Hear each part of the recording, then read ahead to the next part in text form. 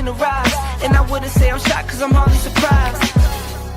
This one's for the ride. This one's for who knew I'd make it, just needed some time. This one's for my wife. Could've left 1,000 times just so by my side.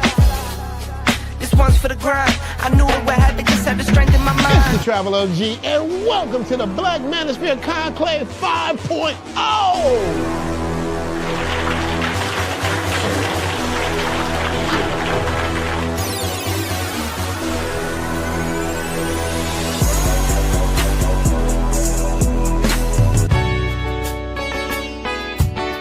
We got started in 2021 in Atlanta, united in the pursuit of excellence in all things. It's been one hell of a ride. Can I tell you what's on my mind? 'Cause I've been thinking about it for quite some time. Hey, can you give me a moment to declare my love? Can I tell you what's on my mind? We're now focusing more on opportunities for men, in particular passport bros. Guys who go abroad, they want to have a different lifestyle, they want to have a different achievement abroad. Oh yeah, there's without a doubt the narrative has changed for us greatly. I just finished speaking and having a chance to tell individuals about how to live the American dream outside of America. And I was here to help so many men when it comes to understanding what they need to do in order to relocate. With the political climate, things that are happening worldwide, guess what? Nobody's coming to save us. So it is indicative that we all bound together, tighten up like a fist, and strike a mighty blow against everything that's fighting to stop us, man. It's nothing but good, positive people, good, positive energy with one goal in mind, and that is to make money, get the hell out the Matrix, and enjoy your life. You dig? So shout out to all of y'all. Theme music. Yo, what's going on, y'all? This is your man Marcus A. Brown, and I'm here to tell y'all that I just got done with my first consultation with the brother Andre of Love Crossing Borders. I just wanted to give him his praises. I need y'all to do two things if you haven't already. If you haven't, subscribe to his YouTube channel, Love Crossing Borders. Also, if you are going to Colombia, if you're thinking of going anywhere, traveling internationally, please consider booking a consultation with the OG Andre of Love Crossing Borders. You will not be disappointed. And y'all, get in tune with him if you haven't already. Tell him MAB sent you. Peace. Where are all the black men? And I'm not talking about the scammers, the drug dealers, the robbers, and the crooks. Well, actually, they're here with Andre and Andres, Love Crossing Borders, on a wonderful, wonderful Wednesday evening. Yes, Wednesday. Shout out to you guys being here on a Wednesday evening. We got a chance to enjoy the Colombian game. That's why I wasn't here yesterday. Andre and I had a date night at a sports bar. Shout out to Reggae and Pops here in Cali, Colombia, Chippy Chape Mall. Got a chance to hang out with our brother Will as well. And got a chance to watch Colombia beat our brothers from the Congo. I was very happy that the brothers from the Congo are in it, but they had to take that L. Colombia is 2-0 right now. Shout out to Colombia. But we're not here for that. We are here for, you know how when you go to the mall and there is Build-A-Bear for the kids. And when the kids decide on, well, they want the bear's eyes to be made of this and the bear's nose to be made of this. They want the bear to look like this and have this apparel on. They want the bear to be male or female. In other words, they build a bear. You guys quite often hear me talk about stepdads, and after 14 years of being a stepdad, how I am thoroughly against it, even though I had really, really good stepkids and a very fit, feminine, and friendly ex-wife. I had no complaints, right? Marriage didn't work out, but as a stepdad, no issues to complain about. Really good kids. My story is not everybody's story, and I know that. And I know how to talk about the norm. And I know you guys often hear me talk about this on the Travel Channel. And you guys are wondering, how is he talking about stepdads on a Travel Channel? I don't want you to make the mistake of deferring your dream of relocating to another country because you fell in love with a baby mama in the United States, in Canada, in UK, and what have you. Now, mind you, I know that there are stepdads out there. We're going to talk about some amazing stats that you guys have never heard before. I'm going to say this again. Some of the things that we're going to talk about, you're going to think that Medium Man was doing the episode tonight. Shout out to our brother Medium Man. But I understand some of you guys are going to fall in love with women in the States, and some of them are going to have kids. I get it. I get it. But it's my job to still encourage you. Don't do it. It's my job to let you know you've got options.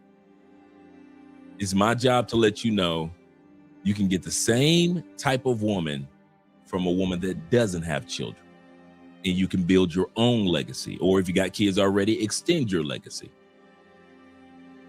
Either way, anytime you guys hear me talk about this topic, it's not to harp on the baby mothers. I want to say this again. I could care less about the baby mothers and them kids. I want to say it one more time. Whenever I talk about this topic, referring to becoming a stepdad, don't be a stepdad, baby mamas, I don't care nothing about the baby mamas. When I say I don't care nothing about them, I don't live in the States. I'm not there to care. They have no impact on my life. I have no impact upon their lives. But I refuse to not let my brothers know that you have options so they don't impact your lives while you're still in the West, while you're still in UK and you think this is your only option, while you're still in the United States, you think that this is your only option, while you're still in Canada, Australia, you think that, well, everybody got kids, so no, everybody doesn't have kids. It's like I froze for a second. But I'm here to tell you and let you know and encourage you that anytime I do this topic, it is all about you. It is always going to be about you. And anybody that thinks otherwise, male or female, I don't care. That's not my job to care about what the outsiders think when I talk about this topic, or seem like I'm harping on the topic of be careful, weigh your options before you start dating, mating, or marrying baby mamas. Let's get started with the show. Let's get started with the show. Get our shout out music going. Yes, sir. Yeah, like I was saying, it's just like Build-A-Bear. I'm telling you, the stats are out there. The stats or the facts are out there. Any of you guys that are watching the live stream today, this is a very, very important live stream. Tonight, you're going to see how to build a baby daddy, a step baby daddy. That is. Statistically, you're going to see which race, which economic stature, which income, which education, which demographics. You're going to know tonight, by the time this live stream ends, are you baby stepdaddy quality? Are you the type of man when these women say we want, or the man will, or a real man would? I found statistically, guys, they're not talking to all of us. Some of you guys are going to leave this episode tonight and you're going to be encouraged because you're going to feel like, oh, well, they ain't talking to me. So, okay. When she said real man, she ain't talking to me. When they talk about bringing back the community, oh, she ain't talking to me. Okay. All right. I got it. Some of you guys are going to just put your feet tonight. I got some lemonade tonight.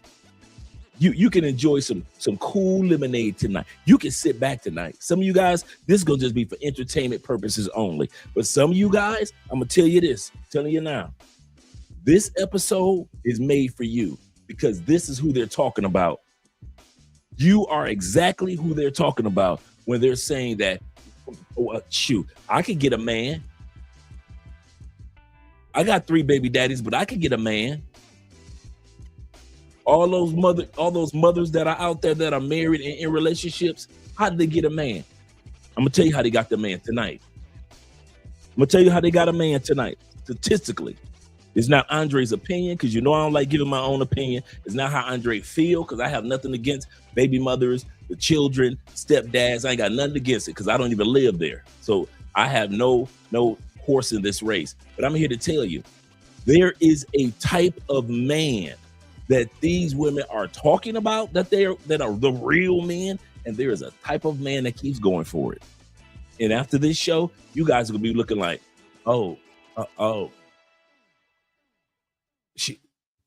she talking about me.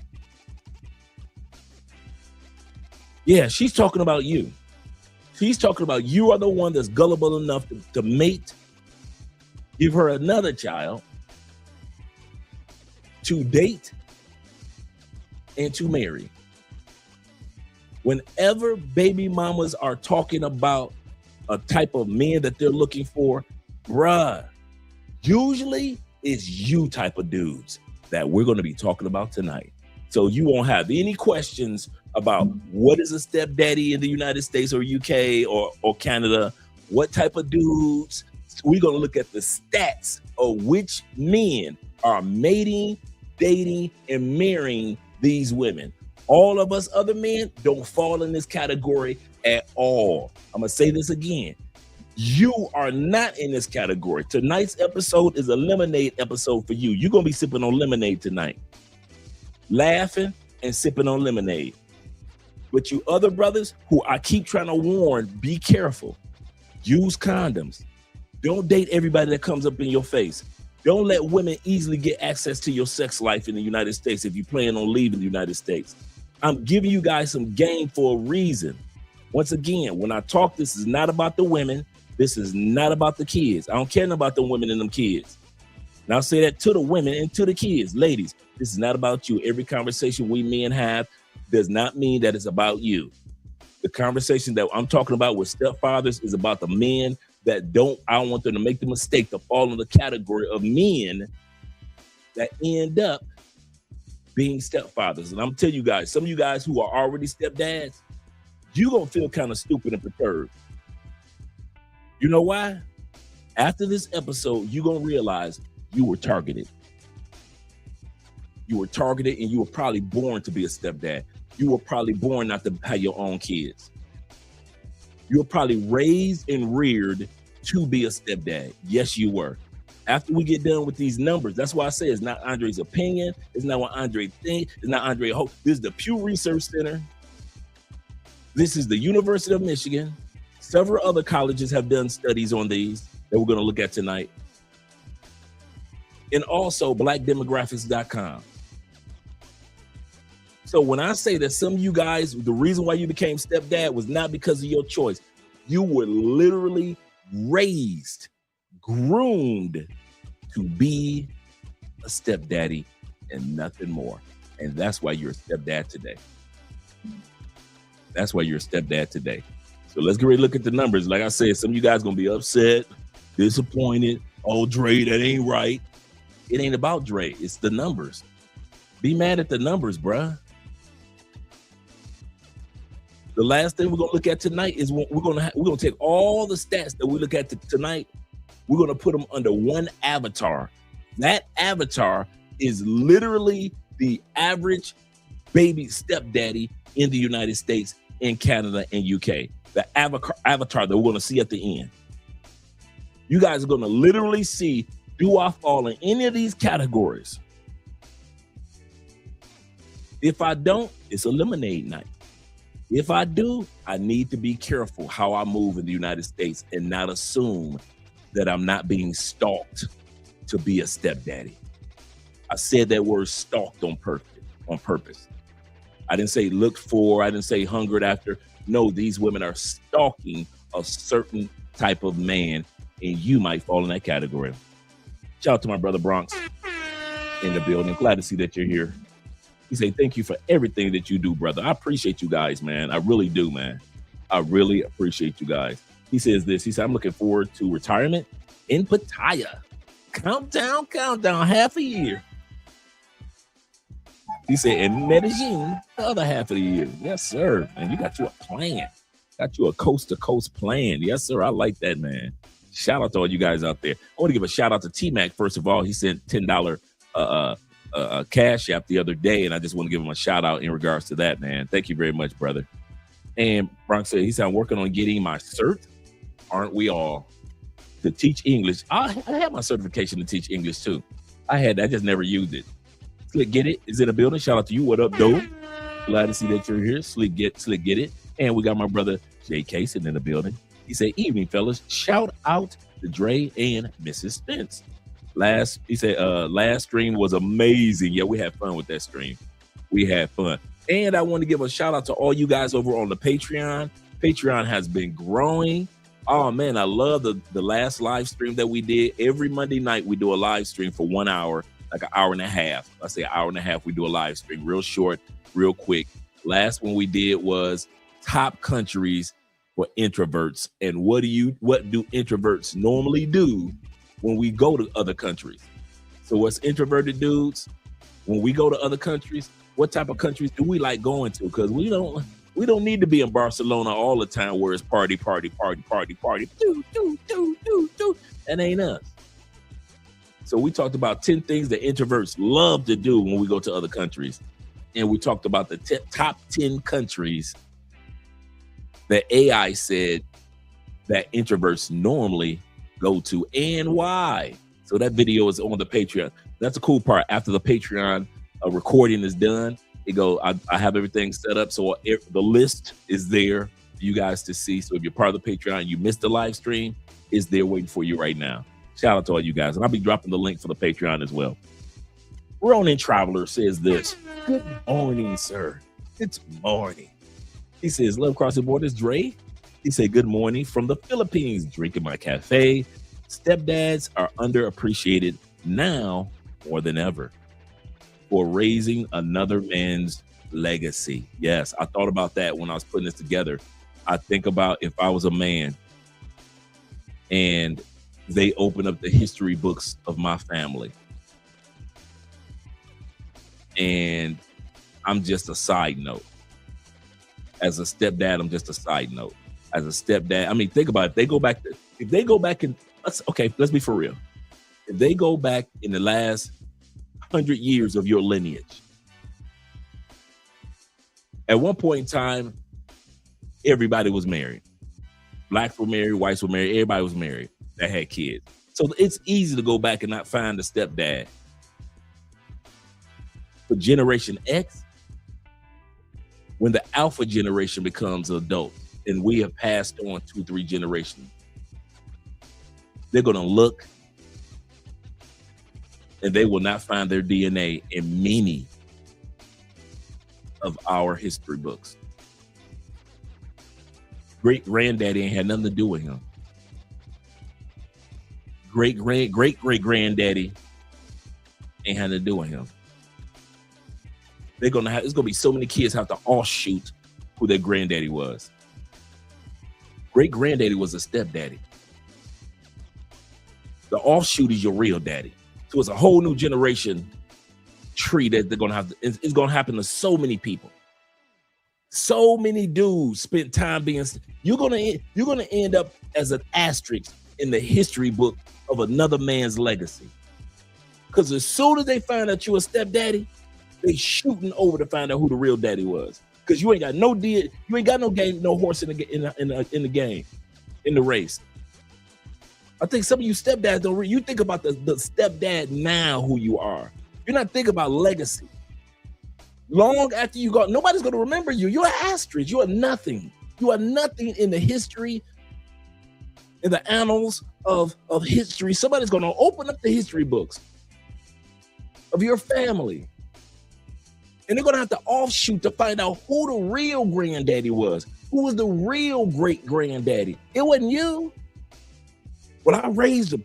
That doesn't matter. History books don't talk about who raised. You're just a small little footnote. And as soon as they see stepdad and they're looking for DNA evidence, they got to shoot to the side because now they got to look for who the real granddad was. Some of you guys don't think about that. You just think about she got a big butt, she made me smile, and she made me some lemonade. So I love her. But you don't think about the legacy long after you gone. Ain't nobody gonna think about you at all.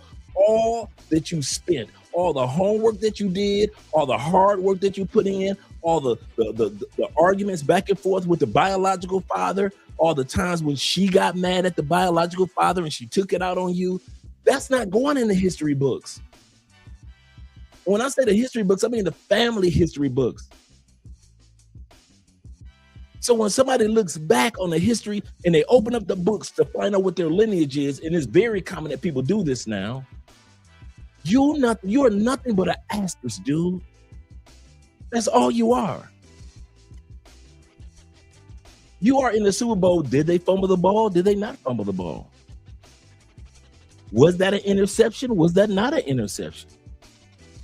Did he catch that ball inbounds or was it out of bounds? If he had caught it out of bounds, they wouldn't have won the Super Bowl. That's all you are, asterisks, bro. You are what if Barry Sanders had not retired, and everybody knows he would have ran for 120. He would have ran for 20,000 yards. Everybody knows that.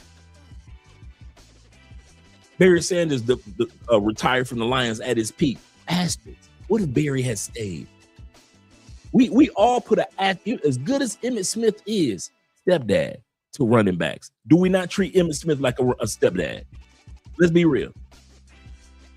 Let me turn this music down a little bit. Let me turn this music down a little bit more. Do we not treat Emmitt Smith like he's the stepdad of running backs? Yeah, you got the record, Emmitt. Yeah, you were good. But we all know if Barry hadn't retired, Barry would have been at 20,000 yards by the time you got to 13, 14, bro. Let's not do this, Emmitt. And Emmitt have said, he said, listen, y'all can give me all the asterisks you want to. He retired, I didn't, I got the record, so it is. And that's true. But we still treat him like what? The stepdad. And throughout history, he's retired years ago, hasn't he? And when we go through the history of running backs, what do we treat Emmitt Smith as? A stepdad of running backs. Why? Because we all know who the real daddy of the running back game would have been if he hadn't retired. Same thing with a lot of you stepdads. You think that because right now in today's window of time, and you're looked upon in today's window of time, that's all that counts. As long as my stepkids love me and I love them, that's all that counts. No, bruh. This is a historical thing too. This is all about DNA. Nobody could track their DNA back to you. You're an interruption. I'm gonna say this again. As common as DNA tracking is now, that people want to know their history of their history of their history. As soon as they start going up the family tree and they hit you, they got to jump to another branch because you ain't got no business being in the history of their family. You are asterisk. That's all you're going to ever be. My kids say they love me. They're supposed to say that they're kids. When they're 20 now, they're supposed to say that. They've been saying it since they were 12. You treat a kid right, they love everybody. They're kids. If I treat your kids right for a year, they gonna love me. We love you, Mr. Spence. I love y'all too. Let your kids hang out with me at summer camp or something for the summer. You know how many times them kids will be crying when they leave? I love you, Mr. Spence. I'll see you next summer for summer camp. Kids love their camp counselors too. You ain't nobody special, bruh. I'm here to tell you. That love them kids have, that's the same love they have for their camp counselor. So don't sit back and think, well, my daughter loves me. Yes, she does. You know why? Because kids have genuine love if we don't mess it up. As long as we don't interfere with our adult opinions, kids gonna love anyway. So you ain't, stepdad, hear me out. In the eyes of a kid, you ain't nobody special. And by the time they get 20 and they're saying it, it's because they're used to saying it. That's all that is. But I don't want to, lay a negative foundation. What I'm saying is that I want you guys to continue to realize you got options, bruh. That's why I always talk about this topic. Once again, we got 55 people in the building. I'm here to tell you, I do not care about the mothers or the kids when it comes to this conversation. I care about mothers and kids, of course. When it comes to this men in the barbershop being honest with ourselves conversation, I'm not thinking about the mothers. I'm not thinking about the kids. This is a room full of men right now, and I'm thinking about you guys and the options that you have available. And I want you to at least know you have options. Let's put it out there like that. I can't control what you want and what you think, but at least you will never be able to tell nobody I didn't know I had options in America or out of America, in Canada or out of Canada. You will never be able to spread that lie. My job is to encourage you when it comes to options. So if you want to be a stepdad, so be it. I don't hate on you.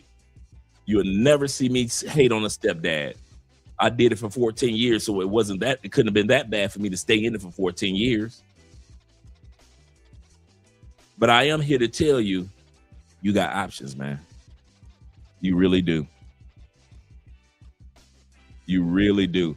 And that's why tonight's episode is dedicated to letting you guys see that women literally hunt a certain type. And I'm going to come to the super chats in a second.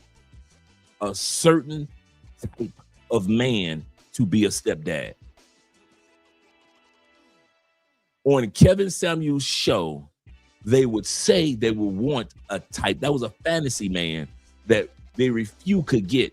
Okay, so if they can't get the fantasy man that they were talking about on Kevin Samuels, who is it that really statistically in UK, Canada, United States, who statistically are the men that are being hunted after and becoming stepdads because they were groomed, and for many of you from birth to become stepdads and you didn't even know it until you became a stepdad or a step boyfriend. So some of y'all don't get married, but you do become a step boyfriend. Captain Saver, if you will. So let's be honest tonight, guys. And let's not put the women in the pictures. Take your feelings on this episode. Take your feelings out of the picture. We're speaking all facts, all stats. I'm coming back to back with numbers.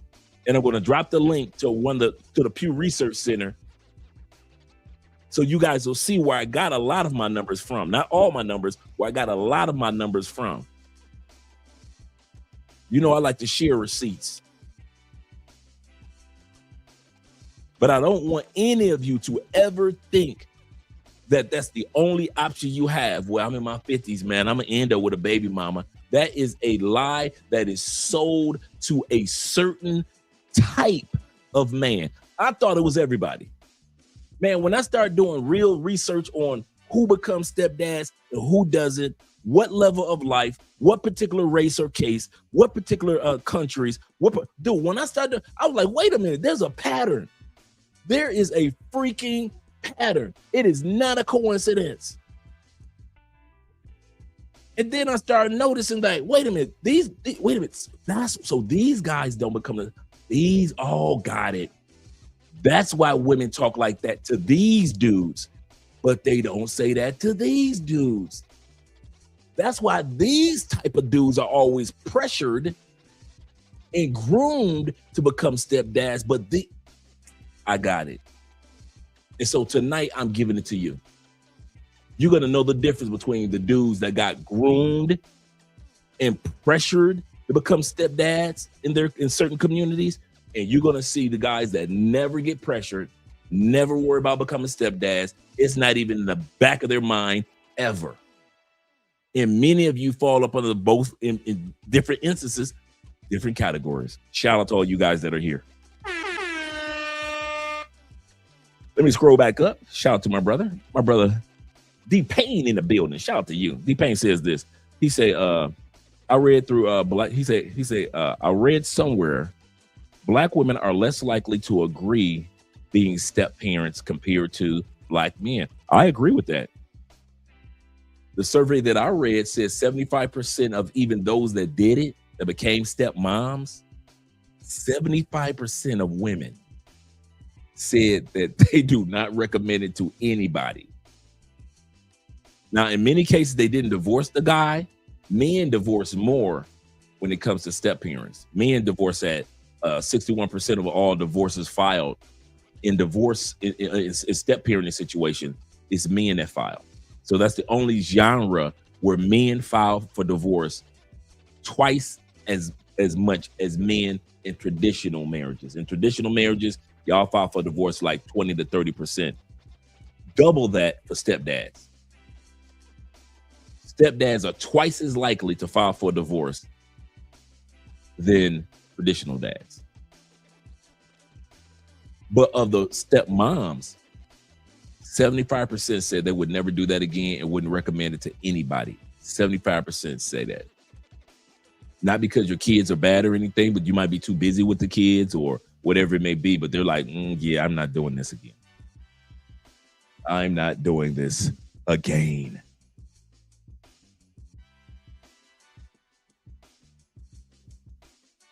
Shout out to my brother Will, who's been so busy lately.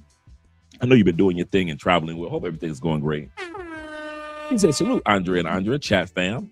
He said, please support the channel by way of PayPal, by way of Patreon. Yes, sir. I'm going to drop the link in a second. PayPal, Cash App, Super Chat, and even up with the Bitcoin. If you want to go by there with the Super Chat, the Cash App. He said, I will not ever be in a relationship. He said, I will smash a woman with kids. Tis true. Tis true. He said, but I will not ever be in a relationship. Been there, done that. That's so true. I remember one time during a hurricane, I made a decision based off the kids. In a hurricane, I had a choice. I could go over to a fine little Puerto Rican house. Her daughter was like maybe 20. And I've been knowing them forever, right? Or I could go over to the sister house and she had two that was under 7. Or I can get with this chick that wanted to come over to my crib and let me smash, and she ain't had no kids. Now, the Puerto Rican I smashed before, and she was cool. I knew I was going to eat good over there during the hurricane. You know, Tampa, all you Tampa boys, you know what I'm talking about. We in Tampa, 813. You know what I'm talking about. Let's get it. When a hurricane comes, the women get lonely. So everybody wants to, boy, I'm telling you, y'all think we playing. You think us Florida boys playing. Let it get a tropical storm or a hurricane. Your phone is going to blow up. Your phone is going to blow up. Women do not want to do tropical storms and hurricanes alone at all. But you northerners, you northern boys, y'all don't hear about that quite often. But you Florida boys know what I'm talking about. So Puerto Rican looking good because I know I was going to eat good, freak good. And I was really cool with her daughter. Her daughter was older. She was cool. It's a good young lady. Had the chick over here with the kids. I ain't never met her kids before. Do I really want to spend a weekend in the rain? She was a gorgeous sister. But do I want to spend a weekend in the rain with a woman with some little kids under 7? Ugh. Or I could have a chick that was coming over to my crib, get the coochie beat up. But she can't cook. She's just a regular round the way lady. And do I want somebody in my house for 2 or 3 days for a hurricane? So who do you guys think I picked? The one with no kids, the one with the older child, or the one with the little kids? Let me hear what you guys got to say in the comments. You guys, if you guys know me, What do you guys think I did? Like my brother Will said, he said, I will smash a woman with kids, but I will never be in a relationship. Been there, done that. He is absolutely correct. DC says this. Shout out to DC in the building. Thank you for the support, brother. D. Cole says, the coldest Jenkins that is. He said, I'm not being a janitor for Pookie. That's a good way of putting it. Passports up. That is a good way of putting it, brother. You ain't never lied. You have never lied. He also says this. He says single moms equals Netflix and chill only. Only. That's why SBM, save yourself, black man, save yourself. Let me scroll down and hear what you guys have to say. Who you think I picked? I'm going to scroll to the bottom before I'm going to come back up for the comments. But I want to hear what you guys have to say. Who you think I picked? The PR. Absolutely correct. Yep, the one with the older kid. The one with no kids? Nope. Nope. I didn't want that woman in my house. I don't want that woman in my house. Yeah, I picked the PR. I picked the Puerto Rican kid. I'm the Puerto Rican woman. I knew her. She was cool. She could cook. And her daughter was older, so her daughter was in her own little world, her own little zone in the house. And it was a big, nice size house that she had. So it was never one of those situations. Yeah, I picked PR. Yes, sir. Without a hands down, without a question. The other chick ain't gonna spend. He said, you picked the baby. No. No. Can't do it. Can't coach them. Can't play with them. They were who we thought they were. The big chicks. They were who we thought they were. Shout out to T-Mac.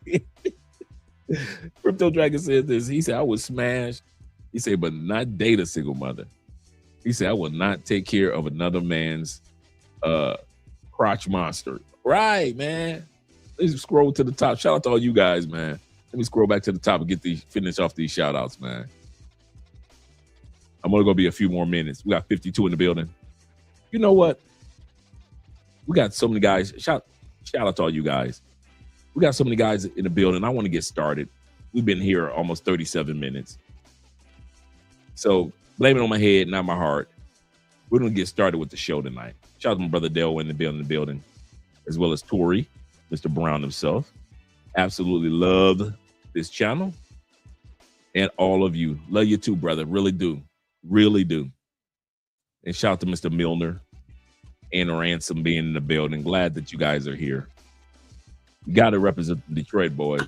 You better back the fuck up out my face, goddammit. I'm from Detroit, Michigan. Don't play with me. Shout out to Poor Man 313. Let me get started. Let me change the music over. And I'll give you other guys a shout out throughout the show.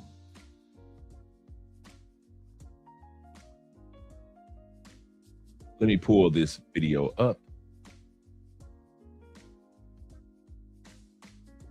Give me a second. Remove it from here. Slide it here. And let's get started. Let me turn the music down a little bit. Just a tad bit.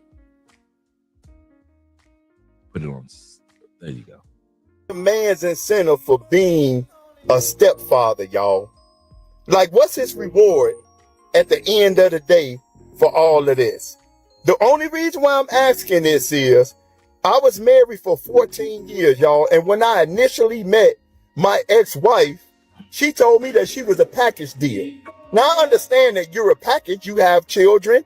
I have to accept them if I want to be with you. And that's fine and dandy. But what deal am I getting at the end of the day?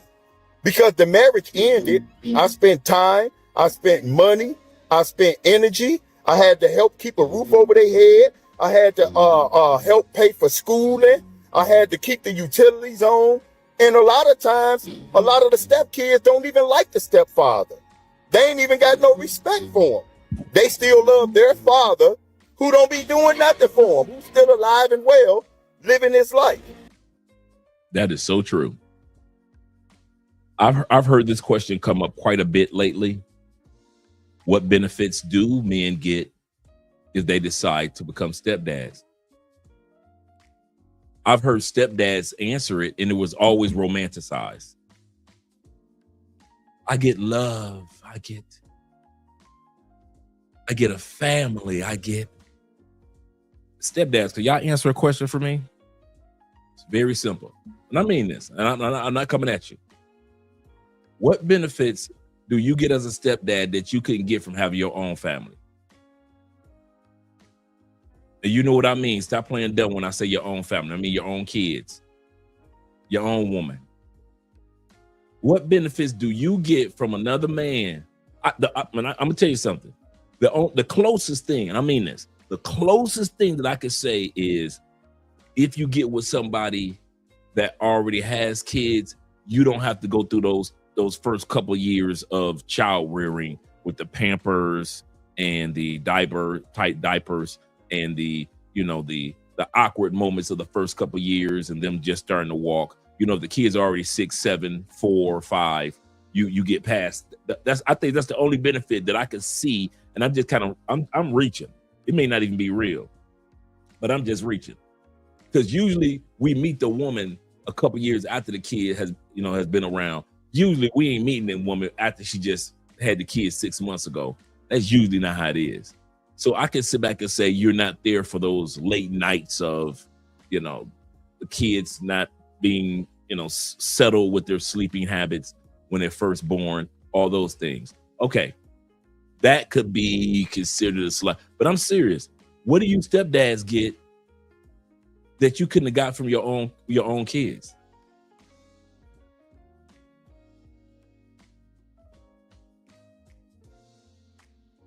Why do you have to go to another human being's kid, another man's kids, in order to get the benefits that you could get from your own seed?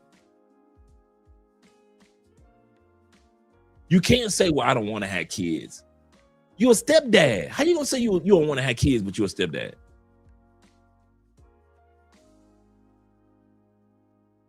I can walk away. You can walk away as a regular dad. Come on, let's be honest. Let's tonight we're being grown men. There is no benefits that you get of being a stepdad. All you need to do is be patient enough to become a real dad. Stepdads are not real, are real dads. No, you ain't. I don't care what nobody say. I invested my time, my energy, my love. Okay, nobody. I know a lot of you dudes are ornery. I'm gonna tell you this. If you ever want to meet some ornery dudes, and I'm talking about just some straight stubborn dudes, you ready? You think I'm gonna say old men? Stepdads. Stepdads are more ornery than biological dads. You think an old man, you think he just your uncle or your dad is just ornery. He just set in his ways. You ain't never told a stepdad or talked to a stepdad and they understood your point that there is no benefit of being a stepfather. Stepfathers are ornery mules. They like mules, dudes. Ornery donkeys, if you will. They don't want to hear nothing. They have put too much money in to hear what you got to say, too much time in. They've done homework. They put clothes on backs. They put roofs over heads and put food in stomach. They were there when the daddy wasn't there. You trying to tell me after all this work, I wasted my time? Yes. Stepdads do not want to hear. A stepfather will fight you faster than a biological father ever would about his kids. A biological father, he gonna fight you if you do something to his kids. A stepfather gonna fight you if you say them ain't his kids. Tell a stepfather them ain't his kids. A biological father just gonna laugh, man. These my kids, dog. You crazy, bro? I'm telling you, these my kids, man. We already got the blood tests, all that, man. Go on with that, Dre. These my kids. A biological father gonna laugh it off. A stepfather, shh. Go ahead. You want to get in the fight? You want to get in the fight? Tell a stepdaddy that he just been wasting his damn time. You better be ready to tussle. I don't care if the stepdaddy is 25 or the stepdaddy is 55. Stepdads are ornery bulls. You can't tell them nothing. That's why I talk about topics. I give you the stats on the topics and I let it go. You know why? Because I've been that stepdad. And I know other stepdads that are you can't tell them, no, I don't care if the baby daddy was standing. I know stepdaddies, we're going to look at that tonight. Stepdaddies that's willing to fight the biological daddy about the child. You ain't his daddy, I'm his daddy. Dude, that is not your child. Well, I did this, I did that. Ain't nobody tell you to do that. Ain't nobody tell you to be stupid enough to invest your time, your money, your energy, your attention. Coach Greg Adams. You know, he want credit for everything, including the moon. Ain't nobody tell you to do that. You did that. Dude, the coochie wasn't that good, so the coochie didn't tell you to do that. You did it. And there's an avatar of men that keep doing this. There is not a coincidence that stepdads are honorary, because it's a certain type of men that we're going to discover tonight that actually fall up on into the category of what mostly a stepdad looks like. That's the avatar we're going to create tonight. So you guys will see, what do most stepdads in the West look like? So when you see that you don't fall up under that category, you can say, okay, so when the women talk about they need a stepdad, they ain't talking to me. No, they're not talking to you. When women are saying a real man, they ain't talking to you. When they're talking about support the community, they ain't talking to you.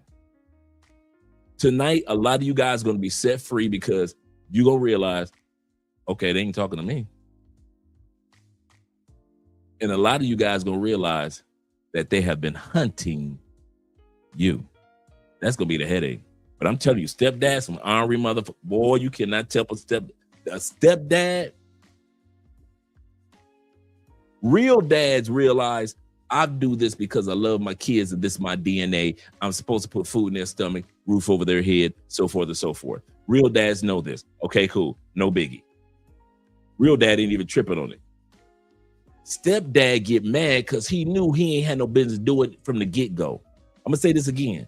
The reason that stepdads get pissed when you tell them that them not his kids, because he knows deep down inside he ain't had no business putting no food in them kids' stomach, a roof over them kids' head, clothes on those kids' back, and sitting up there talk about and doing them kids' homework. You ain't had no business at nobody PTA meeting. Nobody told you to take that boy to 2-a-day football practice. Ain't nobody tell you to take that boy to basketball practice. Nobody told you to take that girl to piano. And so you did it on your own. And now for somebody to tell you that you ain't the daddy after all you done, boy, that hurts. I'm gonna tell you something. If you ever want to hurt a stepdaddy, tell him, make him feel like he wasted his time. Oh, it's gonna be a fight. It's a tussle. He gonna tell you, get out of my face before I pull one of these things on you. A stepdaddy will put a hot ball in your chest before he admit he's wasted his time and wasting his time. I have yet to meet a stepdaddy other than myself to admit, you know what? If I could go back in time, I would have never did it. I'd have went ahead and put all that time, money, energy, and effort, saved it, put it in the index fund, and used it for when I had my own biological child. That's what I told myself. All those hundreds of thousands that I spent in 14 years, I would have took those hundreds of thousands, put it in an index fund. So when God gave me my seed, it would have been so much money sitting there at that time period, it wouldn't have been a problem. That's what I would have told Andre back in the day, literally. And like I said, I had good kids. I could imagine you dudes that got horrible stepkids. At least I didn't have horrible stepkids. I had very respectful, nice stepkids. But you try to tell a boy, I'm telling y'all, if you want to fight, go ahead, tell a stepdaddy he wasted his time. Man, he gonna cuss you out from here until next Sunday, bruh. He gonna fight you over. He will fight the biological father. That's how ornery a stepdad is. A stepdad will stand toe to toe, face to face, eye to eye with the actual biological daddy and dare him to come in the house and get them kids. Dare him come in the house and help them kids with their homework. Dare him to sit back and come to them kids' birthday parties.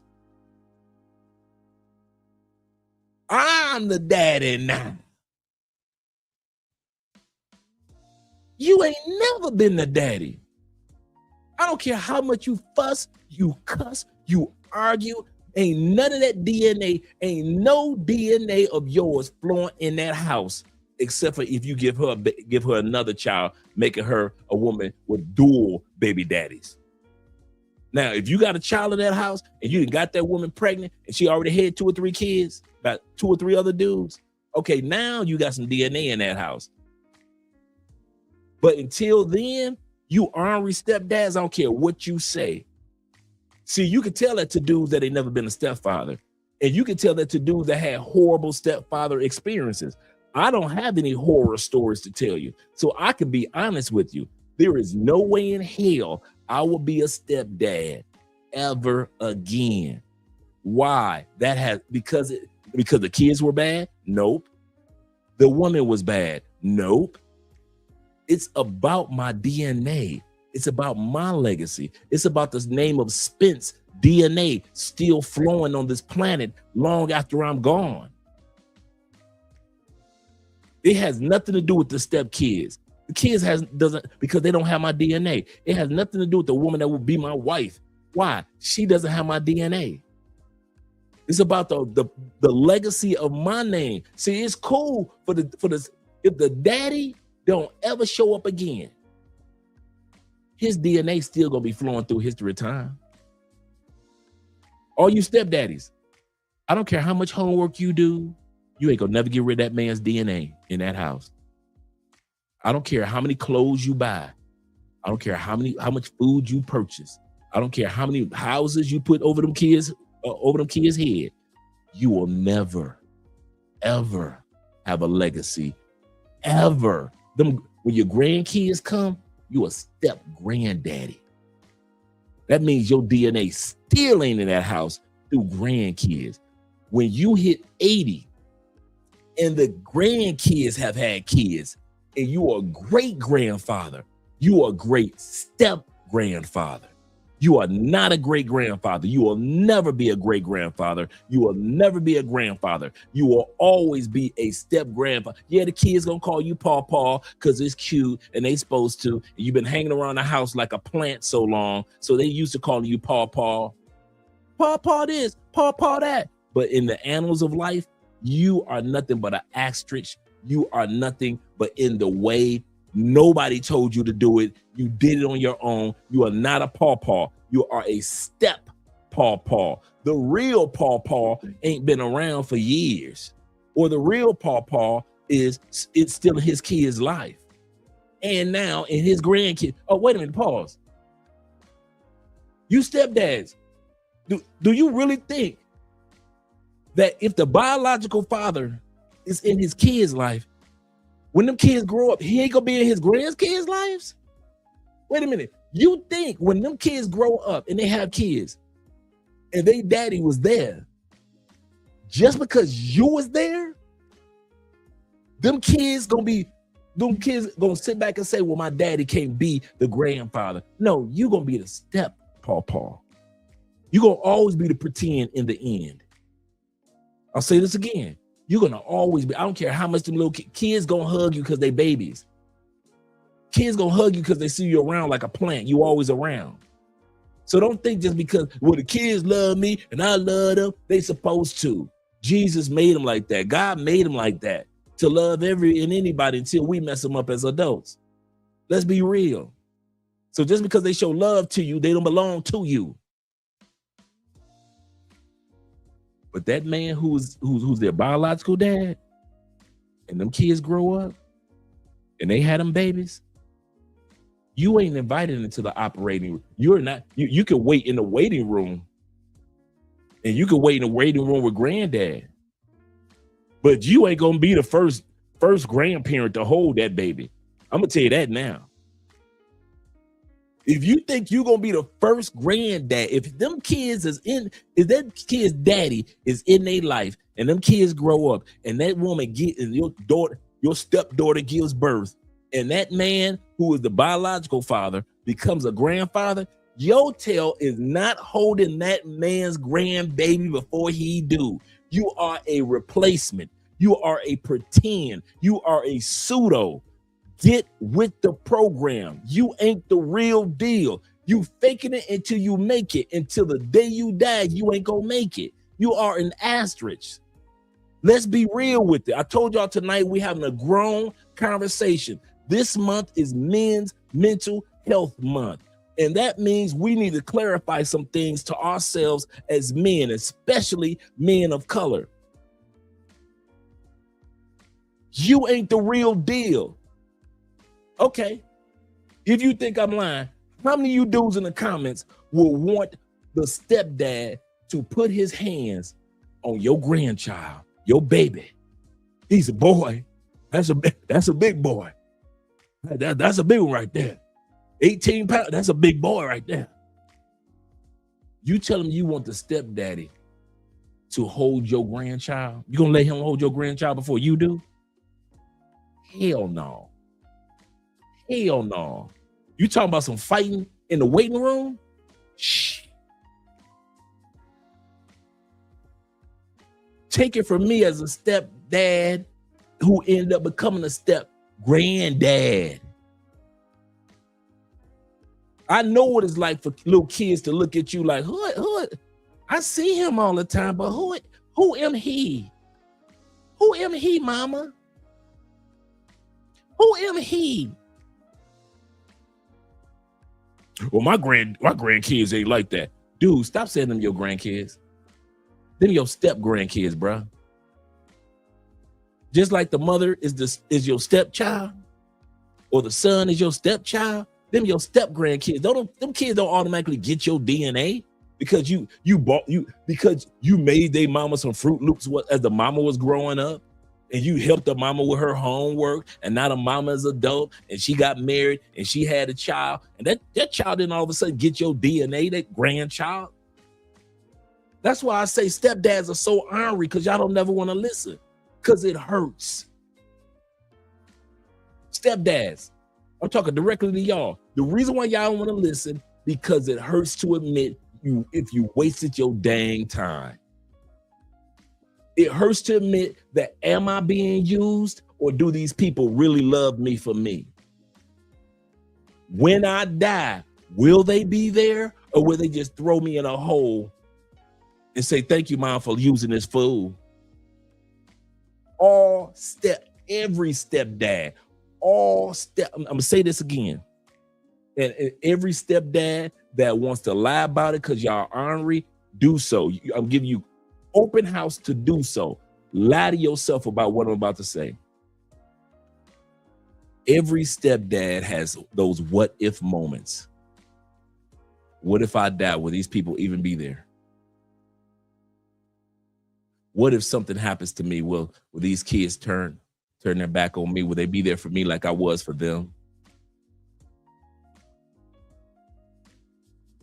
What if I leave this property? Will my biological kids get looked out for like my stepkids? What if? What if the shoe was on the other foot and I had kids? Would she want to date me if I had kids the way I dated her and took care of her kids? Would she take care of my kids if it was the shoe was on the other foot the way that I've been doing? Would she do homework with my son like I did homework with her son? Would she get on her knees and pray with my daughter the way that I pray and show her daughter how to pray? It's always questions that go through your mind periodically as a stepdad. And any stepdad that says it never happens, you are such a liar. Be real. On this live stream, the only person that can look bad tonight is me. The only person that can end up looking like a fool tonight is me, just because I got the microphone and I got the cameras. That's it. So you don't have to sit back and just lie. I know what stepdads go through. Well, that was your situation. No, bruh. I know plenty of stepdads that say this. We always questioning ourselves about, so what if this or what about that? What if she's cheating behind me with the dad? Well, I don't think they're together anymore. But oh man. And here's the other part. Don't let the father get his life right.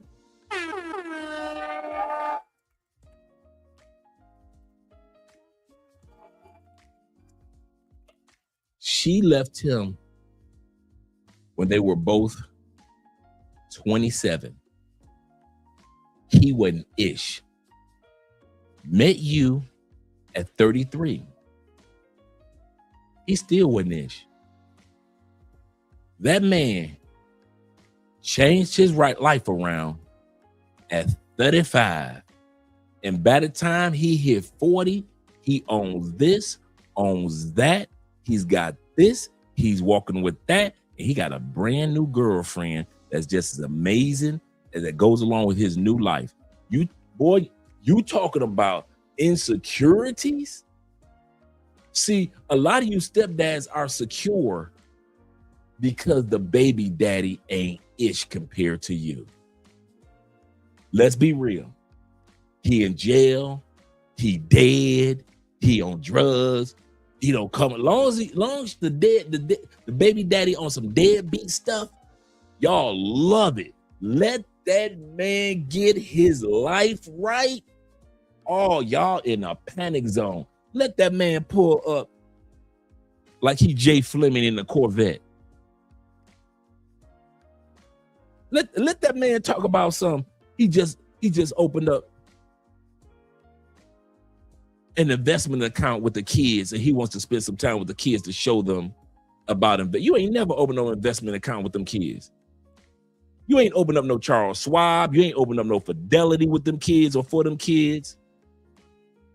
You ain't got no Vanguard account. Let that man take them kids when they 15 and say, hey, I just bought this piece of property. This for you and your brother. This for you and your brother. Now, we gonna rent it out. I'm gonna show you how rental works. And when y'all turn 20, the money from the rental is gonna be in a bank account. It's gonna be in a brokerage account for you. But I just want you to know, to know how I purchased this piece of property, how to look. Let that man, boy, y'all, some of y'all will shake in your boots if the baby daddy, then he could do his part. Go and tell that lie to yourself. All you stepdads, all you step boyfriends. I ain't just talking about the father, I'm talking about the married dudes. All you step boyfriend, you live in cohabitating boyfriends. Let that, boy, you talking about, you worry about your woman's licking her lips? What you mean you got a promotion? When did you get a promotion?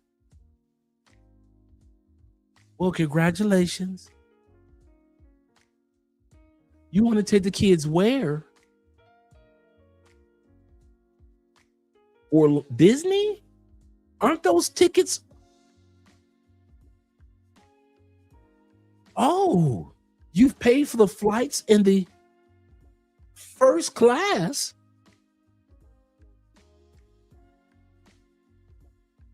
Oh, okay. She put that phone down and she get to calculating her love that she lost for that man, and you sitting right there playing your video game. Who's that? That was Tyrone. What are you up to? He want to take the kids to Disney World first class. He wants to take them on a Disney World vacation and pay for the hotel there already. See, 5 years ago, you used to be able to talk greasy. What's that lame doing? Is he out of jail yet? You used to be able to talk real greasy about him about 4 or 5 years ago. Made you feel like a hero as a stepdad. You stepdads will and step boyfriends will never admit when that man gets his life together, you feel that little hint of intimidation. Oh, snap. Is she gonna cheat? Because think about it. Let's be real before we go back to the video. All she ever wanted in life was him to get his ish together. You are nothing but the version of what she wanted from him. Let that sink in. If he behaved the way you do, she would still be with him. The only difference is you knew how to put a roof over somebody's head, food in somebody's stomach, knew how to do homework and put clothes on backs. That's it. And now he knows how to do that? Oh, bro, you just don't know. You on count time of being obsolete now. He done got his life together. She ain't never smelled him with cologne on. Next thing you know, he come over to the house, he got cologne on. He wearing loafers. She ain't never seen him in slacks ever. Now he got on slacks and a nice little polo shirt. She looking for that beat up car that he used to drive. This man got him a Suburban sitting right there. What is she looking for? He got a Suburban because he's thinking about his kids.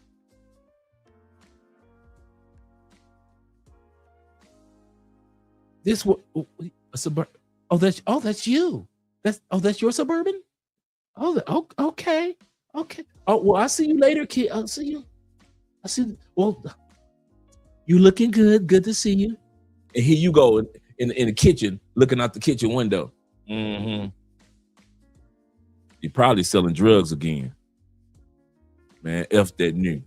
I can't stand him anyway. Let me go get me a beer. He been in the gym. When she was with him, he was putting on that weight. Boy, it's been 5 years and she started noticing he getting his life together. He been in the gym on the what?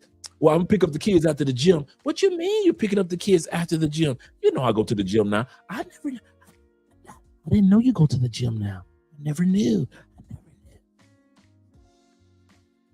Yeah, I go to the gym 3 times a week, almost 4 times now.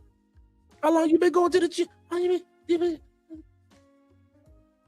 I'm coming to pick up the kids after I leave. And then now here's the kicker that's gonna make you stepdads really mad.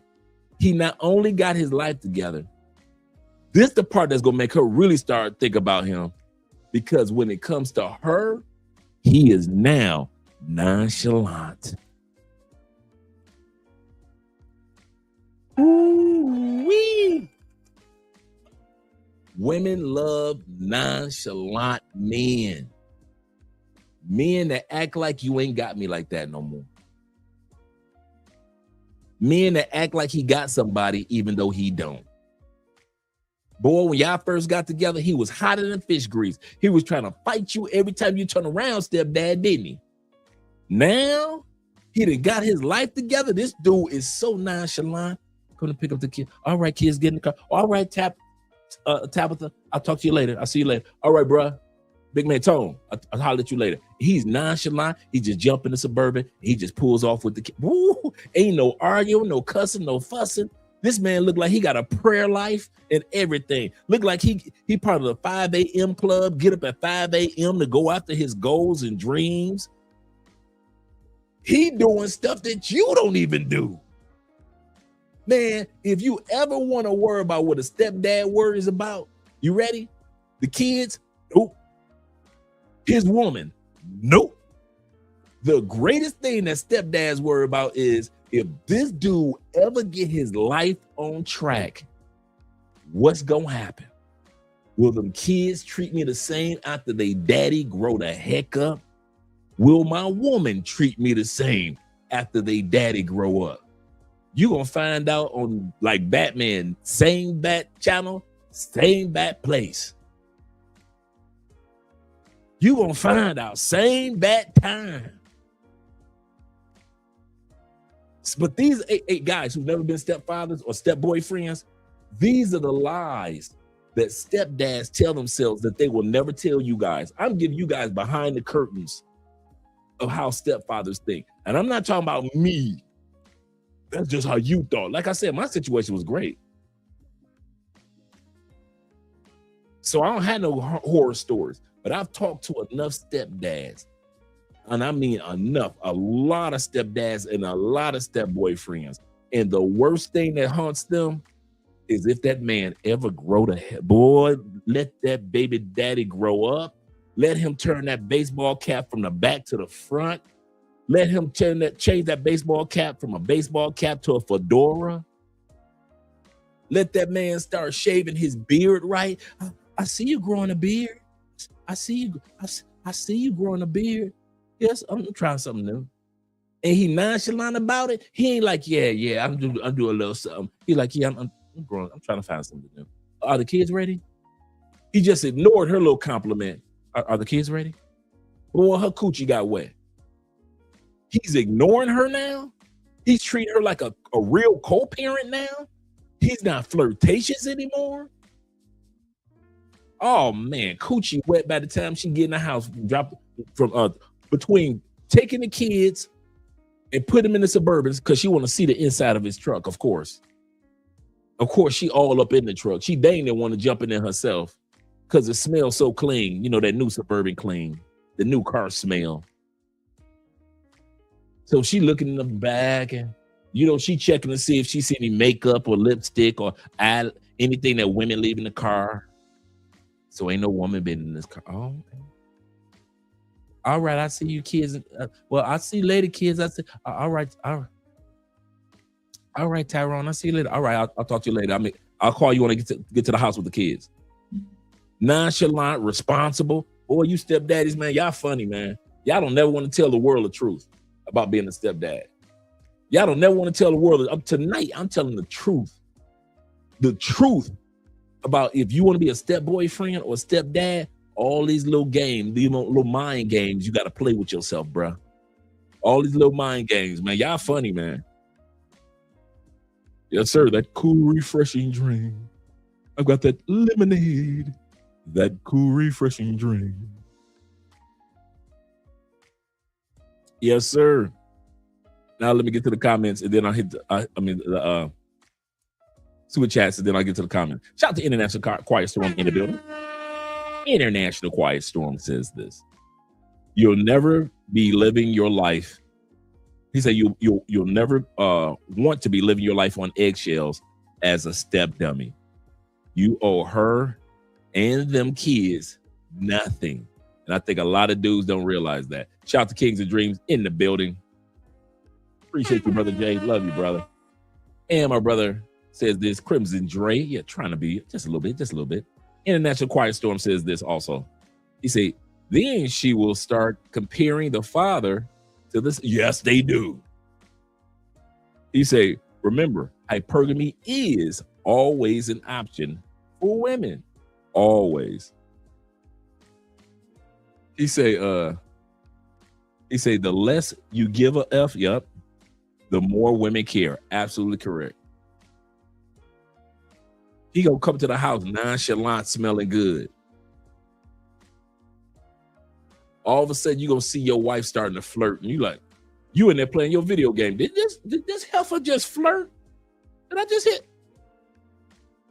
Tabitha. Tabitha? She ain't answering you at all. Tabitha. Oh, she think I'm playing. She let me finish off my game. Let me finish my game. She think I'm playing. She think I'm Tabitha. Tabitha. You done call her 7 times. She ain't answered. She's standing right there in the doorway. She ain't even outside. But she's so busy trying to flirt.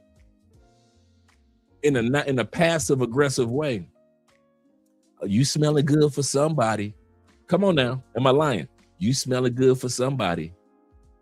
Oh, we wearing loafers now?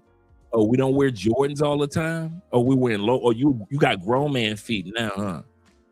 I'm just saying, I ain't never see you in no loafers. Okay, I'm just saying.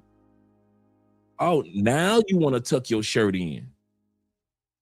Your mama been trying to get you, and then she go back in time as if she's still part of your family. You remember your mama used to always tell you that you need to tuck your shirt in and pull your pants up. Now you want to tuck your shirt in. Now you got the nice little polo that's clinging to your body, oh so right, with a nice little belt on and a nice pair of slacks with the loafers. You see how she did that? Tabitha, close the door. Close the door, Tabitha. Come on in the house.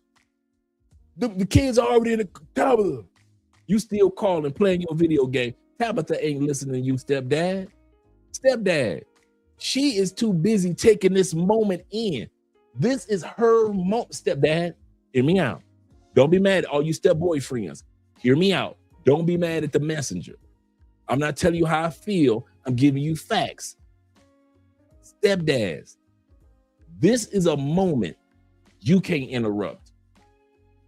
She don't care if you standing right next to her or if you're in another room. Dude, you can have her on your shoulders. This is a moment this woman has been waiting on for umpteen years to see her baby daddy grow the heck up. And ain't nobody gonna interrupt it.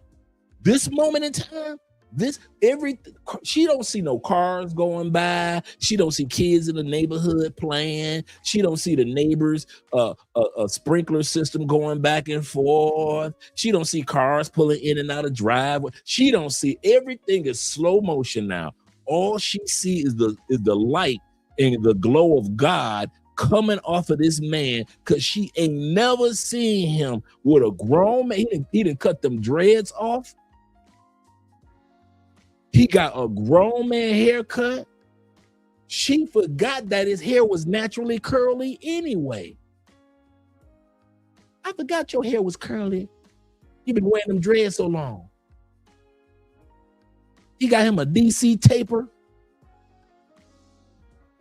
Looking good, smelling good. She can smell him and they ain't even hugged. It ain't like they hugging. She can smell him just smelling good to pick up the kids. Come here, my baby girl. Little man, what's up? What's up, little man? Y'all go ahead and put y'all bags in the SUV. That's your suburban daddy? Yeah, that's mine. That's mine. Go and put it. Oh, daddy, you got a nice car. Stepdaddy. They looking at your Ultima in the driveway for the last 6 years. You've been driving that Ultima back and forth. They looking at you with that old ass Cadillac in the driveway. They daddy just pulled up in the 2025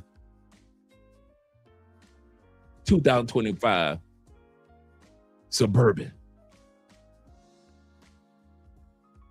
He dang near ran over your Ultima. He dang near ran your Ultima over. He could have just pulled his truck on top of your Ultima that you've been driving them kids back and forth to school with, that same Ultima. You've been making sure that groceries been put in the trunk of that same Ultima. When them kids was sad and they got in a fight at the skating rink, it was you and that Ultima that went and picked them kids up, didn't it, stepdaddy, didn't it? Yep, you and that Ultima. When that man gets his life right, you and that ugly Ultima, ain't nobody noticing no more. Nobody. Because the one thing that every baby mama is waiting for, the baby daddy to get up, come back? No. A lot of women don't want their baby daddy again. They've been burned too bad. But they still want him to grow up. And once he grows up and acts like a man, dresses like a man, talks like a man, gives the essence and energy of responsibility like a man, he is going to look far more handsome than he did the first day that she ever spread her legs for him and gave him children. And that's what a lot of you stepdaddies don't want to admit. You do not want to see that man grow up. A lot of y'all, that's why, hey fellas, that's why you always hear dudes, men who want to be stepdaddies and stepboyfriends. Well, he in jail, dog. Yeah, I'll be with a female if the dude is in jail. Yeah, I'll be with a female if the dude lives in another state. I'll be with a female if the dude is, if he on a track, he on drugs or something. I might do that. It's always something got to be. Only you ever notice men always say that they'll get with a woman with kids if the stepdaddy is on some detrimental stuff. As long as the stepdaddy life is falling apart and he ain't nowhere in the picture, yeah, he died, man. He died in a shootout over there on Russell Street. Yeah, he got on Russell Street, make a left. Yeah, on East Russell. Yeah, he got shot over there on East Russell and Cadillac. Yeah, that one. He was one of them. As long as stuff like that happens, y'all get with a baby mama. Y'all would get with a baby mama. I hear men say that all the time. Man, y'all get with a baby mama if the real daddy ain't in the picture. If he's a deadbeat dad, y'all get with a baby mama. I don't never hear y'all talk about, I get with a baby mama with a responsible father involved. I'll get with a baby mama of a man with a, if the father has a master's or he owns his own businesses, or if he's a mechanic, or if he's a plumber or something. I'll get you. Y'all never want to get with the baby mama with a dude that got some responsibilities and he's a grown man. You ever notice that? Oh, now y'all realize, like, you know what? That's true. We never do want to get with the woman that got a baby daddy that act like he got some sense in his head. We do want him to have his life falling apart all the time. Y'all don't never get with the dude, never get with the chick that got kids on point. Shout out to my Canadian brother in the building.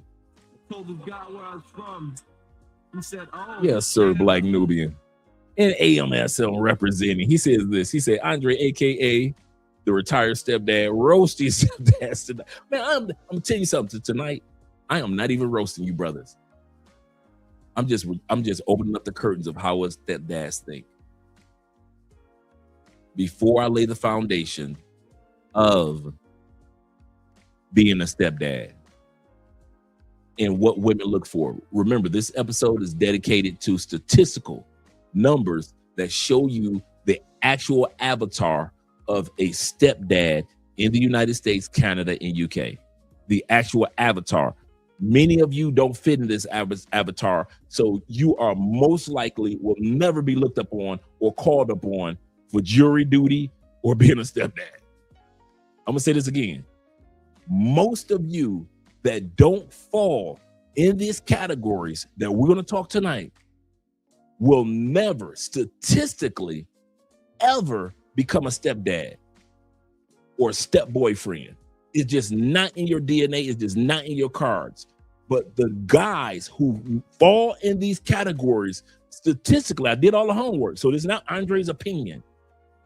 This is the Pew Research Center, the IRS, the several major universities, and blackdemographics.com. All these are stats that we're using tonight. I don't want to hear nobody talk about, well, that's how you feel. I don't give a damn about, dude, I don't even live in the States to care about the States, to have feelings about it. So stop thinking Andre's saying stuff out of feelings. Everything I just said for the last 30 minutes has nothing to do with feelings. Be a man about it. That's why I started off by saying, stepdads, you are ornery, bruh. And all you step boyfriend, y'all ornery. You never want to listen to somebody that's got your back. Bruh, I say stuff to y'all because I love y'all. And I mean that. If I didn't care, I promise you, I'll let you walk right into that stepdad hell and live it for the rest of your life. I wouldn't say nothing. I'll sit back and say, he a grown man. He chose it. Don't complain. That's what I would say. But because I care, man, don't be mad at me if I say something that you don't agree with. You ain't, dude, eat the meat, spit out the bones. Apply to you what applies to you. If half of what I say or none of what I say applies to you, you ain't got to worry about it. But I'm telling you, statistically, there is an avatar for a stepdad, and that's what I want to talk about tonight. I didn't even know it was such thing as an avatar until I started doing my homework, and I said, wait a minute. I thought I was just doing another stepdad episode.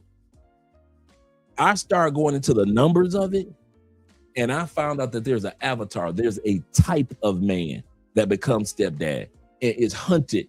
And I mean that. You are hunted to be stepdads. There are a group of men that you will never be hunted to be a stepdad. Ever. You will never be looked upon to be a stepdad. When women say, I want a real man to become a stepdad, they are not talking to you. For the community, why don't you come help these kids? They are not talking to you. High valued, they are not taught, bruh. Lemonade, that cool, refreshing drink. For you guys, it's a lemonade night. For you, some of you guys, you fit in that avatar, and that's why you end up being a step baby daddy, or you end up dating baby mamas no matter what country you go to. You always end up with the baby mama that you smashing, or you dating, or you're marrying, or you're mating, and you become the second or third baby daddy. There is an avatar, and once I discovered that there's a pattern or a type of man that falls in this 9 times out of 10, I say I got to tell the brothers about this. I can't keep this one a secret. So, like I said, some of you guys are sipping on lemonade tonight, chilling. This ain't got nothing to do with you. And some of you guys, it is not a coincidence that you keep smashing baby mamas. And why you got 2, 3, 4, 5 baby mamas. I hate to say it, but that's what it is. And that's what we're studying tonight. My brother, EMSM, shout out to you, brother. Will says this. He said, Dre, did you miss my soup? Did I miss your super chat? Let me scroll back down. I don't think I missed one, Will. Kings and Dreams. Oh, there we go. Did you miss my super chat? I got that one. I think I got them all, Will. Let me scroll down. I've got your. Oh, wow, I did miss. Thank you very much, Will. Thank you very much. Will says this. He said 97% of Black kids still at home use their kids as, we're talking about the women, still use their kids as excuses, and the women feel entitled. Thinking, and I'm going to go back to that word because that's a very important word that you just said. Feel entitled, thinking they are the prize, when in fact, they are at the bottom of the dating scene. Absolutely correct. This episode is going to expose what group of men the women feel entitled to. See, they said one thing on Kevin Samuel, 6 figures, 6 feet. They know that's a fantasy. That's their fantasy dude. The one who they feel entitled to, we're going to talk about tonight.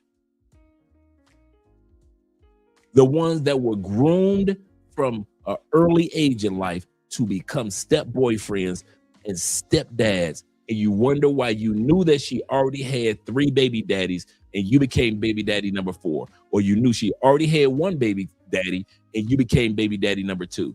How did that happen? There's an avatar, there's a pattern, there's a type of man. And I hate to say it, guys, I'm not coming at anybody. I'm just saying, well, that don't apply to everybody. No, it doesn't apply to everybody. It applies to enough men to feel that 97% of what these women feel like they're entitled to. They're not entitled to every man, and women are not stupid. They know that, but they do feel entitled, feel by their feelings entitled to a certain type of simp that falls up under the avatar of stepdad. And they don't feel entitled to these other guys that don't statistically fall in the category of stepdad. There is an actual stepdaddy prototype, if you will. Blueprint. There's a recipe to being a stepdad. If you put these, because that's what this episode is going to be. As we watch these videos, I'm laying a foundation. This is important, guys. This is a very important episode. because I don't want this to happen to some of you guys. If you put these ingredients that we're going to be talking about tonight together, put it in the oven, set the oven on 375, leave it in there for 25 minutes, take it out, you got a stepdad. So as we look at this tonight, you'll have a chance to say, let me get these patterns out of my life so I don't fall up onto this high statistical chance of becoming a stepdad. That's why I'm sharing this tonight, not to come at, not a I got your stepdad moment. It's tonight's episode is dedicated, like I said, Men's Mental Health Month is right now. I don't want you to be going through no headaches with these ladies out here when it comes to to their kids. Number two, if your goal and your dreams is to travel around the world, it is not to travel around the world to become a stepdaddy or to just date chicks that got kids. You could have did that at the house in the States or in Canada. Now, I'm not saying don't smash baby mamas in other countries. That would be crazy, right? Have fun, bruh. But that getting serious, there's a type of dude that gets serious with women that are baby mamas in Thailand, with women that are baby mamas of new kids in the Philippines. There are women that are baby mamas with new young kids under the age of 10 in Brazil. There's a type of dude. There's a type of us that don't, and there's a type that do. And so we're going to talk about that type. So I got your backs tonight, guys. I really do. Thank you for reminding me, Will, because that was a very important super chat. Kings of Dream says this today. He said, today is my mom's birthday. He said, so I'll catch you on the replay. Happy birthday to mom. Happy birthday to mom. We get it, brother. We get it. Man Supporting Man says this. He said, Andre, if you're a responsible dad, the stepdad is going to complain to get you out of the picture. That's another thing that stepdads hate. A responsible dad. Stepdads talk good. I'm going to say this again. Stepdads talk real good. We love when the baby daddy come over and he really ain't no competition. He love his kids, but he ain't really doing nothing. You know that he live on the other side of the city. He don't live where y'all live. Y'all live in a suburb with lawns and landscapers, right? You got landscapers come through on Saturday. This dude ain't got no landscapers coming to where he live. So you kind of like, hey, come on through, come get your kids. But once he moves into a neighborhood like yours, now as a man, you feel like you got to pull out your ram horns because of competition. Even if it ain't there, you telling yourself, yeah, well, he ain't all that anyway. So what? He bought a house. And the kids say he got a swimming pool. He don't know how to swim. You got all type of snide remarks to make. I kid you not, man. You stepdads are monsters, man. Monsters. Let me hit to some of these comments. If they want to head right back to the video, I'm going to shut up for a while. I am going to shut up for a while. He said, happy vibes to all here. Love crossing borders. Shout out to brother Nate in the building. Glad to see you. Salute to Colombia with a double win in the World Cup so far. Yes, sir. We play Portugal this Saturday. Portugal. Let me scroll down. Shout out to all you guys that are here. LJV Southern Vegan representing. He said, I've been there as a stepdad. He said, and went unnoticed and unappreciated. He said, and I vow to never do that again. That's facts. That is facts. Shout out to my brother in the building once again. Arnie Iris in the building. Hope I pronounced that correctly. He said, hello, brother, from all brothers from all over the world. Yes, sir. And that's what we are, from around the world. I love it, brother. Love it. Glad to see that you're here. Let me scroll. What? I'm collecting data in the building? Yes, sir. He said, I'm just not in my, I didn't get the emoji to be a step, or the mindset of being a stepdad. Let me look at it like that. Salute to you as well, Black Empowerment. And my Uncle Jeffrey being in the building. Lemonade, the cool, refreshing dream. Shout out to Eddie Murphy. AMFM says this. He said this episode is going to upset a lot of beta males and plantation lovers. I get it. I get it. I get it. Like I said, and that tonight's episode, that's why I'm exposing the stepdads. I'm not putting you down, but I'm exposing our mindset. That's why I said stepdads are ornery. We are. When I was ornery. You can tell me nothing. Why? Because I put all this money and this time into these kids. You can't tell me nothing. What you mean? These kids don't love me like they love their daddy. They better love me like as much money and time I done put in these kids. Many late nights I was up doing algebra and Pythagorean theorems, helping them with equations. They better love me like they love their daddy. As many Christmas gifts that I done gave them, as many birthday gifts and celebrations I done gave. So you sit back and you think, man, you kind of, you get ornery. Yes, sir, Calvin. That's a good one. Calvin Johnson left at the top of his career too. That is so true. He'd have broke all. Shout out to my man Vic in the building. What? Shout out to Vic. He said, just think of Barry. He said, just think of Barry ran behind Larry. Oh. That was the other part. Emmitt Smith had Hall of Fame linemen. Dudes that went into the hall as linemen blocking for him. Man, stop it. Stop it, Emmitt. Put Emmitt on the Detroit Lions at that time period. And put Barry on the Dallas Cowboys at that time period. Man, it would have been a completely different ball game. My brother says this. He said, a little something for the tip jar, bro. Yes, sir. I'll take that love. I'll take that love. And we got Kofi in the building. Glad to see you here, Kofi. He said, Dre, just curious, what was the thought process you had to become a stepdad? He said, I'm sure, like most of us, just curious. Sure, if you already explained. He said, I'm coming in late. No, I didn't answer that question yet. That was a good question. What was my thought process?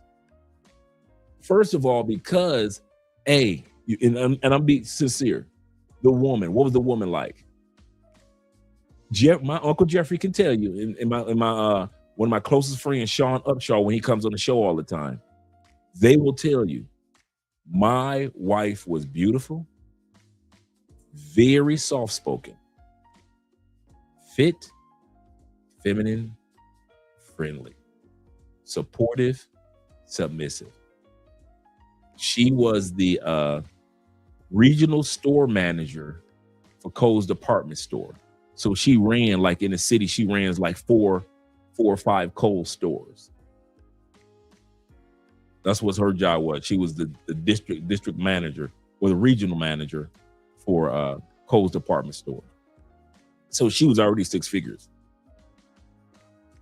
How we originally got to Florida was they transferred her to St. Petersburg to open up several stores of Kohl's in St. Pete and in Tampa. That's how we got to the suburbs of Tampa, all that, right? We moved back because she took over some stores in Fort Wayne, Indiana. And then that's when we separated. And I said, I'm going back to Tampa. That's when I moved back to Tampa. Then me and Jeffrey ended up in Tampa for 14 years, right?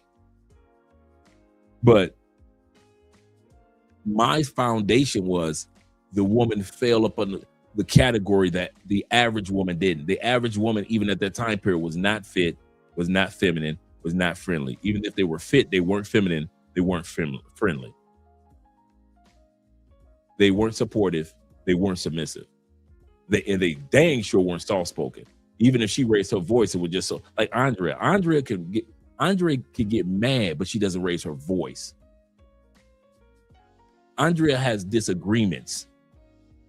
That's why I say we don't argue, because we have a disagreement, and even those disagreements, we nip it in the bud in seconds, dude. I don't think me and Andrea have had really major. No, we haven't had a blowout ever. We've never had a back and forth. Rah, rah, rah, rah, rah, rah. We haven't had that. So anybody know, like I said, Jeffrey could tell my ex-wife was very beautiful, very, very soft-spoken. Kids. I met the kids at, her son was 4 and her daughter was 11. Very respectful, very down-to-earth kids.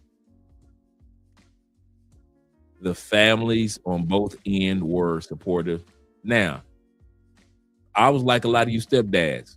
I'm be honest. The baby daddy wasn't in the picture. This Negro couldn't stay out of jail. It wasn't the fact that the kids didn't want to see him. It wasn't the fact that she didn't want him to see the kids. This dude stayed in and out of jail. He was at that point in his life, he was just on F up. And it was petty stuff. Like one time this dude got drunk, was so drunk, fell asleep at the stoplight. He there for hours. Just so happened the police pull up behind him. Passed out, pissy drunk. Behind the wheel. Yeah, we about to lock you up. Go on back to jail, bro. Go on back to jail.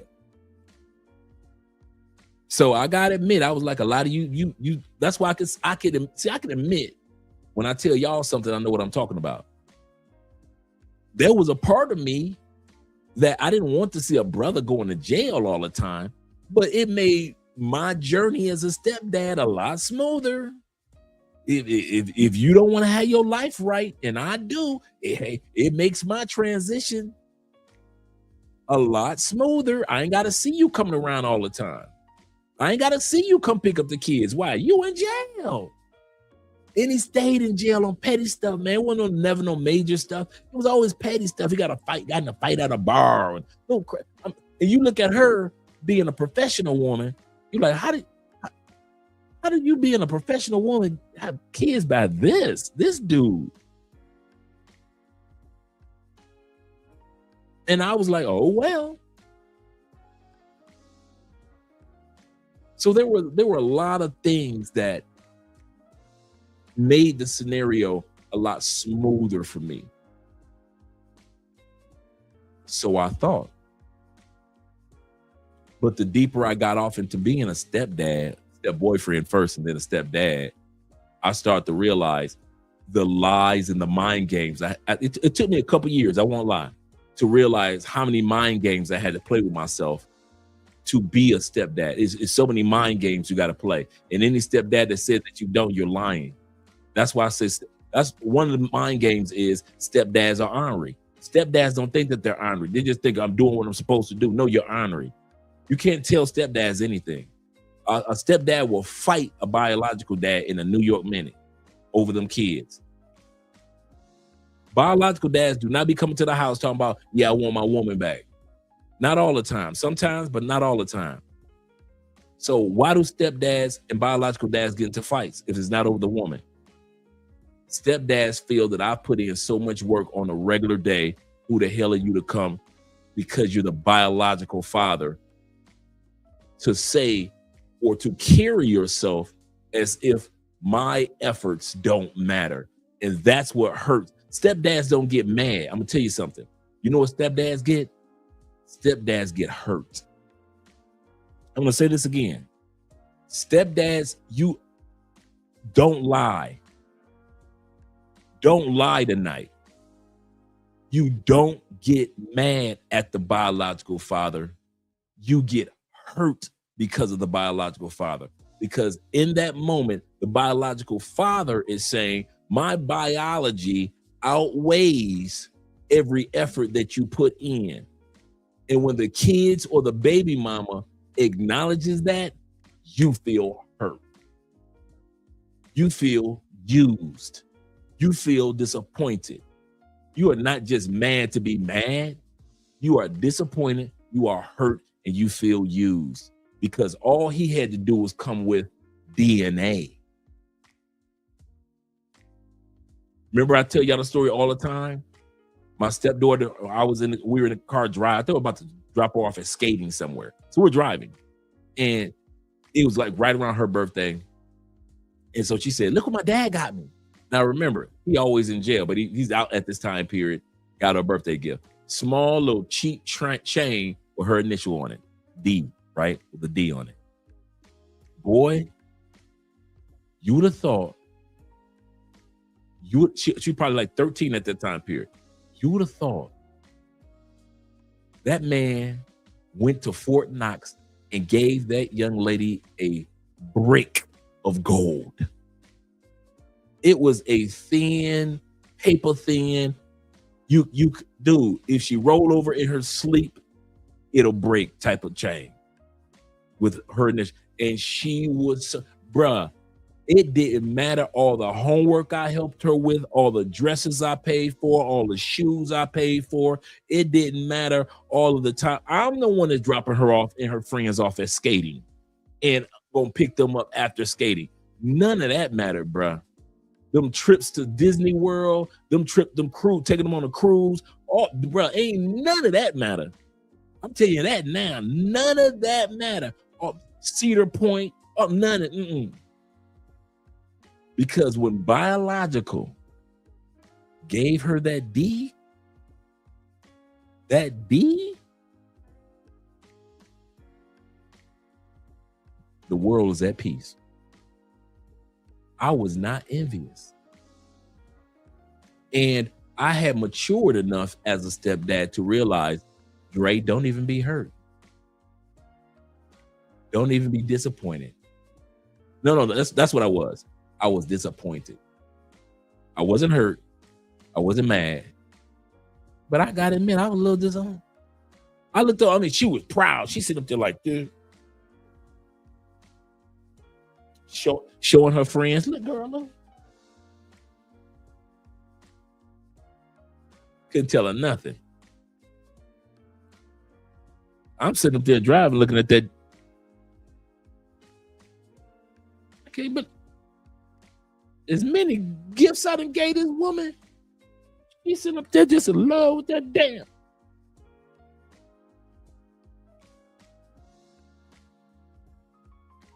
I'm telling y'all, man. So even if the foundation, in other words, the process in which I became a stepdad was a smooth process, once you're in it, you still got to do the double dutch. That's the part. Even if your transition, you had the right baby mama, she had a great career, she was fit, feminine, and friendly, she was soft-spoken, she was submissive, and she was supportive. Even though the kids were the sweetest kids you ever want to meet, you still have to play double dutch in your mind the whole time you're a step boyfriend or a step baby daddy. And any man that says he doesn't, he is lying. He is lying. It doesn't happen all day, every day. No, it doesn't happen all day, every day. But it happens so often that you think that this dance is not worth it. I got to get off this roller coaster. It's not worth it. It's not worth it. That's the part. That's the part of being a stepdad.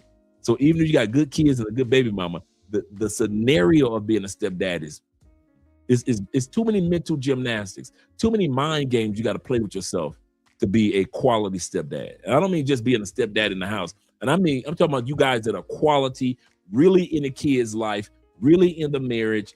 You know, you move around as a package deal because there's some good kids and a woman is a good woman. So y'all move as a package deal. And when it's not appreciated, yeah, you do feel a little hurt or disappointed.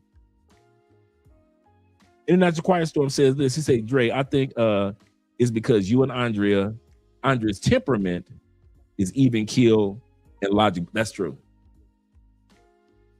The other thing is Andrea and I apologize like this. I'm a buck stop here type of guy. So I have no problem to admit, hey, I was wrong, bruh. Whether it be to a dude, hey, you know what, bruh? That made sense what you said. I got to give you that one. My bad, bruh. Seriously, my bad. See, I never had no problem apologizing to no man I ain't never had no problem acknowledging to no woman, like, you know what? Lesson learned. I might not be sitting around saying, I'm sorry, babe, I'm sorry. I ain't gonna do all that. But I'm gonna let a woman know, my bad, lesson learned. Duly noted. Andrea is the same way. Andrea is quick to apologize, like, okay. And she'll sit down with you and she'll look you right in the eye. She'll say, babe, I just want to apologize for what I said, or I forgot to do. I was thinking about this. I was wrong. You made a good point. Andrea is very calm with her apologies, and she's calm when she gets upset. Like I say, Andrea's one of them really people that talk real slow and they become soft-spoken when they get angry. She's one of them people that says, I have a special set of skills. One of them type of people. She like a John Wick type of speaker when she get upset. Like her voice she just gets really quiet and she gets really intensely serious. Where you like, oh, okay. Okay. You made your point. Will says this. He say, Dre, here's one for you. He say, my grandmothers from the greatest generation scolded me for marrying a woman. Shout out to grandma. A woman with kids. She said, you should never be a stepdad. Nothing good ever comes from a reunion, from that union but trouble. Even if you cause your trouble to yourself mentally. A lot of times stepdads have to ignore so many things. Okay, all you stepdads and stepboyfriends think I'm lying. When that man calls to talk to that woman at 9 o'clock at night, another man calling your woman and can talk as long as he wants, you have to play mental games to keep your mouth shut, because you're supposed to be the man of your house. When them kids, like my stepdaughter Daisha, when Daisha was playing with her D in the car, I didn't pull the car over and tell her, get out. As much as I've done for you, your daddy just gave you that little piece of gold and you want to get out. You can't do that as a stepdad. You got to lie to yourself and say, that's good that your dad does that. That's good. You know how many lies you got to tell yourself as a stepdad? A step boyfriend, man, you talking about God don't like liars. Boy, that's another reason why you don't see no stepdads in the Bible. People try to say, well, Joseph was a stepdad. No. Was Mary not still a virgin after she had Jesus? Was she not a virgin when she had him? And then after she had the baby, was any man with her yet? No. So when Joseph got her, she was still pure. How many of y'all done had a woman that had a baby and she's still a virgin after she had the baby? Oh, none of us? So we cannot compare ourselves to Joseph's situation. And according to the Bible, they had 6 more kids. Because they name all in the Bible, they named all 4 of his brothers by name. And then they said in the same verse, and his sisters were waiting for him. So we know he had at least 2 sisters.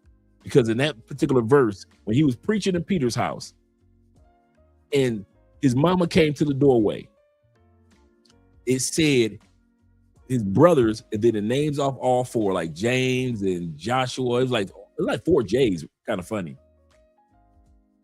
And I can see that with the daddy being named Joseph. And then it says also with the mother was his sisters. So Jesus had at least 2 sisters, 4 brothers from a virgin woman.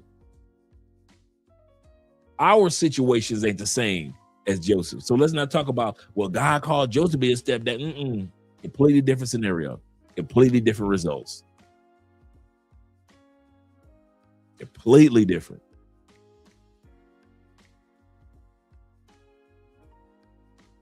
My point is that there are so many mind games that you have to play as a stepdad. You really do. You cannot sit up there and say, that I'm a stepdad or step boyfriend, and I don't have to shut my mouth when it comes to certain things. There's a lot of things as stepdads, you got to keep your mouth shut and play these mental games. Responsibility. You got to pretend as a stepdad that those are really your responsibilities. No, they ain't. You created that responsibility in your mind. You decide to marry her and create responsibilities in your mind to take care of her and them kids. See, the biological father, by law and by and just by human history, he knows that those kids are his responsibility by DNA and by the laws of the land, right? In any country. Let's be real. His DNA says he's supposed to be responsibility. And the laws say he's supposed to be responsible. You purposely, mentally told yourself that these are your responsibilities when the law didn't tell you those are your responsibility, and DNA didn't tell you that those are your responsibilities. You decided to walk into that house and take on that woman and her kids.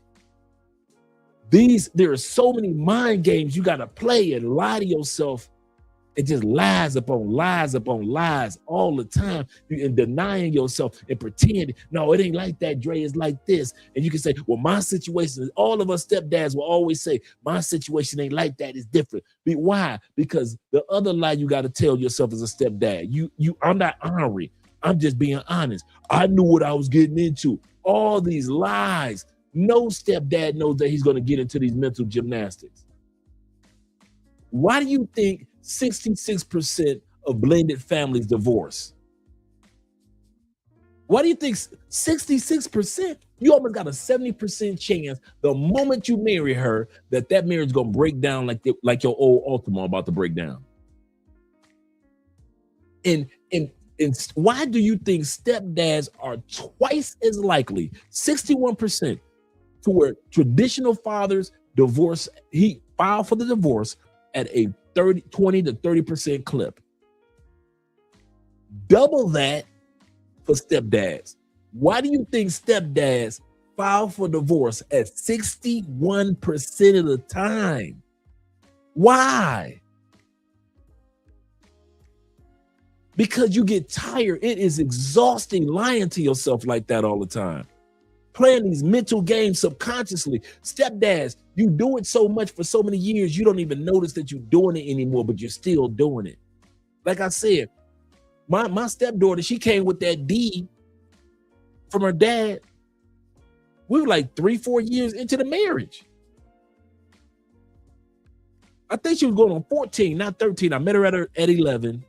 And I think she was going on 14. That was her 14th-year-old birthday. So when she got that D, and I was happy for her. I really was, because her dad was trying to show some type of support.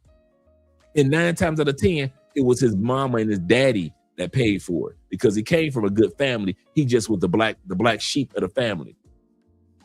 So hats off to his family, because they were very professional, had their own this. I mean, just really good family that he came from. But he was the only boy of like 4 girls.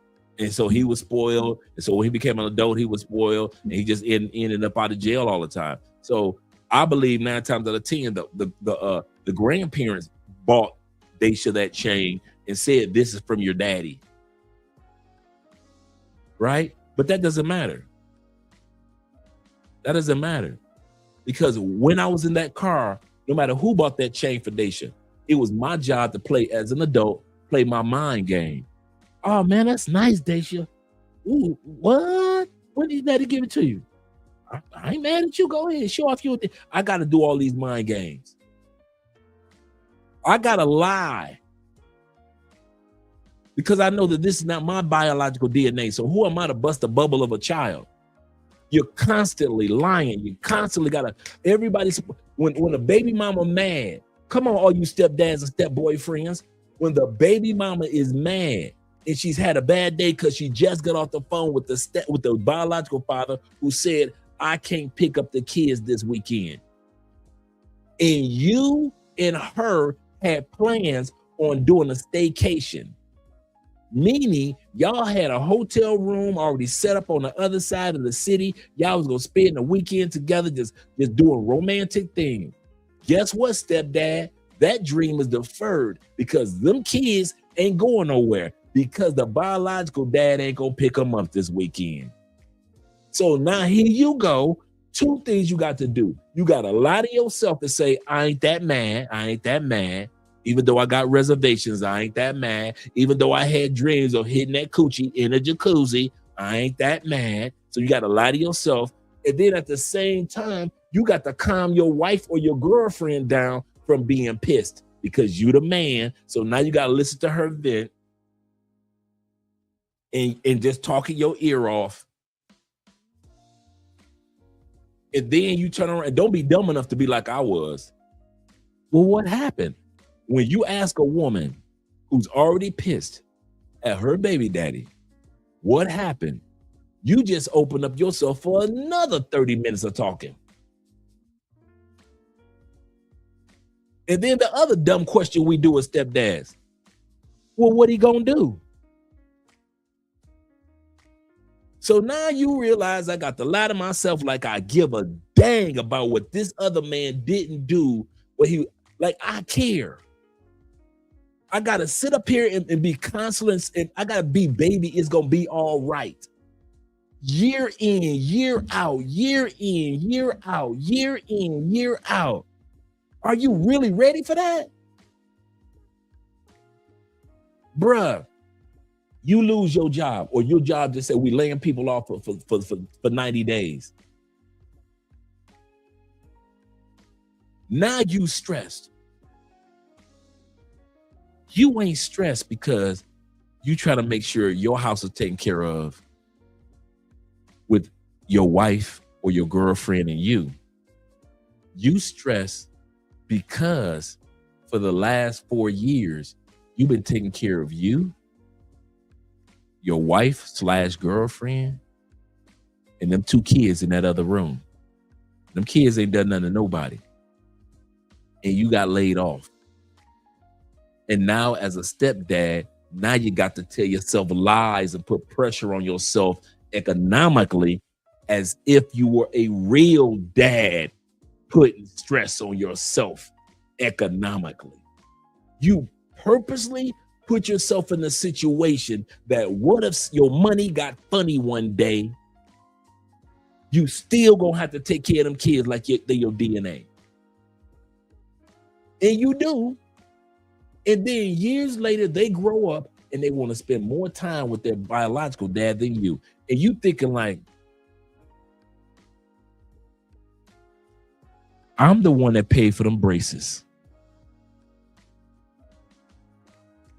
I'm the one that went without. When I lost my job and I had to go look for another one, I'm the one that went without while everybody else had. I'm the one they forgot about 3 years ago to get me a Father's Day gift. But they didn't forget their daddy. I'm the one the mama had to tell the kids to get me a Father's Day gift. The first 4 years we was together. And now that they 19 and 14, they would rather spend more time with their biological dad at his house than here. And we used to play wrestle. And I was the one that showed my son how to mow a lawn, my stepson.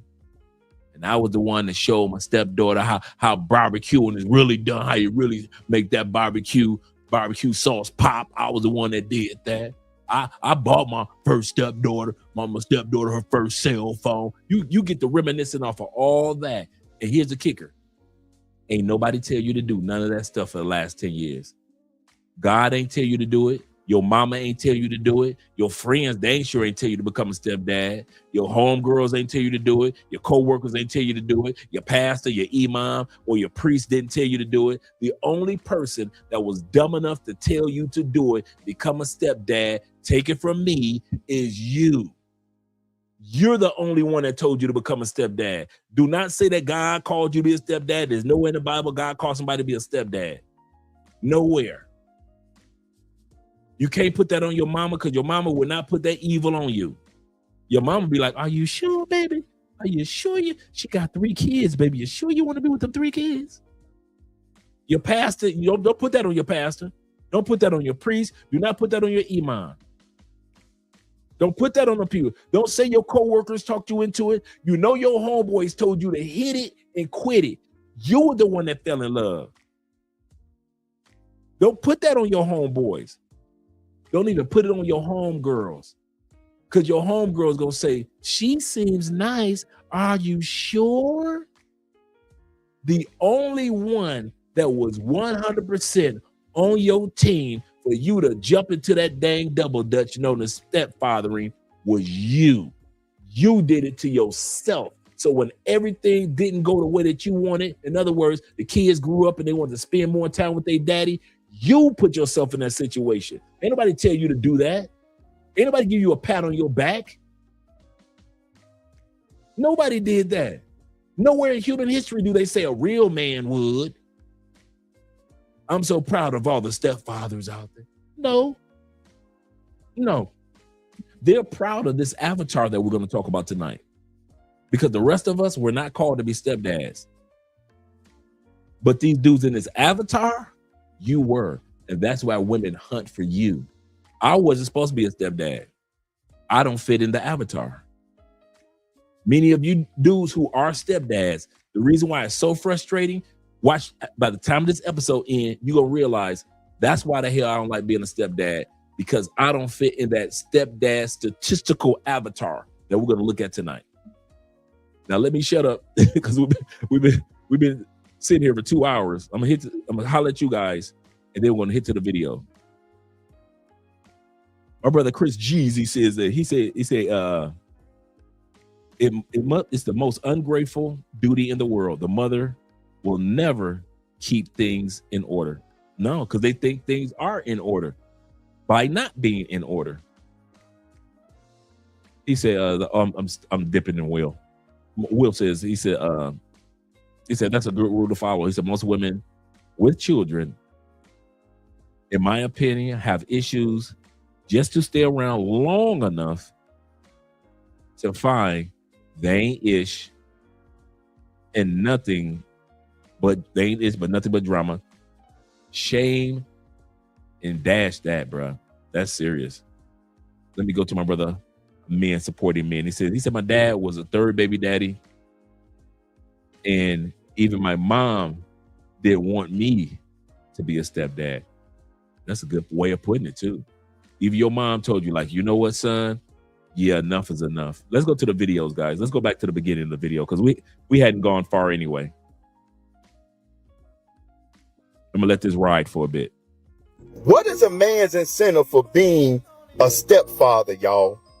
Like, what's his reward at the end of the day for all of this? The only reason why I'm asking this is I was married for 14 years, y'all. And when I initially met my ex-wife, she told me that she was a package deal. Now, I understand that you're a package. You have children. I have to accept them if I want to be with you. And that's fine and dandy. But what deal am I getting at the end of the day? Because the marriage ended, I spent time, I spent money, I spent energy. I had to help keep a roof over their head. I had to help pay for schooling. I had to keep the utilities on. And a lot of times, a lot of the stepkids don't even like the stepfather. They ain't even got no respect for him. They still love their father, who don't be doing nothing for them, who's still alive and well, living his life. So I know a lot of women don't want to hear this, but in reality, there's really no benefits to a man being a stepfather. There really isn't. There's no benefits to a man coming into your life and playing the father role to another man's child. So if this is the case where a man decides to choose you, even though you have a child by a different man, or maybe you even have multiple kids by different men, you should be overly grateful. Instead of having a form of entitlement like, oh, I deserve this and I deserve a man that's going to be a father figure for my child. And let's just say the child's father is still in the picture, right? And this man still chooses you. At the end of the day, if he's with you, he's still going to have to play some type of father figure in the household and also help financially some type of way with that child, right? So instead of being entitled and being like, oh, well, I deserve this. No, you don't deserve anything. You need to have even more gratitude that a man even decided to take you on because you have baggage. All right, let's get started with the building of the avatar. First sign that you are part of the avatar of being a stepdad. Like I said, we're building the actual prototype. And by the time we get to the end, you'll know if you fall in the prototype of what women hunt after when it comes to being a stepdad. What groups of men are most likely to become a stepdad? Children with blended families or stepdads by race. So let's break it down by race. Black children are most likely to have a stepdad, 28%. Hispanic children, only 19%. White children are twice as less than likely to have a stepdad at 15% compared to blacks. Asian children, only 7% of them will ever become stepdads. I mean, ever become children will have a stepchildren situation. So right now, the first part of the avatar is statistically black kids. If you want to date a black woman with black, 9 times out of 10, you are 28% compared to other of all the dads in the United States. Of all the dads, 28% that are raising kids, all the dads that are raising kids, all the dads in the United States that are married, black children at 28% will have a stepdaddy. So anybody that's messing with black women that got black kids, the first part of the prototype is black women and black kids. You are most likely, if you date majority black women, you are twice as likely to be in a blended family situation than white men. White men is 15%, black men is almost 28, almost might as well say 30%. Twice as likely. So they do not talk, they're not talking about, when they talking about baby mamas and step this and step that, they are not talking about white women. They are not talking about Asian women. They are barely talking about Latin women. They are talking about black women with kids. So all you dudes that want to deal with your black queens, do it, bruh. Do it. But do remember, you have the highest rate of dealing with baby mamas than any other race. Than any other race. You're twice as likely to deal with baby mamas than white men. Y'all don't want to hear that part, but we building an avatar tonight.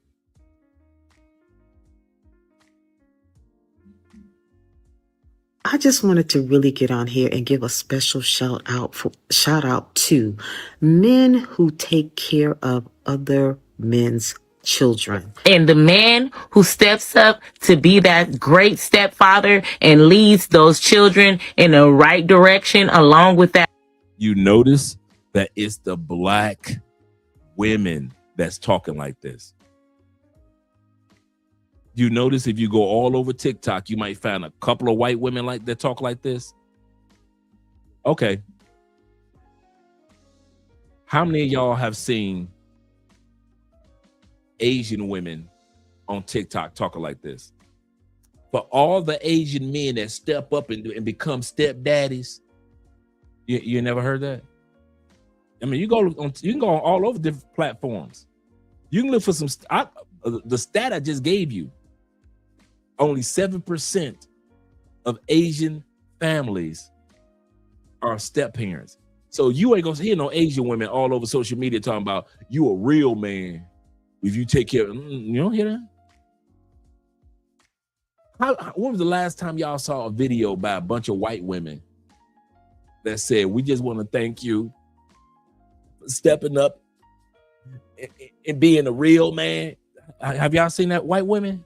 Oh, you ain't seen that many from white women? I ain't seen none. It's got to be the Latin sisters. The Latin sisters got the videos out there. I mean, we live in South America, but we ain't talking about South America. We're talking about North America right now. You got a bunch of videos. Latin. Y'all should step up, Poppy, and take care of these kids, Papacito. You ain't seen no video like that? How come they always up in our face as black men congratulating us for being step simps? How come our women, the sisters, are always, you know why? Because we just look at the statistics. The person that is most likely to be in a blended family is the black man.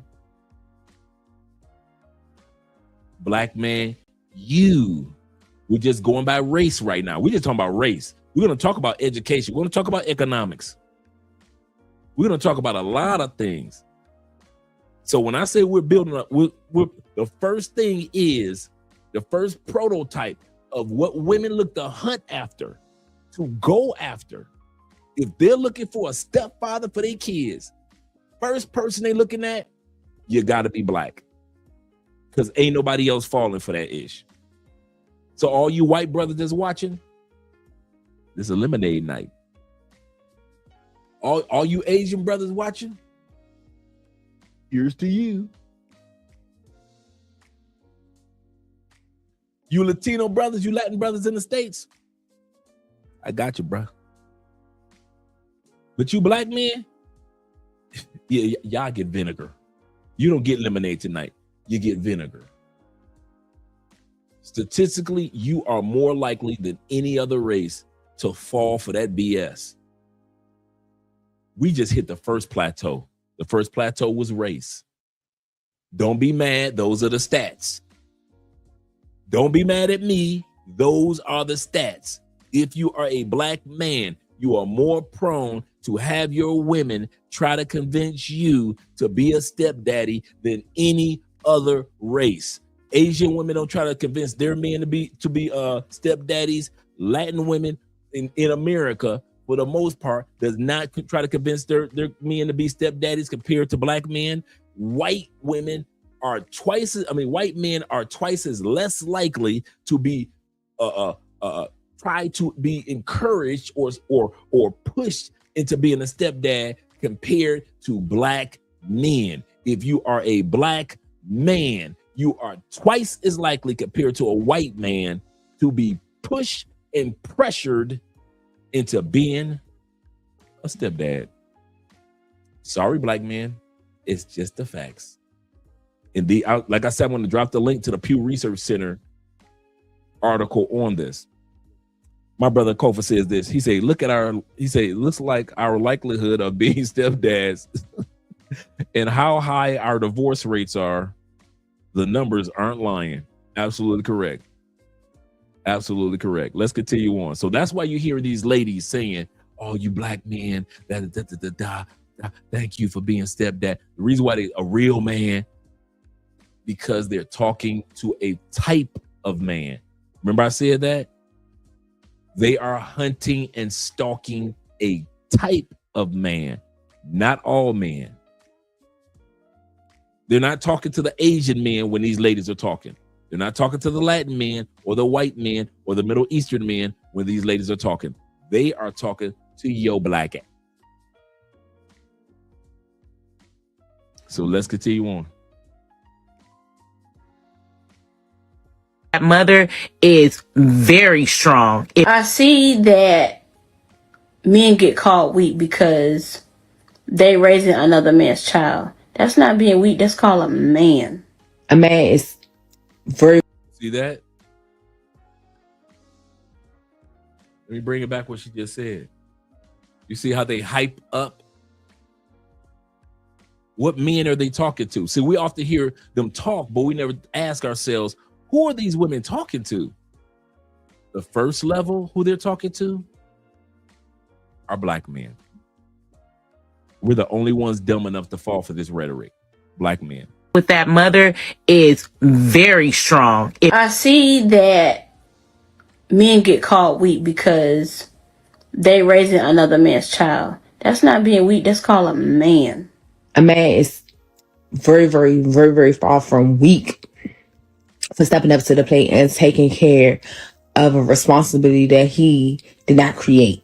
I do have a son. I'm sorry. How old is he? He is 4.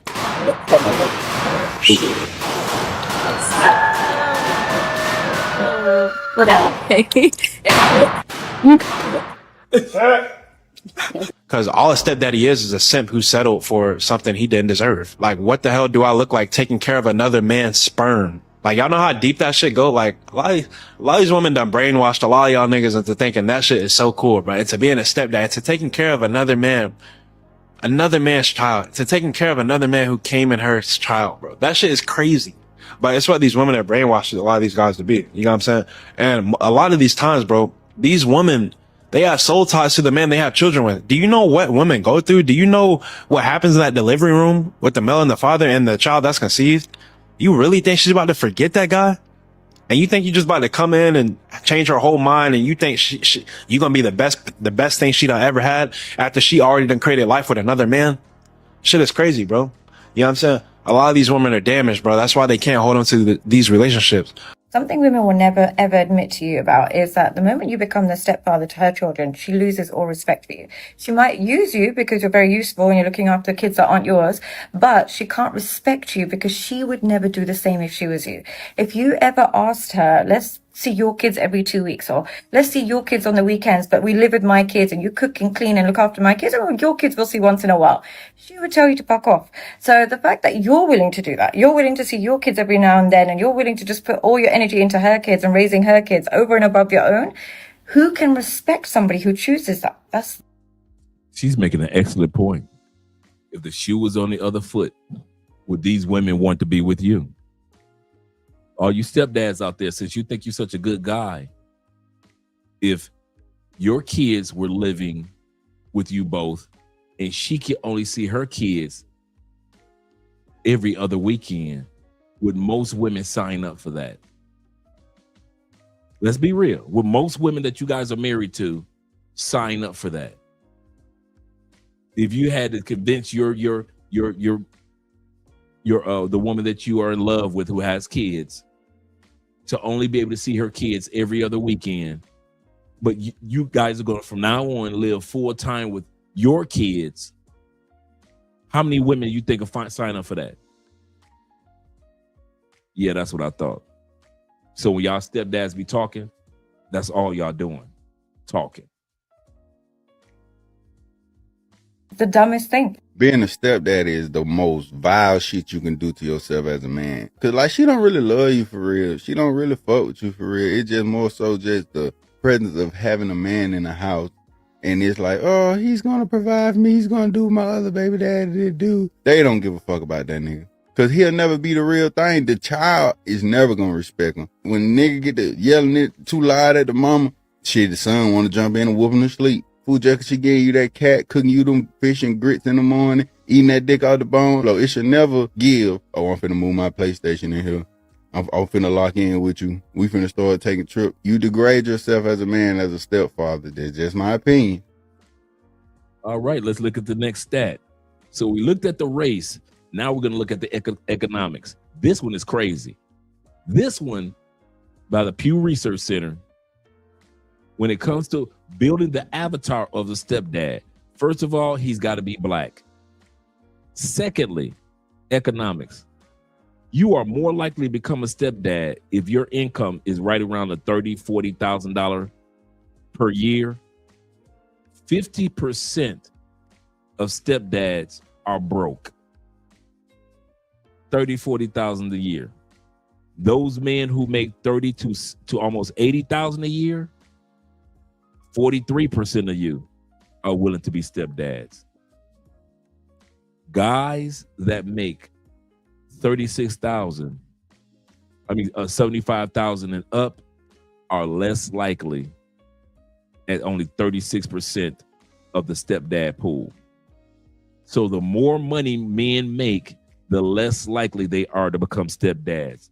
So when women were going on Kevin Samuels for all those years saying they want a 6-pack, 6 foot, more than 6 inches, and 6 figures, statistically, men who make more money are less likely to become stepdads. Now, you would think the guy that can afford to be a stepdad would become a stepdad, right? Or a stepboyfriend, right? No, it's the broke dudes that are more likely. Now, let's put the first two together. Black and broke. Those are the first two areas of being of the avatar. You got to be a black dude and you got to be a broke dude. Now, let's talk about class or the area of community which you were raised or where you live now. Let's talk about that, because that's important. You are, once again, because of your economics, low-income household men make up 50% of the stepdads in the world, in the United States. You are the most likely dudes from the hood. You will make a step boyfriend. Middle-class people, middle-class dudes, make up only 43%. So that's not too far off. But upper-class men make up, or men that live in really nice areas of a city, make up the lowest amount at 36%. So when women sit back and say that six-figure dudes, when Kevin kept saying, listen, six-figure men are not looking for women with kids. He kept saying it, and nobody believed him. Well, the Pew Research Center is showing us proof tonight of the avatar that's being built. So first of all, to be a stepdaddy, statistically, when women are hunting in real life, not that fantasy of 6 figures that they told Kevin Samuels, when the cameras and lights were off, who is marrying baby mamas? Who is having, who not just having sex, but who is having solidified relationships and even cohabitating with baby mamas? Who's doing this? First level, black men are doing it. Second level, the lowest economic black men are doing it. Third level, black men who are mainly in the lower class or the lower middle class are doing it. So we already looked at the first 3 areas of when they say a real man would, they're talking about black, broke, lower class men. That's who's marrying and cohabitating with these women statistically. This has nothing to do with Andre's opinion, your opinion, women's opinion. Statistics are just stats. These are stats that you get from the IRS. Who's married, who's not married, who's cohabitating, who's not cohabitating. The statistics show that men with money are less likely to become stepfathers. That's just it. Men who live in nice communities are less likely to become stepfathers. That's it. They sold you that mess on the Brady Bunch. They made it seem like a white man with kids would marry a white woman with kids and they can live in this architect's wonderful house, a high-income man. Notice that was on television. The Brady Bunch was statistically the opposite of what facts show. The Brady Bunch should have been Good Times meets, I don't know, what other show they would have? Good Times meet the Huxtables or something. Or it should have been Good Times meets some other broke family. South Central. That's what it should have been. It should have been Good Times, the television show, and South Central, the television show. That's what it should have been. That's what the Brady Bunch should have been statistically. Black, broke, lower class communities. That's what, and they can sit back and say, I don't want that. I don't want that. Of course, your fantasy man, ladies, is who you don't want. Who you are statistically cohabitating with, having babies with, and who you're looking to be the stepfather and you're marrying, statistics say he's black, he's broke, and he come from a neighborhood that it's not the best.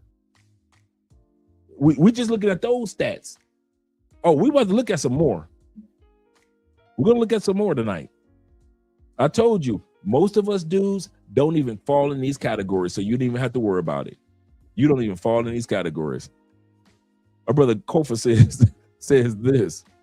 He says the answer is nope. He said I had custody of my daughter, and I had a woman tell me that they will not be serious with me because I had a girl. You had custody. He said more men are willing to be stepdads than women are willing to be stepmoms. Absolutely correct. I'm gonna get to the Cash App in a second, guys. Absolutely correct. And that is a fact. That is a fact. Let's continue going. Let's continue on, guys. I know these numbers are like crazy. Like you never thought about it because the way these women talk about six figures, not realize statistically they'll never get six figures. And you hear these women talking about the white man. I'm going over to the white man. Well, the white man is not going to take you if you got kids, statistically. And a suburban dude is not going to take you if you got kids.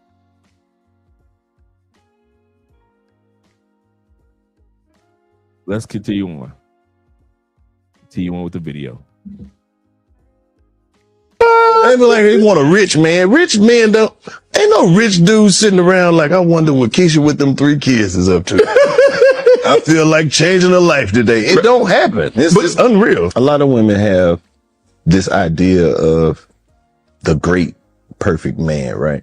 And it's not even something that they really want. That's just what they heard somebody else want. Right. Like, that don't make sense. I want a guy, he need to be over 6 foot tall. He need to be educated. He need to be well-rounded. He need to be... What you need a man that tall for? You ain't tall. You got high cabinets in yeah, you need a man that's 6'7".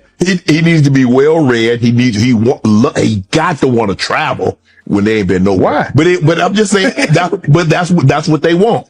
I don't let my kids hang out with kids from broke families. And it's not because they're broke. It's because I know that they must have limiting beliefs, and I don't want that passed down to my kids. The problem is, if I let my kids hang out with people that have limiting beliefs, they will pass all that on to my kids, which is exactly what I don't want. And that is why I never tell my kids, we can't afford it. That's impossible. You shouldn't go after that. It's too big. Because if they get any limiting beliefs as kids, as they grow older, they will never chase after that big dream. And this is exactly what a broke family can pass on to my... You weigh 200 pounds, you got 3 kids, you're 37, and you think a man out here making 6 figures gonna just want you. I can't front. People do need to kind of check themselves when they go out here looking for motherfuckers. Productive, competitive, successful men, high value men are not lining up to be stepfathers. I don't care who says they should. I don't care who's attempting to shame men, black men in particular, saying if you love the black community, you need to go ahead and marry these women with children. That's bullshit. Quite the opposite.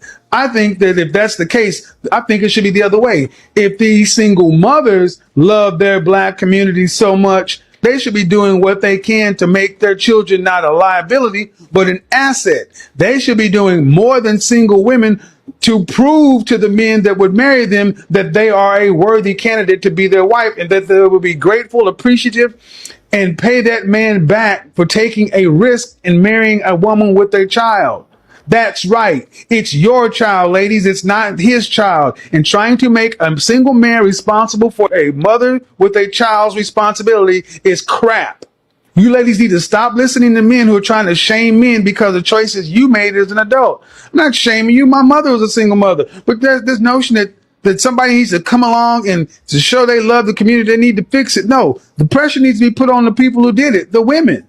Would y'all agree that a single man with no kids, that's successful, that's making the amount of money that you guys say men should make, them dating a single mom is a mistake? No, why is it? Okay, you gonna say no? I don't think it is either. Okay. No. Okay. I'm being very specific when I say this. That women with kids serve a purpose. Yeah. The purpose is not single successful guys with no kids that they want. Those guys, no, they shouldn't deal with women with kids because you're an idiot if you do, because there's a woman half her age with no kids you can go start your own family with. Why the fuck would you be a stepdad? That don't make no sense. I have 2 kids. By one woman or by one woman. I don't do multiple, and I got a vasectomy, so I ain't having no more baby mamas. I'm that type of nigga that's like, look, one baby mama's enough. But if the guy has kids, it makes sense for you to date a woman with kids. Yes. Y'all both benefit. Yes. So women get confused when I'm speaking on not fucking with single baby mamas. It's the single guy with no kids. Okay. You're an idiot if you go deal with a woman with kids, because there's a billion women with no kids that you can go start your family with. But guess what? There's no line of men waiting to be a stepdaddy. Let her cook. There's lines of men waiting to you. Yes. Yes. There's plenty of them. There's plenty of them. There's a line of men waiting to on me. But there is not a line of men waiting to be great stepdads. I want to be the best stepdad ever. No.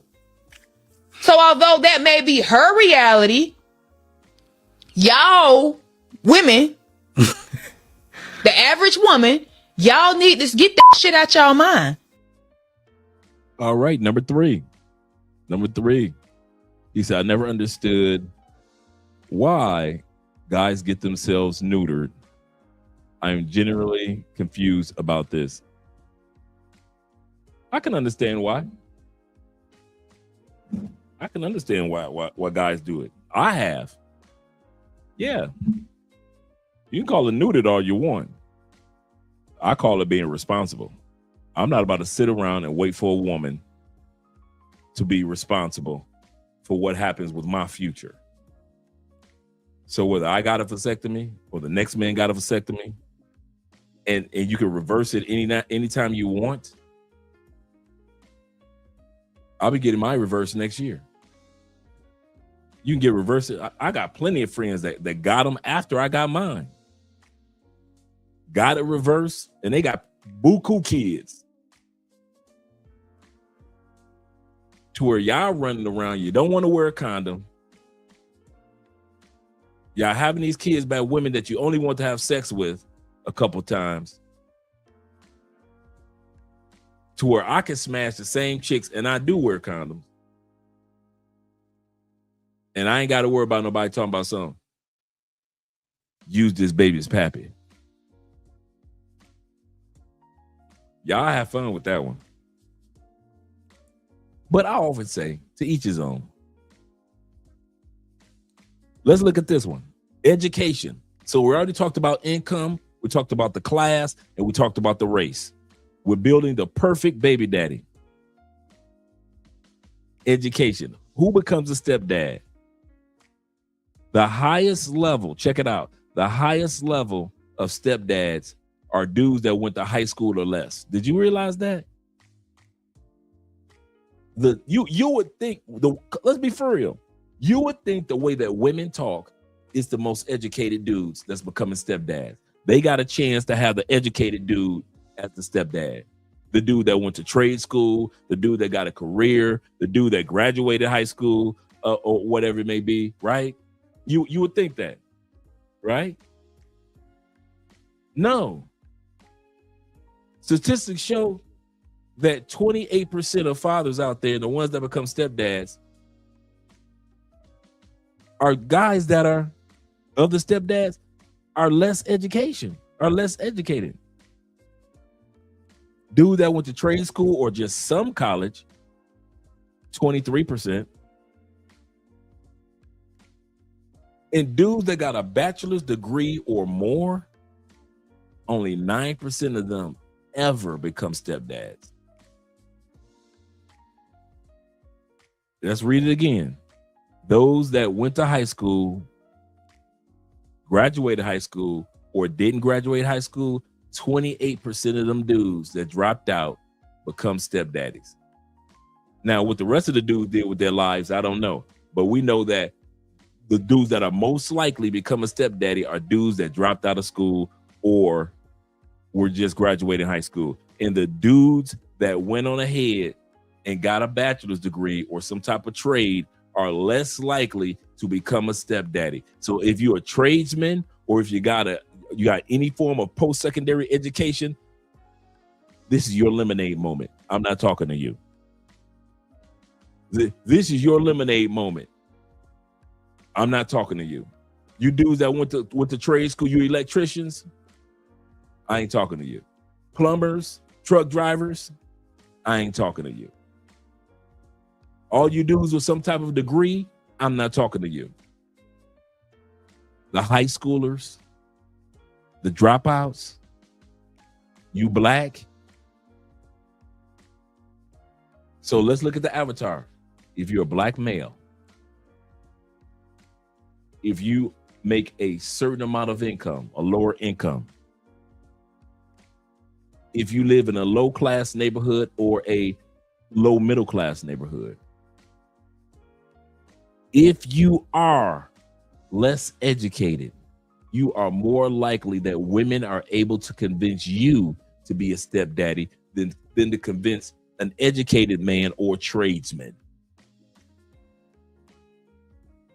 The more education a man has, the more money a man, all the men that they say that they want, none of those men are becoming stepdaddies. White men, no. Men with money, no. Men that live in nice neighborhoods, no. And now we found that men that have educations, no. You have to be stupid enough to become a stepdad. The reason why they do it by race, and it's easy for black men to fall into it twice as likely as white men, because a lot of times us black men were either raised by a single mother or we've had family members or friends that were single mothers. So as long as the black women can use that guilt thing on us that they can't use on a white man, can't use that on the Asian man, can't use that guilt thing on the Latin man, right? Yo, was your mama a single mama? You telling me you wouldn't marry a single mom? Don't nobody say that to nobody else but black women talking to black men. Don't nobody, Asian women don't sit back and say, wasn't your mama single? What do you mean you wouldn't marry a single mother? Only black women use that. On who? Black men. Who goes for it? Black men of a certain economic, from a certain neighborhood with a certain education. I'm telling y'all tonight, we're building an avatar. And for the rest of us, go on, sit back, enjoy your lemonade, bruh. It's a cool, refreshing drink.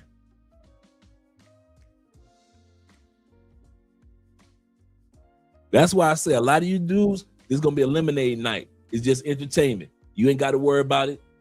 This ain't got nothing to do with you. But if you fall in these categories right here, women are purposely hunting after you off camera. On camera, they're going to talk about 6 figures, 6 packs, 6 feet tall. That's on camera. That's to their girlfriends and to you. In real life, who they're marrying, who they are mating, who they are dating, who they are building, cohabitating with, those dudes who they live with, those dudes who they're marrying in real life, black, broke, from broken neighborhoods, and very little to no education. That's who becoming stepdaddies in real life. In real life. So if you fall into these categories, you might want to do something to get out of them. And we just started. So if you think it ain't no more categories, nah, bruh, there's going to be some feelings hurt tonight. Let's continue on. Let's continue on. This is crazy. Your boy. Out there, all boy. Ain't not shit. That's my motherfucking son. World star. See what I'm saying? Stepdads, only black, low income, hood areas, very little education, will sit up there and be arguing with the biological father over the biological father's son. You are not going to see an have you ever noticed? I want to say this. If you think I'm lying, have any of us ever seen a video of a man in a really nice neighborhood with nice cars, nice lawns? You know the background. Nice lawns in the background, look like the neighbors across the street, maybe a couple white people, a couple of Asian people, a couple of Latin people, a couple of well-to-do black people in the background. And it's the biological father. And it's the rich stepdad. And they about to tear the driveway up over them kids. Have you ever seen that? Neither have I. I have never seen an educated man about to fight an uneducated man over them kids. I have never seen a man that lives in a good neighborhood be dealing with a dude from a hood over them kids. I ain't never seen an Asian man fighting a black man over them kids. But I have seen plenty of videos, which I'm about to show you, black, average or low income, bad neighborhood, and very little educated men about to tear the club up, about to tear the barbershop up. I could find you hundreds of these videos. It was not hard for me to find this video. There's plenty of videos out there that you got the hood stepdaddy and the hood biological daddy ready to tear something up. But y'all ain't never seen one where it was a hood baby daddy and the stepfather was 6 figures, nice neighborhood, well-to-do, and they're about to fight. Yeah, you ain't never seen that one. He said this episode, shout out to IMF. He said this episode of Oprah. He said this episode is gonna piss off Oprah, Gail Scott, and the Southern Poverty pun intended organization that funded the KKK. I know, right? He said, oh, F that. He said, no, the disrespect. Save yourself, black man. Get your passport. Yes, sir. He said college enrollment among black men is going to skyrocket if this goes viral. That's serious, man. That is so serious. Hey, boss, I told you that. I told you that shit. Wait, baby. I told you that shit. I told you that shit. I told you that shit. You go ahead. So first, hey, let me go ahead, hold this mama real quick, and you go ahead and get to the bottom of it. All right, you go ahead and do that. And she better say the right shit, because if she don't, I'm about to get the swinging in this. On God, yeah, whatever. Yeah, whatever. I'm trying to poke you. Yo. Ass not answering the phone, huh? Ass probably, well, I thought ass. Hey, bro. Man, like I told you, get him out your phone. Yeah, that's my mother. That's my mother. Son. You want to be wrestling so bad. You want to be wrestling so bad. Well, you don't even got the Sierra. Hey, bro, you going to them. Hey, bro. I need all these little plays. Hey, you said I answered the phone, huh? Hey, bro, all right. I'm really showing you. Yeah, all right. Oh, out here. Hey, like I said, watch over for the time. Hey, some motherfucker's done. Hold on. Hey, Keith. Keith. Hey, Keith. Hey, see you up here trying to take time with him. Let me get a clean. What? You ain't clean there nowhere until you pay your child support. What? Child support? That little bitty ass shit, I can pay that shit right now on God. Do it then. Child support. I could pay that child support right now on God. You see who the stepfather is holding the cell phone, dealing with the unruly biological father. The stepfather is the fool, not the biological father. Biological father was always an idiot. The stepfather was a fool for signing up for this mess. Hey, take that back, man. Hey, Keisha gonna really let this disrespect me in front of my mother, son? So thought ass? Oh, man.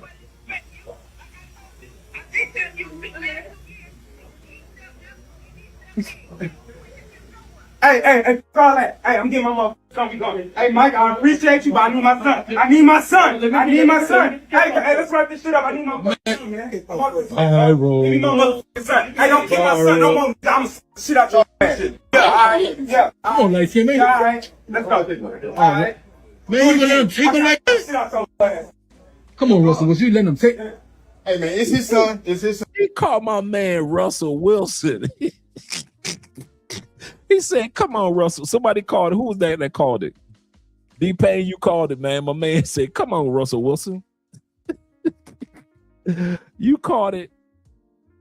He said, "Come on, Russell Wilson." Hey, Mike, I appreciate you, but I need my son. I need my son. Hey, let's wrap this shit up. I need my son, man. All right, bro. Give me my motherfucking son. Hey, don't kill my son no more. I'm shit out your ass. Yeah, all right. Yeah. Come on, like, man. Yeah, all right. Let's go. All right. Man, you gonna let him take him like this? Shit out your ass. Come on, Russell. Was you letting him take? Hey, man, it's his son. It's his son. Man, I ain't trying to fight. Yeah, he took. That shit crazy, man. You gonna get him?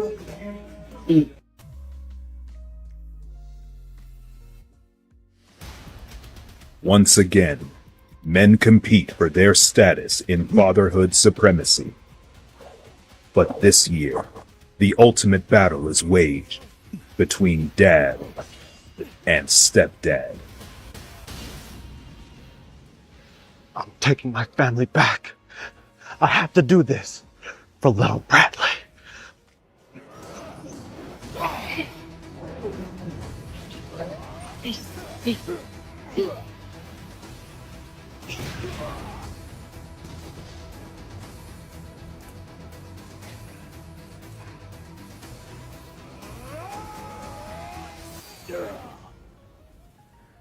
Man, I'd have broke What right do you have down. to a family you abandoned? I know I've made mistakes, but I have to make this right for my son. Can you keep it down? Me and my boyfriend are trying to watch God of High School. Boyfriend? God of high school? Really? What's up? So this is who's watching little Bradley? Who? The new dude say who? Watching them boys, watching them kids. Beat my stepdad up. Why was he not cool? Very abusive. Your dad tuned him up though. Like I called my dad and told him that he hit me. And my dad came. Love that. Really? Love that. You had one of those moments? Yep. Holy And then the maddest he's ever been in life. My dad got put out the house and the door was locked. It was a low psychopathic moment. He was like, because he was trying to get in back in the house. And I remember I was by the door. My dad, I don't know how he even sensed that I was by the door. He was like, "Son, unlock the door. Unlock the door." I unlocked the door and my dad came right back in, was whooping my stepdad again. kid. You don't have a child. Bro. Forget all that, bro. Why he not dressed, bro? Dressed in for his what? shirt, dirt, man. Why he not dressed, man? Dressed for what? You had him half of this Father's Day, not get him for the rest. You know don't get that. it for nothing. What? You don't get. These dudes arguing over who gonna have this boy for Father's Day. That's you stepdads. That's you stepdads. Y'all too ornery to realize that the biological father is the biological father. You ain't a father. You not his father. I'm his father. This my day, bro. And I actually feel type way that you even brought yourself over here to even think you was finna take him for half a day. He was supposed to be dressed. Bro, he got on No, Crocs, I don't care. mismatched socks. I don't care what you Come talking on, about. So man. what? He's not going. Bro, we with got you. dinner reservations. He's not going man. with you or talk shit. This is my day. This is Father's Day. His real daddy. His No, real bro, father. this ain't You ain't a real father. This is Father's Day. This ain't biological day. This is people that's active in his life. Yeah, me. Don't My you want, day. Don't you want to come with that? My day.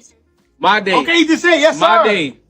No, this ain't My dedicated day. to you, bro. My day. No, bro. My day. No. My day. No. My Bro, day. He should be dressed. He's never gonna be He don't dressed. even got a haircut, man. So what? Come on, bro. That's why you got to wear that stupid hat. Hey, who cares, bro? He ain't going with you anyway. Man, he need to be dressed, He's bro. not going. It's my day. No. You're not the daddy. It's my day too, bro. See, no, this is Tasha's problem. She need to put you in your place. No, she don't need to do Yes, anything, she, dog. Yes, she do. She need to put you in your place. We got dinner reservations. Father's Day. You keep saying we. We. There is no Me we. and my son. No, he's not. No, he's not. Bro. You just a dude who came in who so happened to be dating his mom. He said, you the dude that came in and just so happened to be dating his mom. I know, right? That would be me. That would be me watching some dudes fight each other. Shout out to Rico. Appreciate you being here, brother. All right, let's look at some stats when it comes to the ladies. When it comes to the ladies, which mothers find stepdads? Which type of mothers find stepdads? This is a good one. After 5 years, after giving birth, 5 years after giving birth, the child is 5 years old to 15 years old. Check it out. After 5 years of giving birth, 29% of women marry the biological father. You think that's a deep number.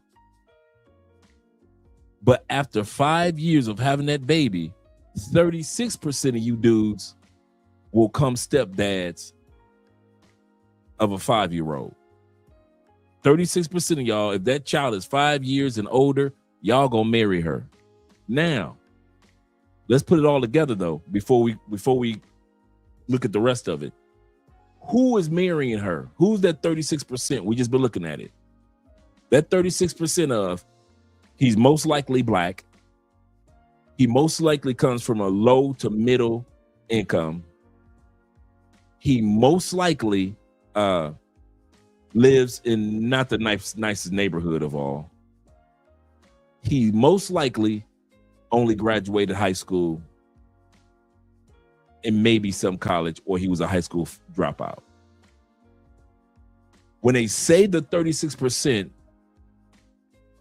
they are not talking about white men, Asian men, Latin men.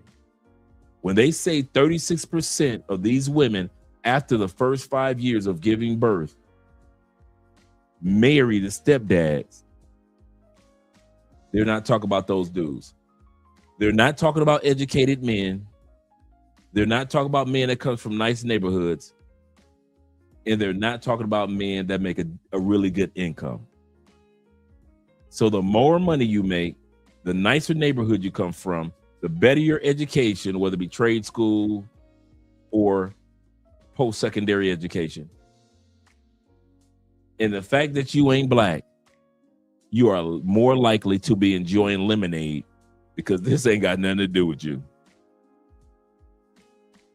So now let's look at the numbers once again with the ladies. So when they say they get married, you remember who they marrying. Don't pretend to think I'm talking about everybody. You know I'm still talking about this small pool of dudes that we've been examining tonight. Let's go back. So right here, 29% marry the biological father within the first 5 years of the child's birth. 36% gonna end up with a stepdaddy. 55% find a new relationship. So they just got them somebody that they are cohabitating with or in a relationship with. I'm gonna say this again. Of those men that we described,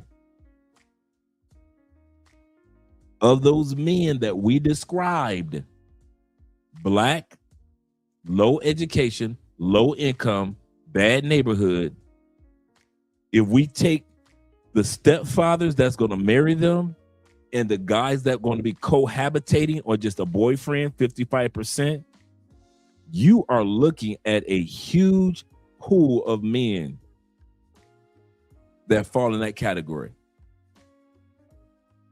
What's my point? When women with kids say they ain't got no problem with getting a man, statistically, they ain't lying. They ain't lying. Statistically, they are not lying. They will find somebody, 36% of men, men that are black, low economics, lower class areas, very little education. These women know they know that after the baby turns 5 years old or above, 36% of the baby mamas gonna get married to a stepdaddy. That's just the stats. 55% will have a man by the time that baby turns 5 years old. So yes, the women are right. Poor, low-income black men will be the ones that they hunt after and the ones that they're gonna get. You broke dudes, you low education, you dudes that are straight hood, even though you may have moved to a good neighborhood, but you still got the broke neighborhood mentality. You're the ones that's gonna end up getting caught up. Not the educated, not the men of other races, not the man from, even if you're a black man, not the black man from nice neighborhoods, not the black man with education, not the black man that has put themselves in a decent economics or great economic situation. You drink a lemonade. This ain't got nothing to do with you. But the black men that are lower class, you the ones that they get caught up in this stat right here. 21% end up living with a man. By the time that child turns 5, 21% of baby mamas gonna end up with a man. 9% belong to the streets. They just out there. By the time the baby turns 5 years old, mom just out there throwing the coochie around again. That's only 9%. That's only 9%. The highest percent is the 55, where mom, after she done had that baby, and you know she got a baby, 55% of baby mamas end up in a relationship anyway. So all that don't nobody want your baby mamas, that's a lie. Broke black men want baby mamas. That's just the numbers. That's just a number. Now, women can say who they want to have them. I'll say this again. Women can say, I want a man with 6 figures. I want a man with 6 feet. But the stats saying the men who they are getting are the broke black men. It is what it is. So if you fall in these categories, bruh, that's you. He said, this is crazy. Won't be me. Won't be me. He said, either the law of nature don't respect stepdads. Nope. Let's continue on. The women. I left my laptop over here, so I came to get it. What's that? The person that I had to be daddy for, because he didn't want to be a dad in the beginning. You know, he in the house. Ooh. With his game, hooked to the TV I bought. You bought it. It's just chilling. Yeah. I got to leave. The baby daddy that came back to the house, the place that this man is paying for, brought his PlayStation, hooked it up to this man's television, and just chilling. I live here. You pay for them lights. You pay for yeah. He's gone. So and all she worried about is you gonna post this on the book. You pay for them. Don't post me on Facebook. That's what she said. Don't post me on Facebook. Lights, you paid for that TV. You stepped up when he ain't want to. You picked up on that man's save game. The moment you stepped out the house to probably go make some more money to bring into the house, he stepped his black ass right in. At this point, I think we just need to start pointing and laughing. I secretly stay with my baby daddy. Oh, you secretly stay with her baby daddy? Oh, you gonna love this one. I still want to be with my baby daddy after I shot him. This how these women want hood dudes. This is how they want the hood dudes. Oh. Yeah. Well, what's wrong with that? Who you hiding that from? Well, we have a no contact. Oh. And it's a long story behind us. So who got the restraining order? And everything behind him. You got a restraining order? Yeah, the court ordered.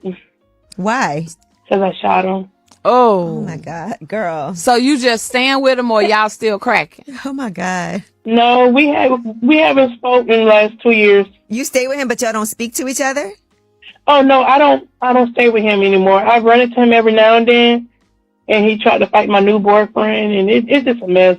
Wait, I thought you said you secretly stayed with your baby daddy. No, I said I secretly still want him. Oh, you still want him. Clearly, that's why you shot him. No, What was the? No, that is not why she shot him. She shot him. Well, why did you shoot him? He was cheating. Oh man, girl, where did he get hit at? In his leg. Oh well, it could have been worse. No. What? She just said that like, oh well, like she threw a stick at him. Oh, shooting a man in the leg, that's not that bad. The sister in the glasses said, oh well. I'm like, what do you mean, oh well? This man got, now here's the scenario. Now you guys hear the stats of the type of men. You noticing a pattern now? I'm gonna say this again. All these months that the last couple of years, we've been watching these stepdaddy videos and stepmama videos. We never put two and two together as far as an avatar. Have you noticed the type of men that these women are dealing with as baby fathers and the men who are gullible enough to be stepfathers? I'm sorry. I couldn't find any dramatic white stepfather videos. There might be some out there, but I haven't found any videos with Jeb and Bubba out there fighting. I ain't got them. I tried to find them, but they ain't out there. But when it came to you black men who make very little money, who still live in lower class or lower middle class, and you got very little education, oh, I found a ton of videos about y'all. Yeah. It wasn't that hard. It wasn't that difficult at all. That was real easy to do. That was real easy to do. So now y'all gonna see throughout the rest of the video a pattern. It's nothing coincidental. It's a pattern. This woman just said, I'm gonna bring it back. She just said she got a restraining order. She shot a baby daddy. She want a baby daddy. She got a step simp. The baby, she said it, the baby daddy and the step simp got into a fight. So I'm going to bring all that back and let y'all hear that again. You can't beat that. Because I shot him. She secretly stay with her baby daddy. Oh. Yeah. Well, what's wrong with that? Yeah, who you hiding that from? Well, we have a no contact. Oh. And it's a long story behind us. So who got the restraining order? And everything behind him. You got a restraining order? Yeah, the court ordered.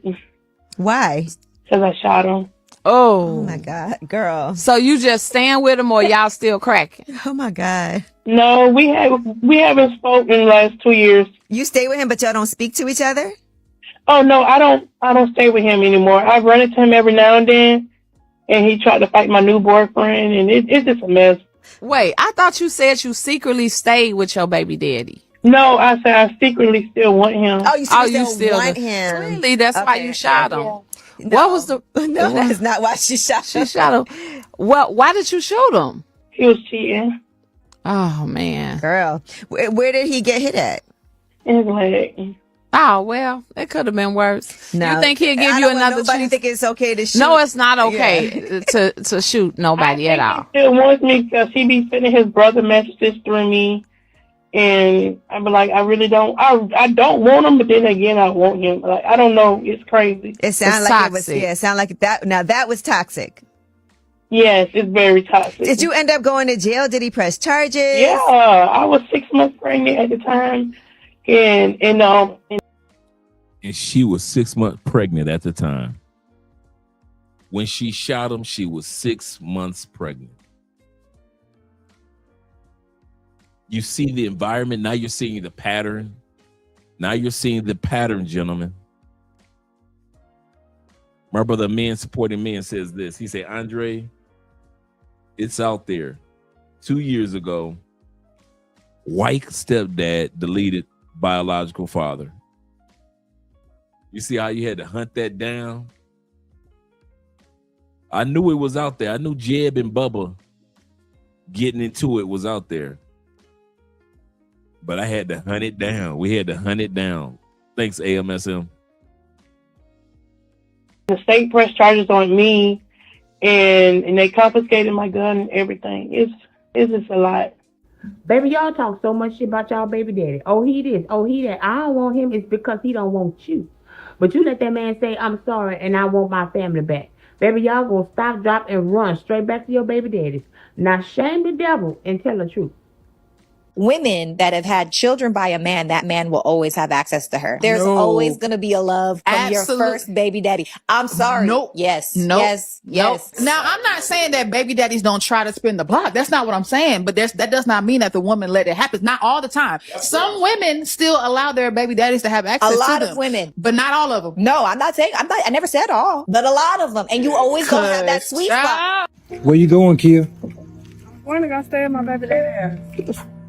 Why would you be going to stay at your baby daddy The house? same reason you went to Florida with your baby mama and your son. Oh, shoot. You notice a pattern. She says, I'm about to go stay with my baby daddy. Where you going, Keisha? First of all, as soon as you knew her name was Keisha, I don't see why you even dated her. But I digress. Where you going, Keisha? Keisha said, I'm going to stay with my baby daddy. Why are you going over there, Keisha? Keisha says, the same reason you and your baby mama went to Florida with them kids. Let's bring that beat back.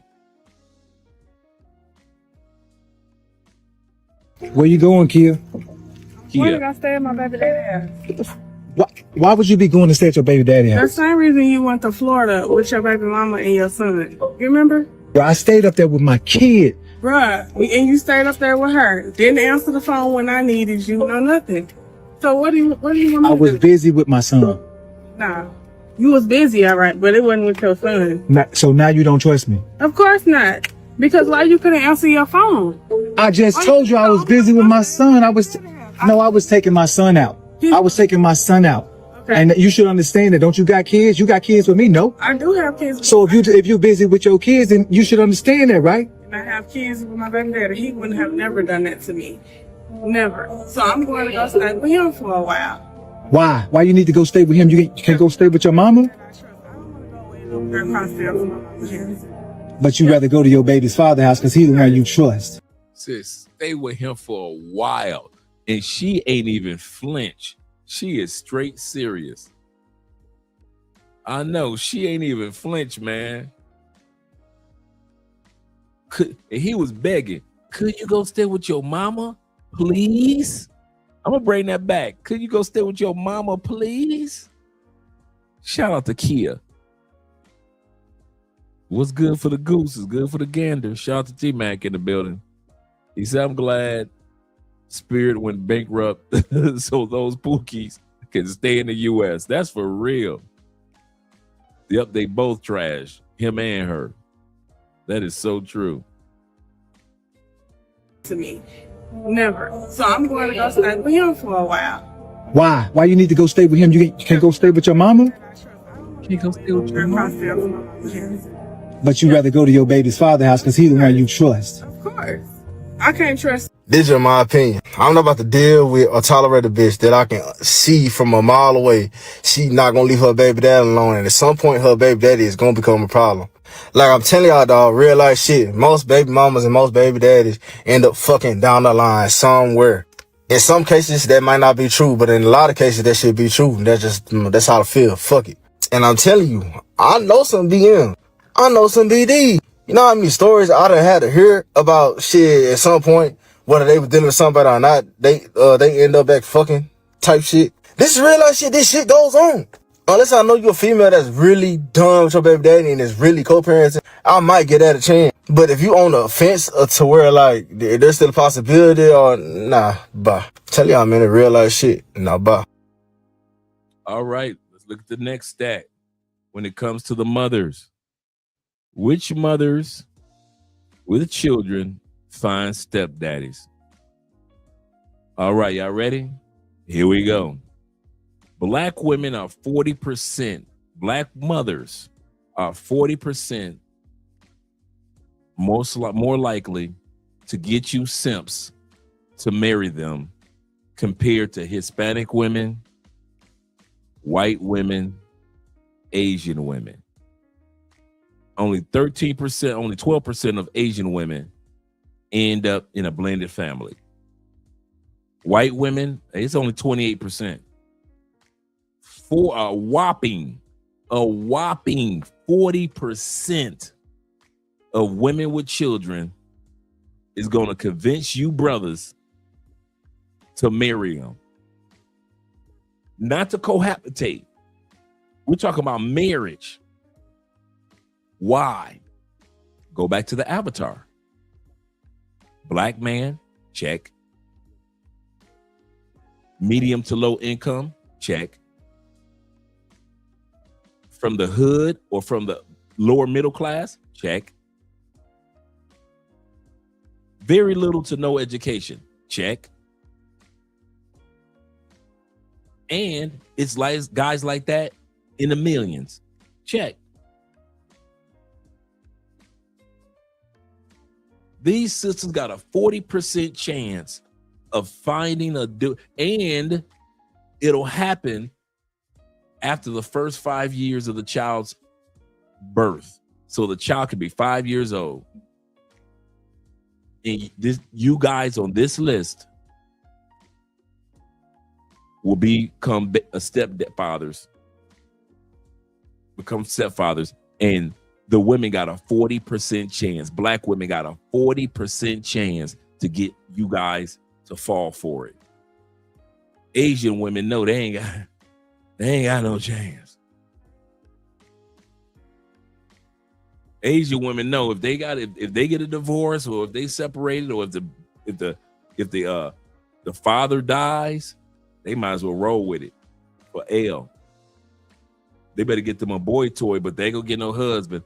But black women and Hispanic women to a certain extent, but black women, 40% chance of one of you simps will treat her like Sierra.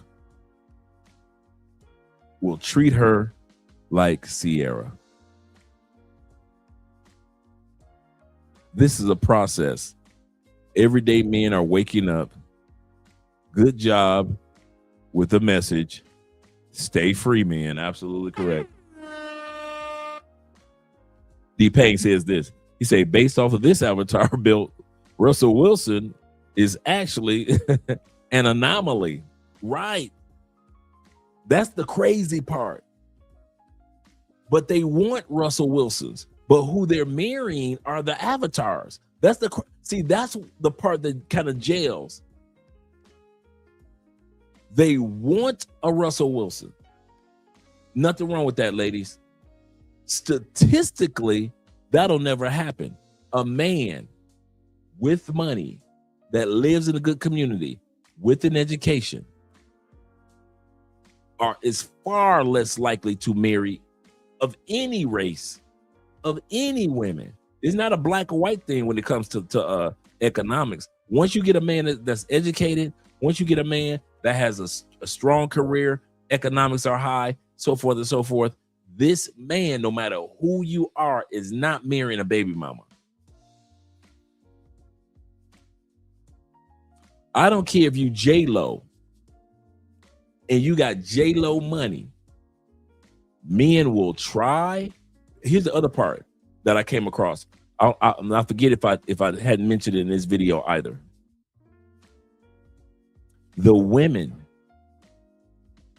that do get access to the most prestigious baby daddies, stepfathers, are women that already have money. Remember I told you my story? My ex was regional manager for Kohl's department stores. She was already 6 figures. Women like that have the highest rate of marriage or a stepdad to where everybody else usually gets a cohabiter. Women that have good careers, the more money a woman's makes on her own, the more likely a man will give her a chance to be by way of being a stepdad. Broke women that's dreaming on Kevin Samuel's show ain't have a snowball chance in Hades. That's why Sierra was able to get a Russell. Sierra already came to the party being worth $5 to $10 million on her own. It may have been a pot, a small, because Russell had just got his $200 million contract like right after meeting her.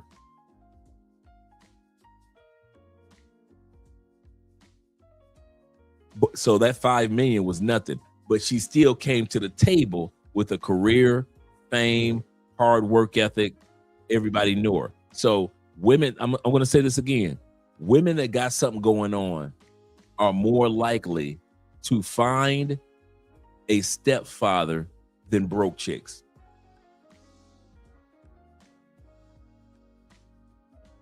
Broke chicks are less educated chicks are less likely to find a stepfather, meaning marriage. I'm not talking about talking about proposals, like Kevin Samuel said. We don't count proposals. I'm talking about the man has walked down the aisle, has gotten married to them. Broke chicks get guys that move in and y'all cohabitate, but women that have a decent career or making money, they are more prone to find a stepfather for their kids than broke chicks. So even not all women are created equal. I'll say this again. Not even the women are created equal. If you are a broke chick, you are less likely. And I mean, I forgot the number, but it is far less likely. I think it was, if I'm not mistaken, it was 33% of broke chicks find a stepfather to marry them. That's willing to marry them. 69% of women with careers that are dating men and the woman has kids, they have a 69% chance of getting married compared to the 33% of broke chicks. No, it's 64%. It was 64%. So women that got their own money, and I can see that, women that got their own money and they got the kids, sometimes we'll look past it. If she look good, she a good person and she got her own money. I ain't got to spend my money on these kids. Yes, he did. Definitely he did. Even if she has right, I'm with you, bro. Even he said, I can't bring myself to do it. I can't bring myself. I'm with you, bro. My brother says this. He says they want Russell and Future. That's a good call. That's bars right there. I didn't let that go over my head. I got you, brother. Russell and Future. They want the personality blend. They want Voltron. That's what they want. They want Voltron. He said in 5 years, those kids will have a stepdad. Shout out to Kevin Samuels. Absolutely correct. He said women with money think that because they have money, that they are entitled to a man being a stepdad. Absolutely correct. And now we got the numbers to go along with it. Crazy numbers. I'm trying to see why when I meet a woman with kids and I be like, nah, I'm good, baby. I'm looking to start my own family, my own kingdom type shit. Like, it's always a problem. Like, they feel attacked when I say that. And I'm like, I mean, am I wrong? Shit, I have no kids. I don't want to be stepdad. I don't care if your kids grown or they can fend for themselves. I don't care about that. I want my own shit. Because if I'm coming into your life and you already got kids, your loyalty is really to your kids. And your kids is loyal to you. So if I come in, what do that leave me? I don't get no loyalty, basically. Everybody gonna be coming before me, basically. Shit. I know I'm not wrong, though. I know I'm not wrong. There is no better man in this world than a man that decides to be a stepfather. It takes a lot of kindness and selflessness to adopt children that do not belong to you. Usually it's black men, because black men are the only ones who seem to have a difficult time with, caring for someone other than themselves. And a lot of times they don't have the resources to be able to take care of their own damn children. So why in the world would they take care of another man's? But these women still choose those dudes that ain't got the money. So let's not do that. We already looked at the stats. And you ladies are choosing the broke dudes. Kofa said, he said, get a vasectomy. Get gents. He said, especially if you have kids, particularly if you have a son already. 30-minute procedure and everything works the same.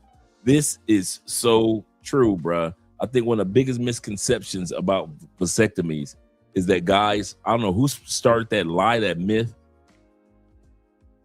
that your body parts aren't going to work the way they used to. Bruh, I'll be 60 next year. I ain't had no issue. I'm still working out like I'm in my early 20s, bruh. That myth that they tell, like I told you, a lot of my friends got theirs reversed. They got it. They had it for 5, 10, 15 years. They got married, found the right woman. Then they got it reversed, and all of them got kids. And I mean kids in college now. So there's a lot of myths that are sold, especially the black men, about vasectomies. That's not true. No, it's not what you think it is. Not painful, dude. All it is that there's a vein on one testicle and a vein on another testicle, and it's like a bridge. They just cut the bridge, so now they don't connect, like a bridge, literally like a bridge. You go to the next testicle, clip, all that. I need 3 days off of work. I need me a pink slip because baby spoil me. That's a lie. That's a lie. You are not broken down. Like, I can't drive. Could you drive me up there? That is a lie. Anybody that's had a vasectomy will tell you it is not that serious. You dudes are being extra dramatic with it. It is not that serious. Now, mind you, it's not for everybody. Everybody doesn't want it to be done. That's cool, right? But for those of us who have had it done, it's not what you guys try to sell it to be, man. Not at all. Not at all. Shout out to you, brother. Let's go back to the video, the last part. Well, not the last part. We got 2 more. It's 7. We're on 5, 6. Let's go back to hear what she was talking about. That decides to be a stepfather. It takes a lot of kindness and selflessness to adopt children that do not belong to you. Usually it's black men, because black men are the only ones who seem to have a difficult time with, caring for someone other than themselves. Okay. She just said that it's only black men that have a difficult time to caring for anyone but other than themselves. Black men have a difficult time caring for anyone other than themselves when it comes to being a stepdad. Is that statistically true? Is it black men least likely to become stepdads, or black men statistically more likely to become a part of the avatar of the stepdad? Black men are more likely than white.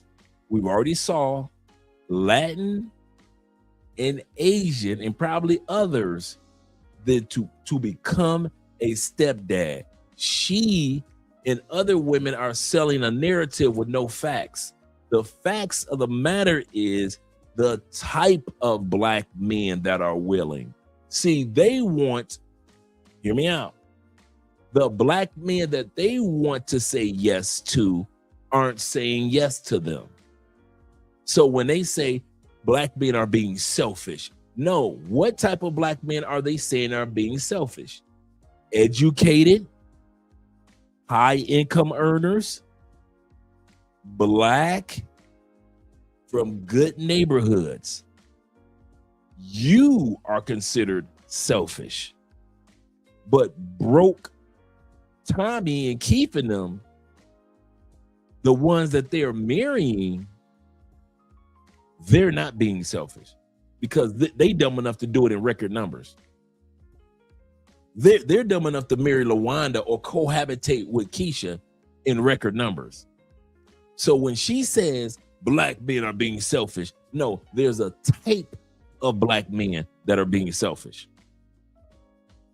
Us men that got something to lose, in other words. Us men that have been putting in hard work, in other words. But it is not black men in general. No, because this pool of black men over here statistically will marry you in a New York minute.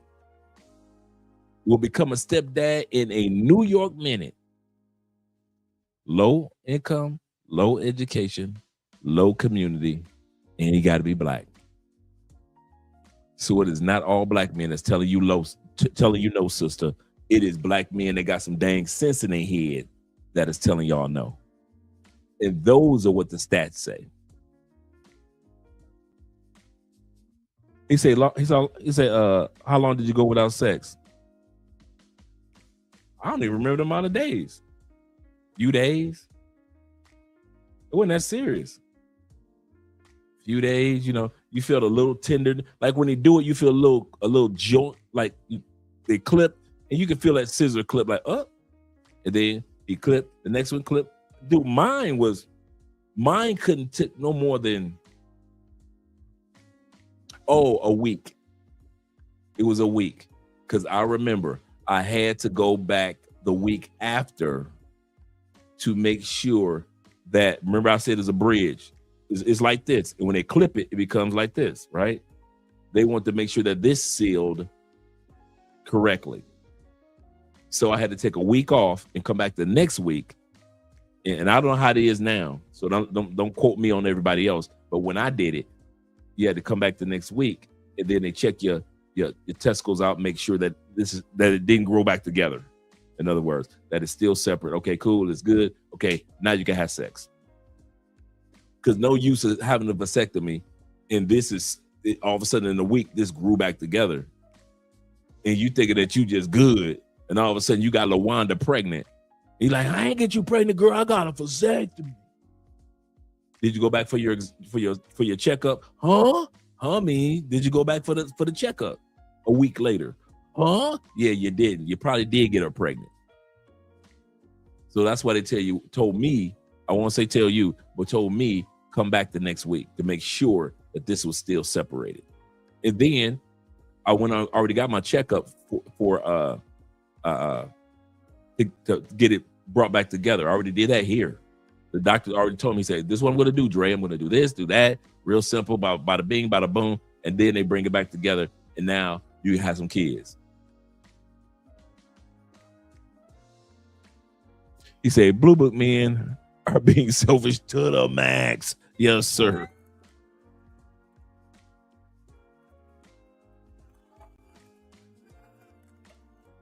So yes, it's the passport pookies or the plantation bros that are willing to be stepdads in the States. He said, we need a low wage dropout to stay in the States. Yes, sir.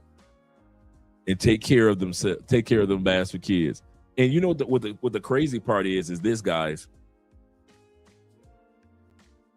Some of you guys are already stepdads, let's be real. Or you know a stepdad, or you had a stepdad. And now you got to admit, like, ooh, let me think about my stepdad. Well, he had an okay job. He's making money. Yeah, my stepdad was black. Yeah, he was from the hood. Yeah, my stepdad, he didn't go to college. He graduated high school, but he didn't go to college.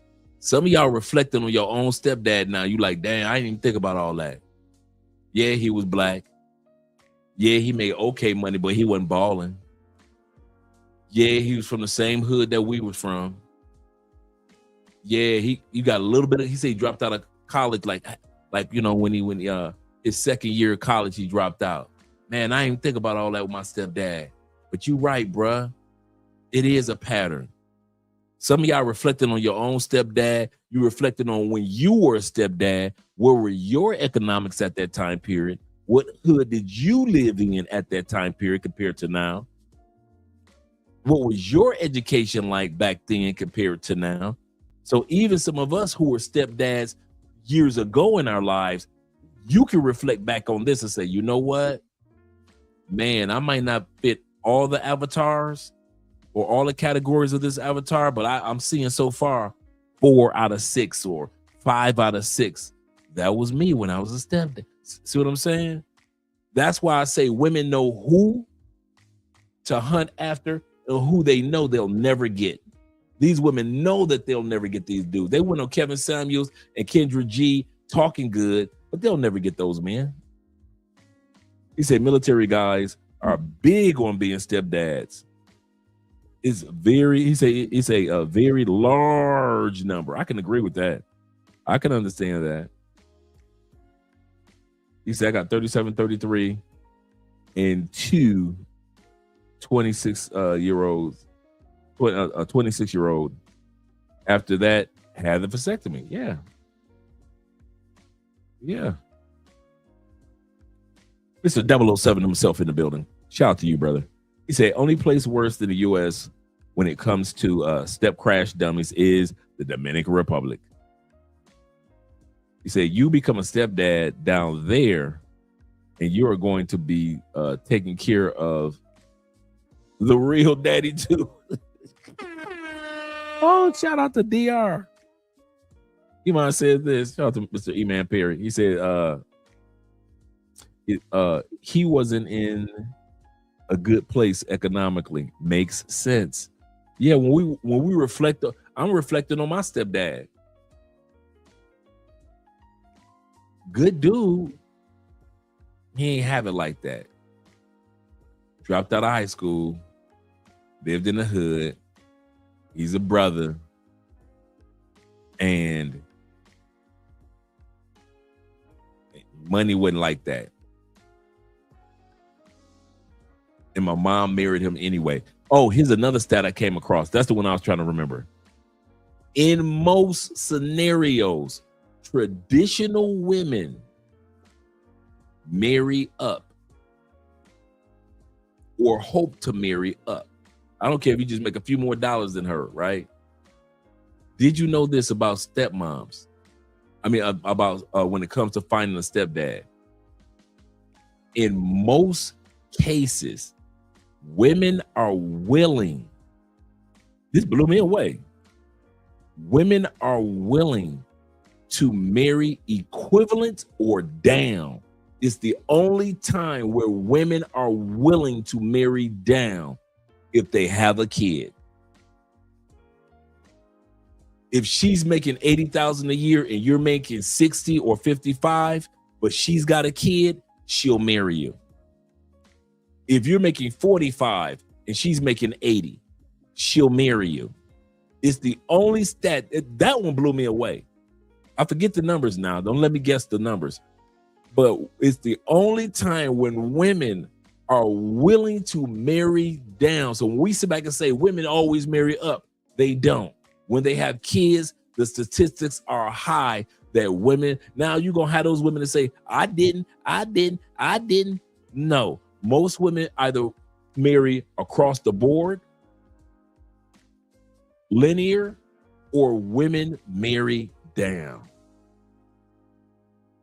It is not common, as we've already looked at the stats, for women to marry up and have some kids, because the up dudes, we already looked at the stats, only 9% of the dudes that's making money are willing to become a stepdad.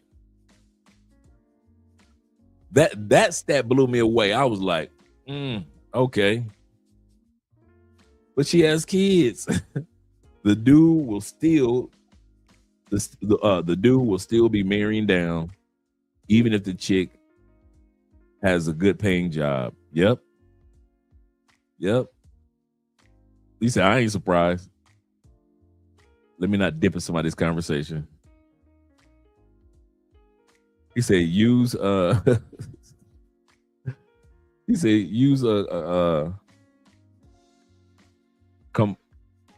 combined.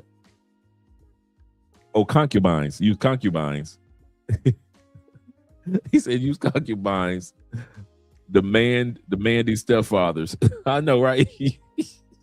Not the used concubines. You're a monster. Shout out to Jay.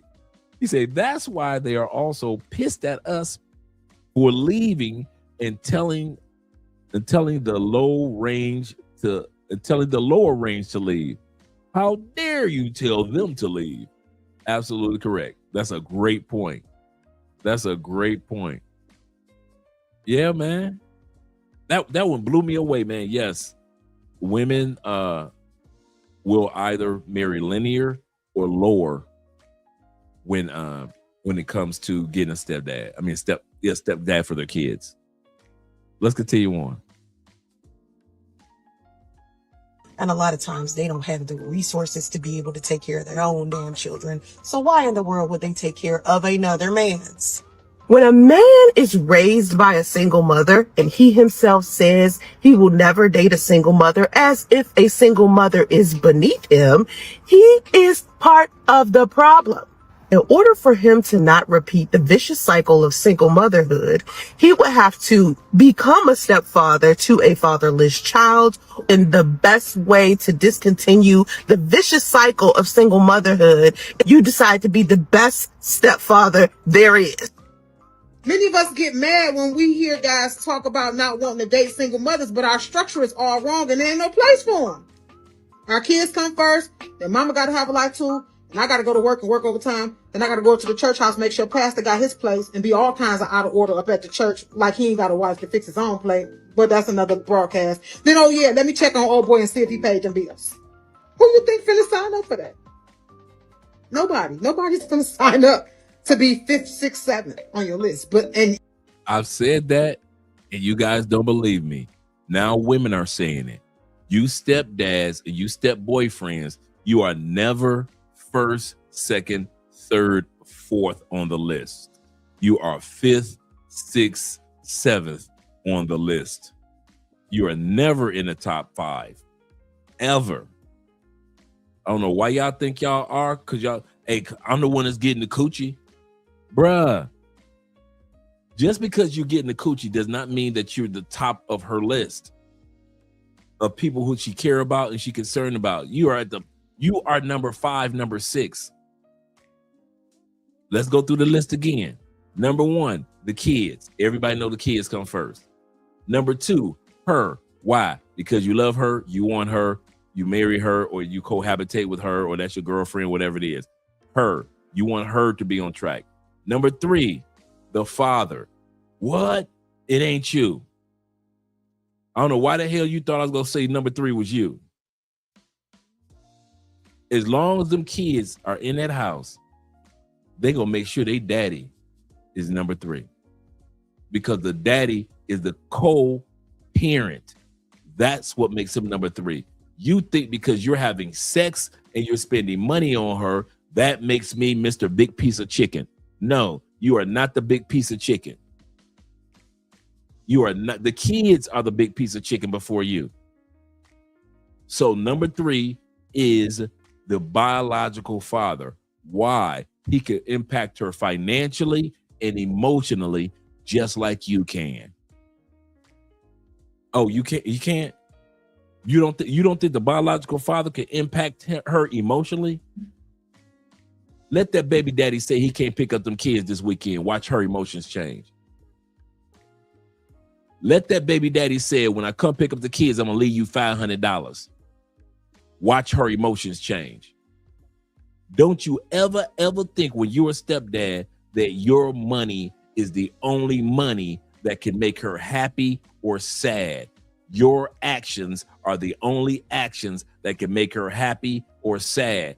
That other man's money and that other man's actions can impact her emotions just as fast and as easily as you can. The only benefit you get as a stepdad or a step dummy or a step boyfriend is this. You at least get to have sex with her. That's it. You can say, I can have sex. You can say she made me a plate of, I got the big piece of chicken. Andre said, I get the big piece of chicken. Okay, you got the big piece of chicken, but you still don't have the power over her that you think you do. So enjoy your raggedy piece, your dry piece of chicken, and enjoy your sex.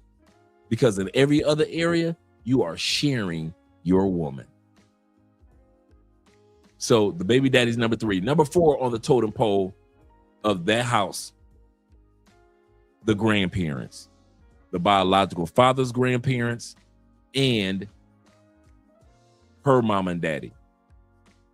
If you think you go come in that house and change some rules in the dynamics, which that granddaddy was the one that fixed that porch before you came along. Granddaddy was the one that came and put up that Christmas tree before you came along. Grandmama is who them kids going to go see this weekend. If you think that you about to come in there, talk about, I'm number 4. No, you ain't. You ain't number, Go ahead, get in a scuffle with them grandparents you want to. Go argue back and forth on the phone with them. You're going to find out fast. You are not number 1, number 2, number 3, or number 4. Number 5. I said this before. I'll say it again. Pets. If you think you're going to walk in that woman's house and her dog can't get on that bed, or them kids, hey, we about to go get something to eat. We got to walk the dog. Mom always have to walk the dog at 5 o'clock. What? I thought we was going to go get something to eat. Baby, after them kids walk that dog, let them kids walk that dog. Oh, man. F that dog. Mom, he said, F the dog. Kevin Samuels told y'all about dating women with pets. He said that plenty of times. You go ahead and think you greater than that poodle. Go ahead and think you greater than that German Shepherd. Think you better than that Yorkie? You think you better than the Yorkie? I don't care how many bills you pay. I don't care how much sex you have. You ain't gonna never be more important than them kids' dog. Them kids' cat. You out your mind.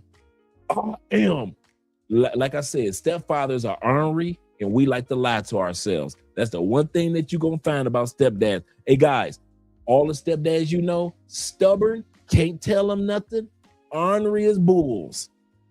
Yeah, I don't know one stepdad that ain't ornery. I don't know one stepdad that you can give solid advice to.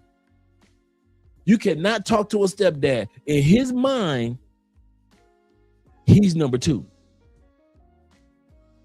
It's the kids, okay, cool. But then it's me, I pay all the bills. Bruh, you are not number 2. You are number 6. And until the dogs die and the grandparents die on both sides, you ain't gonna make it up to number 4. And until the baby daddy die, you ain't gonna ever see number 3. You ain't gonna never be the big piece of chicken. So you can forget about that. All you stepdads, you done lost your mind. You done lost your mind. You ain't gonna never be greater than them pets. Them pets been there for 3-4 years, and you think you gonna walk in and tell that woman what to do because y'all ain't love, because you made her bust a nut and made her shake and quiver in bed. She gonna all of a sudden change her mind about her kid's dog? You know how long them had them dogs? They got 2 dogs. You know I don't care if every time you come in there and sit down, it's dog fur all over your shirt when you leave out. And if you don't want the dog fur, leave her and the dog and the kids alone. Stop being a simp and move on and get you a woman that ain't got a bunch of dogs and a bunch of kids. But if you think that because y'all have good sex, you spend good money, that you number one, Negro, you lost your mind. I'm gonna tell you something for real. Ex-stepdad talking to you future and current stepdads. They were a family and they were making it before you came. And if you decide with your ego to leave them, guess what's gonna happen? They still gonna make it. Granddaddy gonna still make sure them kids get their school clothes. Grandmama gonna still make sure that refrigerator in that house is full. The woman, she gonna still make sure everything is going smooth. They were gonna make sure that them kids were getting their homework done before you came along, stepdad. They gonna get their homework done when you leave. You are not that important, bruh. I don't care how good you are, how loving them kids are. You are never that important to where if you come, great. If you leave, ain't no monkey gonna stop no show. Not you. You ain't never that important. Don't you ever as a stepdad or a step boyfriend think that you're doing something with your money and with your sex that's so amazing that if you leave, it's all gonna fall apart. How come it didn't fall apart before you came then? Before you came into them kids' lives, how come it didn't fall apart? How come how come the woman's life wasn't in shambles? They gonna live with you and they gonna live without you, partner. And that's a stepdad truth that a lot of y'all don't want to hear. A lot of y'all don't want to hear that one. That's what makes you a simp. That's what makes you a simp. You get no return on investments. And the fact that you disappear like a phantom, like a thought of the past. Like, remember when so-and-so is? A lot of you guys don't want to talk about that as stepdads and step boyfriends. Y'all think it's cute to have you look, hey, yeah, I'm in Colombia, man. You know, I'm dealing with the chick. She got a shorty, Dre. She got a little shorty. Y'all think it's cute. I done threw her a few dollars. You ain't rescuing, y'all be swearing y'all be rescuing chicks in other countries. Y'all swear, y'all throw a few dollars and y'all think y'all doing something, man. She got good sex. You know, her daughter is respectful. I'll throw a few dollars. And so, no, bruh. All the women in that country that ain't got no kids, and you, because of you fit the avatar, you go from country to country to country messing with baby mamas because of that avatar. My brother says, unfortunately, some men have been eaten. Some men have to be eaten by that way of thinking in order to get rid of the twisted way of thinking. And that's the sad part. That is true, brother. T-Mac says this. He said, I had a woman that I dated with a dog and a cat. Could not stand that cat. And the dog damaged her blinds, tore everything up. But I blame the cat. And she got rid of that dang cat. You're a monster, T-Mac. He said, dang. He said, you underneath the dog? You are underneath the dog. I don't know why y'all think y'all greater than them pets. Man, them pets are like the glue that keep the house going, man. Stepdad is not the big piece of chicken. Nope, he's just chicken.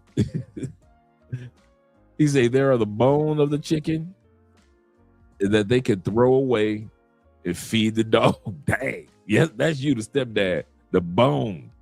The throwaway bone. That's a good way of putting it. He said, you simp because the consolation, you simps become the consolation prize to another man's seed. That's the crazy part. Shout out to the men who always stand on business. Concrete cracking in the Timberland boots. That's right. stomping, standing on business. Never a step crash or crash dummy, in other words. Absolutely correct. He said, put that money in crypto. Yes, sir. Put that money in crypto. Not baby daddy. Save for your seed. Live happy. Absolutely correct. That's a good way of putting it. He said, I missed the avatar. Okay, let's talk about the avatar before we head back. There is an avatar or a prototype of statistics that showcase which men are more likely to fall for the narrative of becoming a stepdad. After I describe this and after we watch this video, you'll see and notice in your churches, on your job, you'll start taking an analysis of, I got stepkids, and you'll be like, I could see that now. You'll start noticing anybody that's hollering stepkids, you'll notice what race they're from, what communities they're from, their economic status, everything. First part of the avatar or the prototype that we've discovered statistically is 28% of stepdaddies or 28% of men that are willing to be stepdaddies are black men, the highest rate. Latin men comes next in like 23. White men are all the way down to 15%. White men are not going to become a stepdaddy. And only, I think it was like 7% of Asian men are willing to become stepdaddies. So first part of the avatar is brothers are the only ones that's dumb enough to become a stepdad. So that's the first part. Second part we looked at was the economic stats. According to the Pew Research Center, men that make an average of like 30 to 40,000 a year, you got a high level of becoming stepdads. You got a very high level of becoming stepdads. Upper middle class guys or middle class guys, they are like 23%, 22. Men that are I think we looked at it, men that are upper class or make over six figures, over 75,000, 9%. Only 9% of, even though these women have been going to Kevin Samuels telling like, I'm a rich man, give me a rich man. Men that make over 75,000, not even rich, over 75,000, only 9% of them ever end up being a stepdad. Then we looked at communities. Men that are lower class are more prone to be a stepdad. Men that are middle class, it's up there, but it's nowhere near lower class. Men that are higher class are still in that 9th percentile. Right there. So let's go for what we looked at so far. Black, lower class, making decent money. I'm not decent, but making a living.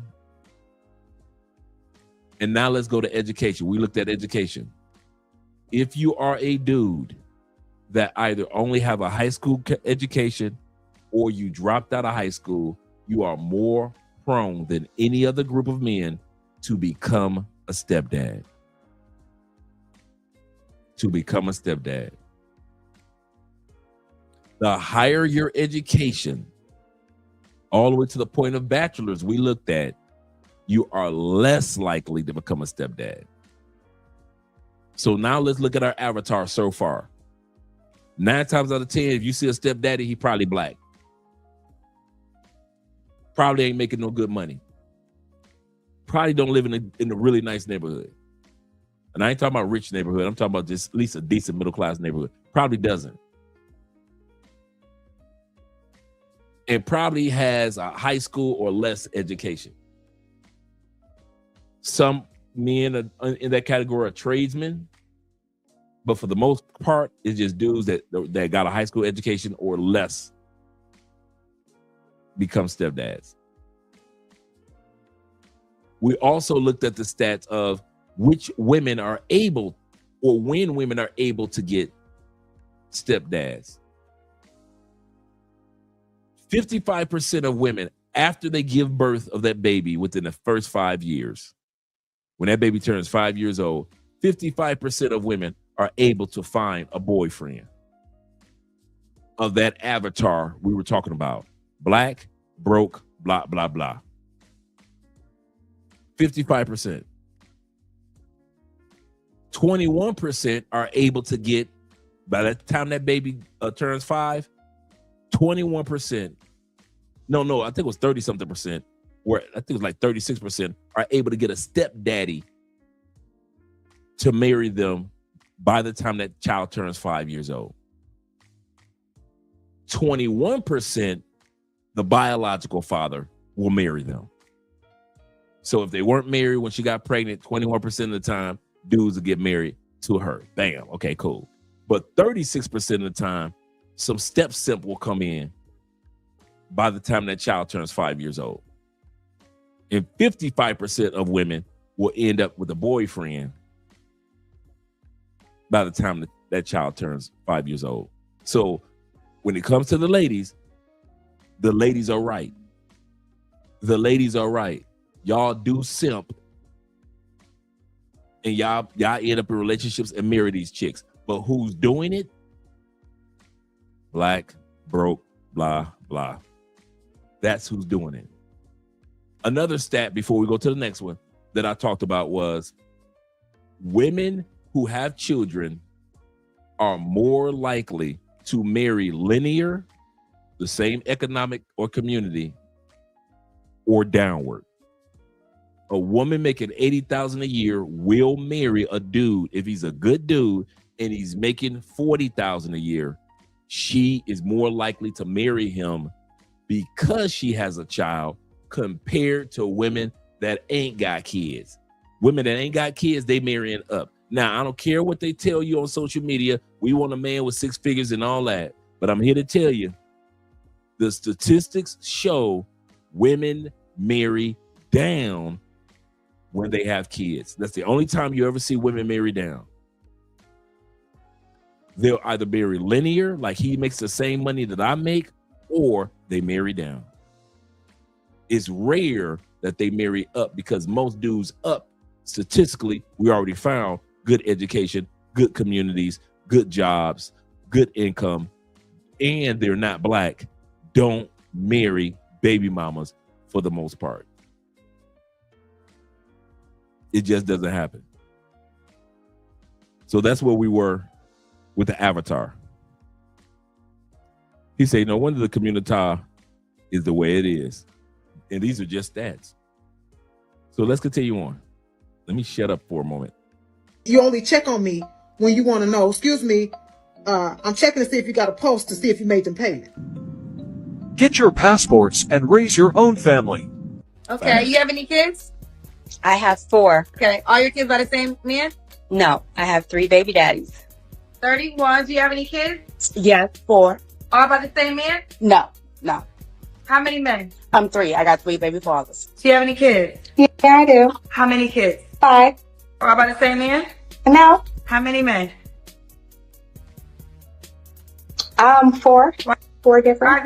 Why are these questions so hard for you to answer?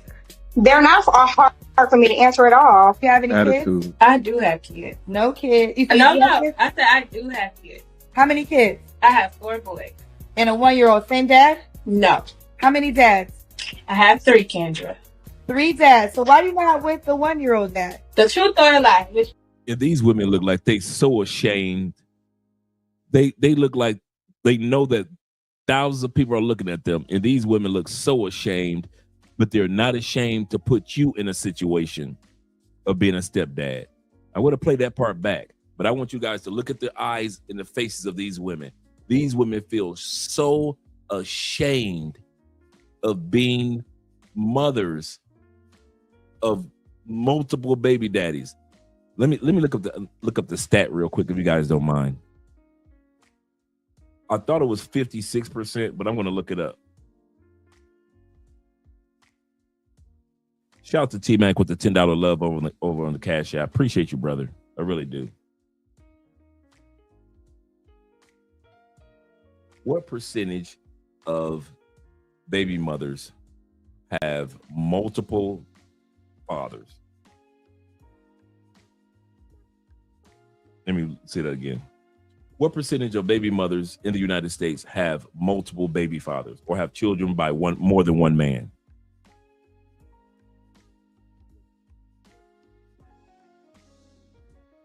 Approximately 28% of women with 2 or more children are by more than one man. 28%. I thought it was right around there. 28%. The rate dramatically higher among unmarried women. Oh, that was married women. With nearly 70% of unmarried women having children with multiple baby fathers compared. Let me read that again. The rate dramatically is higher for unmarried women.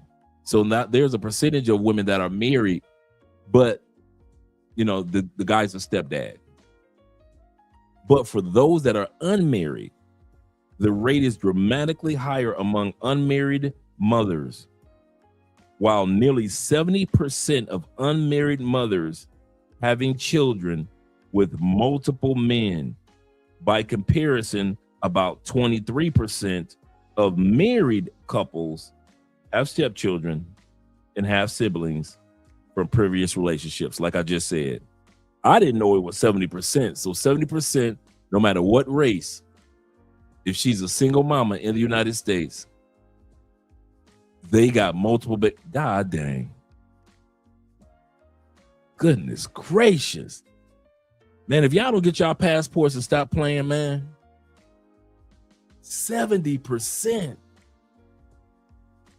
of unmarried women.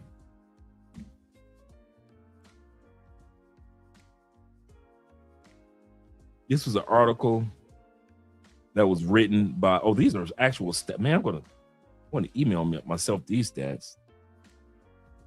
These are actual stats with the graphs and everything.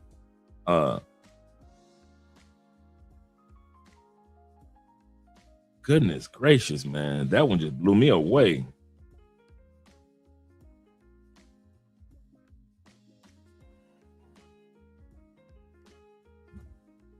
I'm going to share, email that one to myself, and I should be receiving it.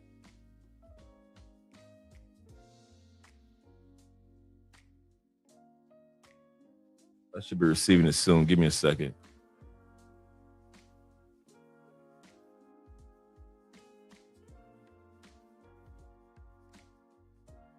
I emailed it to myself, and I'm going to be, let me see if I can get over to you guys.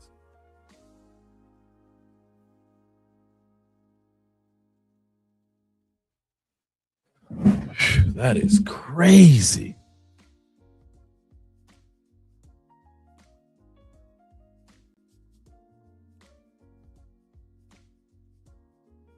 Yeah, I'm going to send this link over to you guys. That's where I got this from.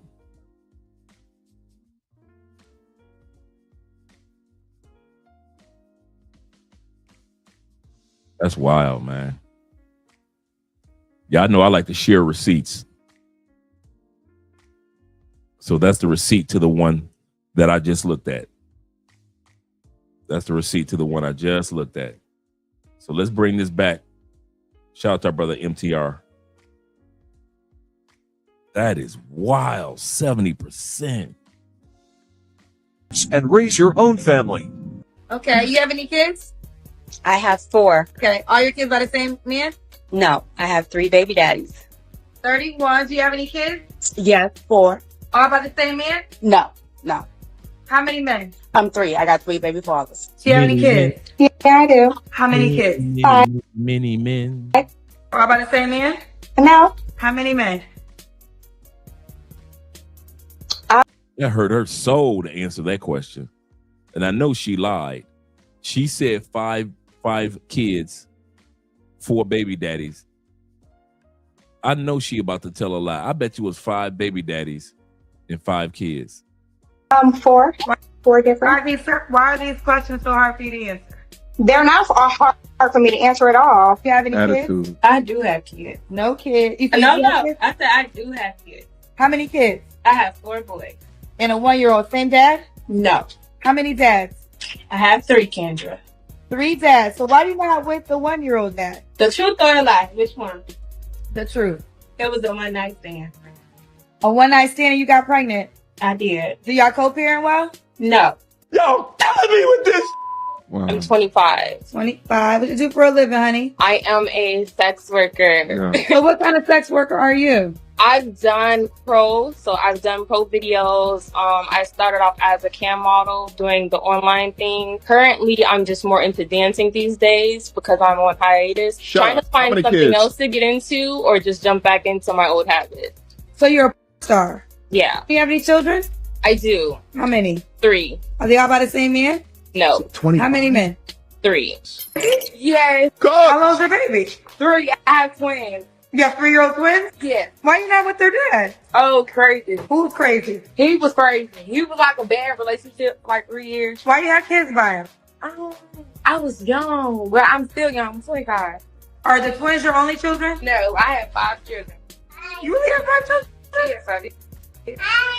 How old are your kids, honey? I have a 6-year-old. I have twins. They're 3. I have a 1-year-old, and I have a 2-month-old. Soraya. 2-month-old. Yes, I Oh do. my God.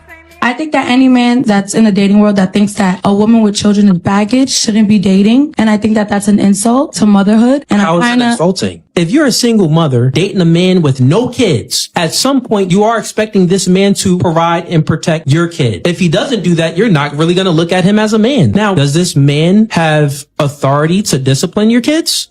I would call my baby daddy and he will be getting his ass beat. Okay, so Because you're not touching my son. You're my boyfriend. That's just not going to happen. That's my child. The part that's crazy is you can't see that another man has to take on all of this responsibility, but he doesn't have the same authority as the man that you're not even with. That's his business and that's what he does. So And when, this is when why me, it's an L. Responsibility without authority is essentially slavery. And it's like 2 against 1. This nigga come home walking on eggshells. Oh, damn, I gotta please her and please this little bad, little nasty, little gremlin looking kid. Dad, I gotta please both of y'all. He's in the ultimate form of simple. As a black man with black women that do have children, I would expect you to want to step in.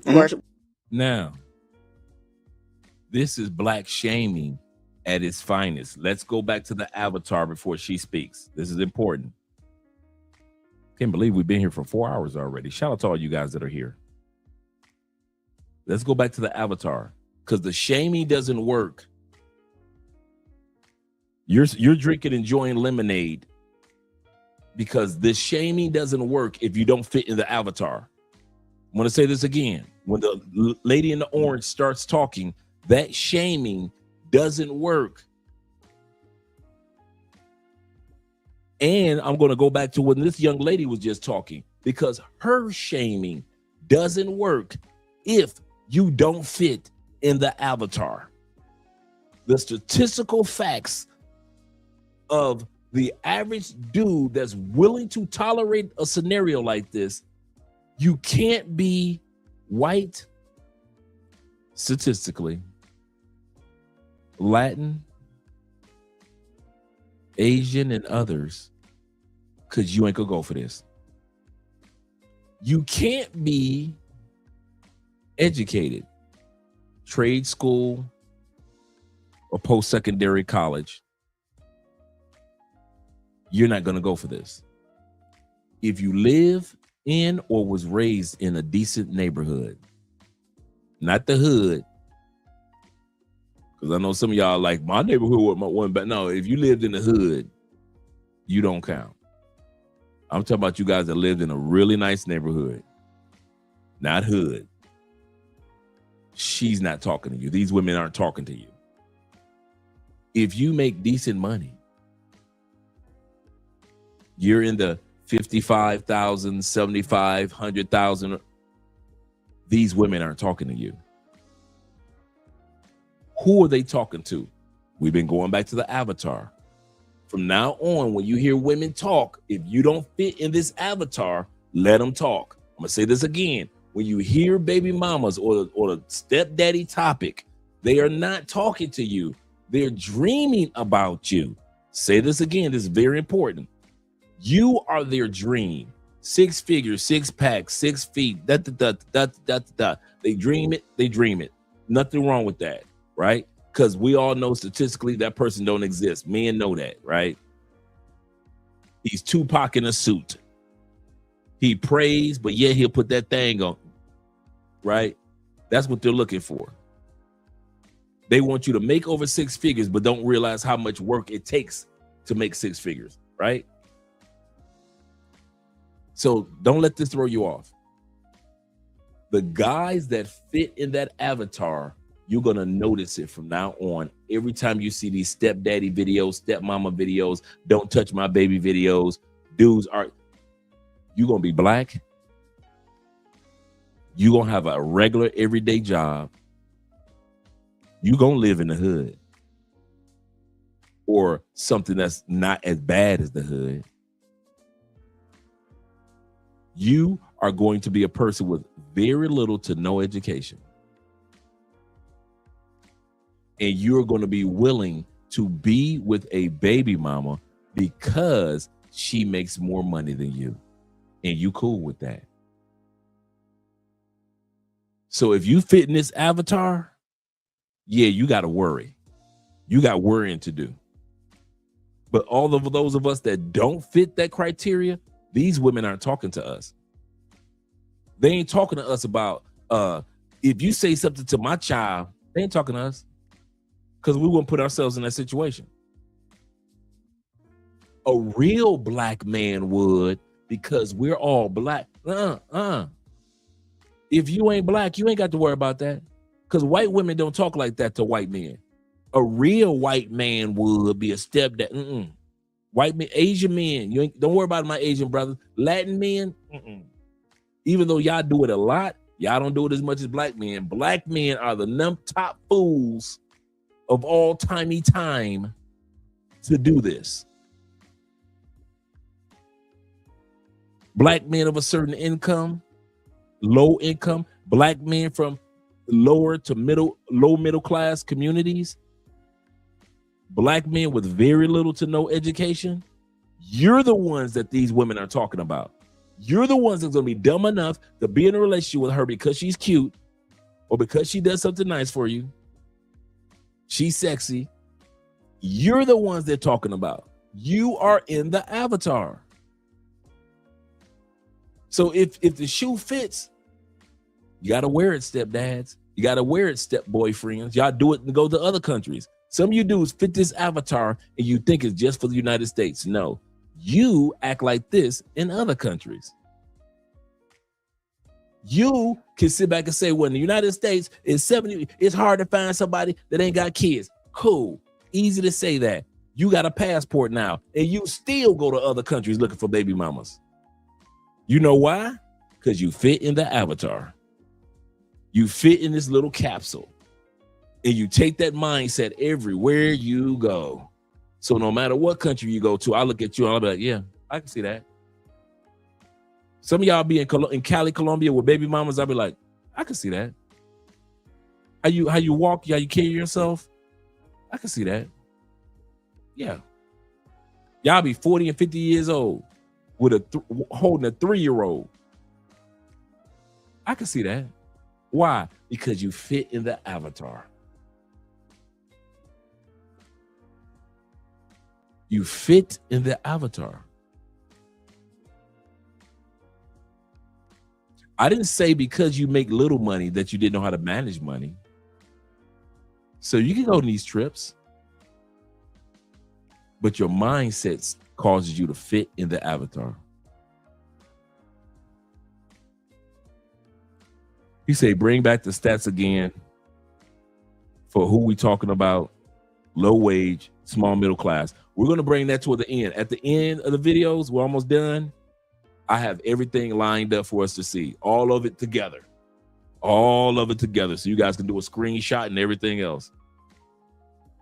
Low wage and some middle class. are crash dummies. Yep.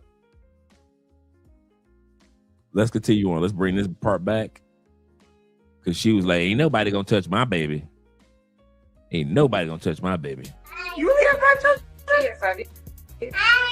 How old are your kids, honey? I have a 6-year-old. I have twins. They're 3. I have a 1-year-old, and I have a 2-month-old. Soraya. 2-month-old. Yes, Oh my God. I think that any man that's in the dating world that thinks that a woman with children is baggage shouldn't be dating. And I think that that's an insult to motherhood. And How is it insulting? If you're a single mother dating a man with no kids, at some point you are expecting this man to provide and protect your kid. If he doesn't do that, you're not really going to look at him as a man. Now, does this man have authority to discipline your kids? I would call my baby daddy and he will be getting his ass beat. Okay, Because so you're not touching my son. You're my boyfriend. That's just not going to happen. That's there my it is. child. The part that's crazy is you can't see that another man has to take on all of this responsibility, but he doesn't have the same authority as the man that you're not even with. That's his business and that's what he So does. And this is why it's an L. Responsibility without authority is essentially slavery. And it's like 2 against 1. This nigga come home walking on eggshells. Oh, damn, I gotta please her and please this little bad, little nasty, little gremlin looking kid. Dad, I gotta please both of y'all. He's in the ultimate form of simple. As a black man with black women.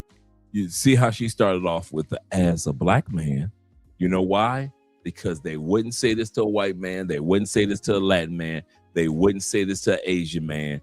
They will only say it to the men that fit the avatar the most. Now, mind you, I'm not saying this only black men, only guys of a certain economics, only men of a certain education. I'm not saying that, but the statistics hold true. You are more likely to be in these categories. And let me drop the link to the other stats that I have from the Pew Research Center. And it's called the article is called Facts About U.S. Children Living in Blended Families. Facts about U.S. children living in blended families. So I'm going to drop the other articles. I told you I share receipts. I don't just say it like Media Man does. I share the receipts. He said, Dre, I'm sorry to say, but you are doing God's work. He said, but I heard Russell Wilson say God was a stepfather, and I tapped out forever. Some dudes won't learn, and they won't. God was not a stepfather. Neither was Joseph. Mary was, like I said, Mary was still a virgin after she had Jesus. And you cannot call the woman that you married Mary the Immaculate Conception and compare that to marrying Sierra, who everybody ran through. And there was nothing virgin or pure about Sierra. I don't know why dudes want to compare them. That is that stupidity mindset.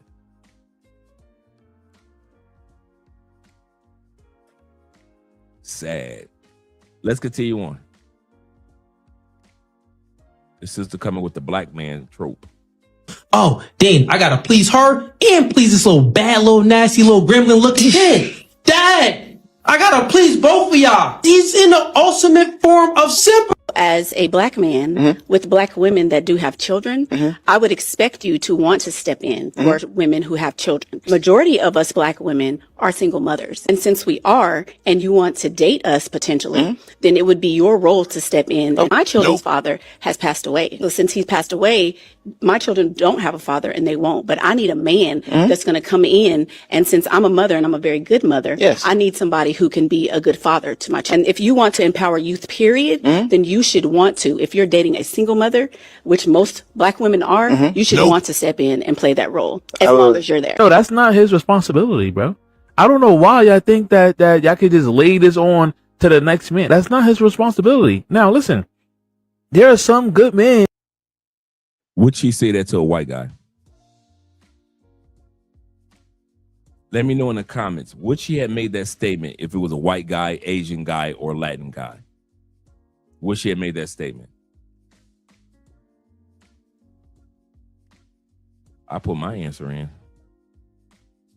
Absolutely correct, E-Man. No. She would not have made that statement at all. If it were a white man, and let's say if it wasn't anybody that she dated, that's the part. Let's say that she was just up there giving advice to other women. She wouldn't have said that if it was a room of white men.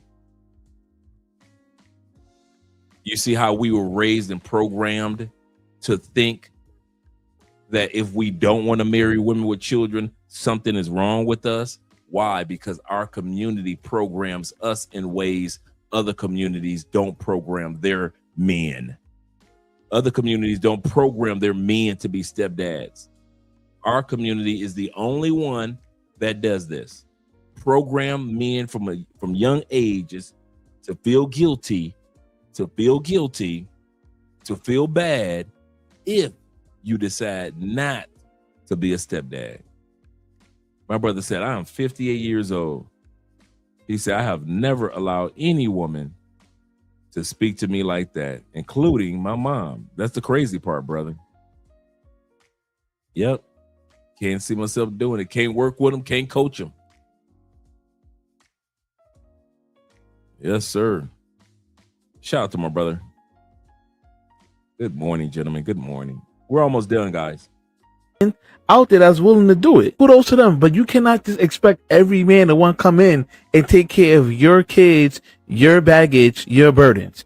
That's not That's not realistic. So I swear to y'all, it's comedy. Cause what can someone say? You can't make this shit up, people. Black men aren't being stepfathers no more because they see that it doesn't work. What's the thankfulness you get out of being a stepfather? You still get blamed. That's why, just like you don't want to deal with baby mama drama, don't nobody want to deal with ungrateful baby mamas. Right. Because at the end of the day, like it or not, our culture is not one that women feel like they need to do something for a man, compete for a man. There are women in this world, in this country right now, who earn 10 times what you do, who come home and submit to their men. But because you got a little bit more money, it's like a lot more attitude. And I get it, but the question is, what are you individual women going to do? Because at the end of the day, it's not working. All right, here we go.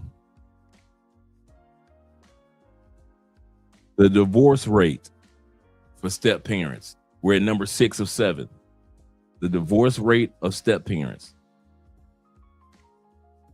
Even though you've been coerced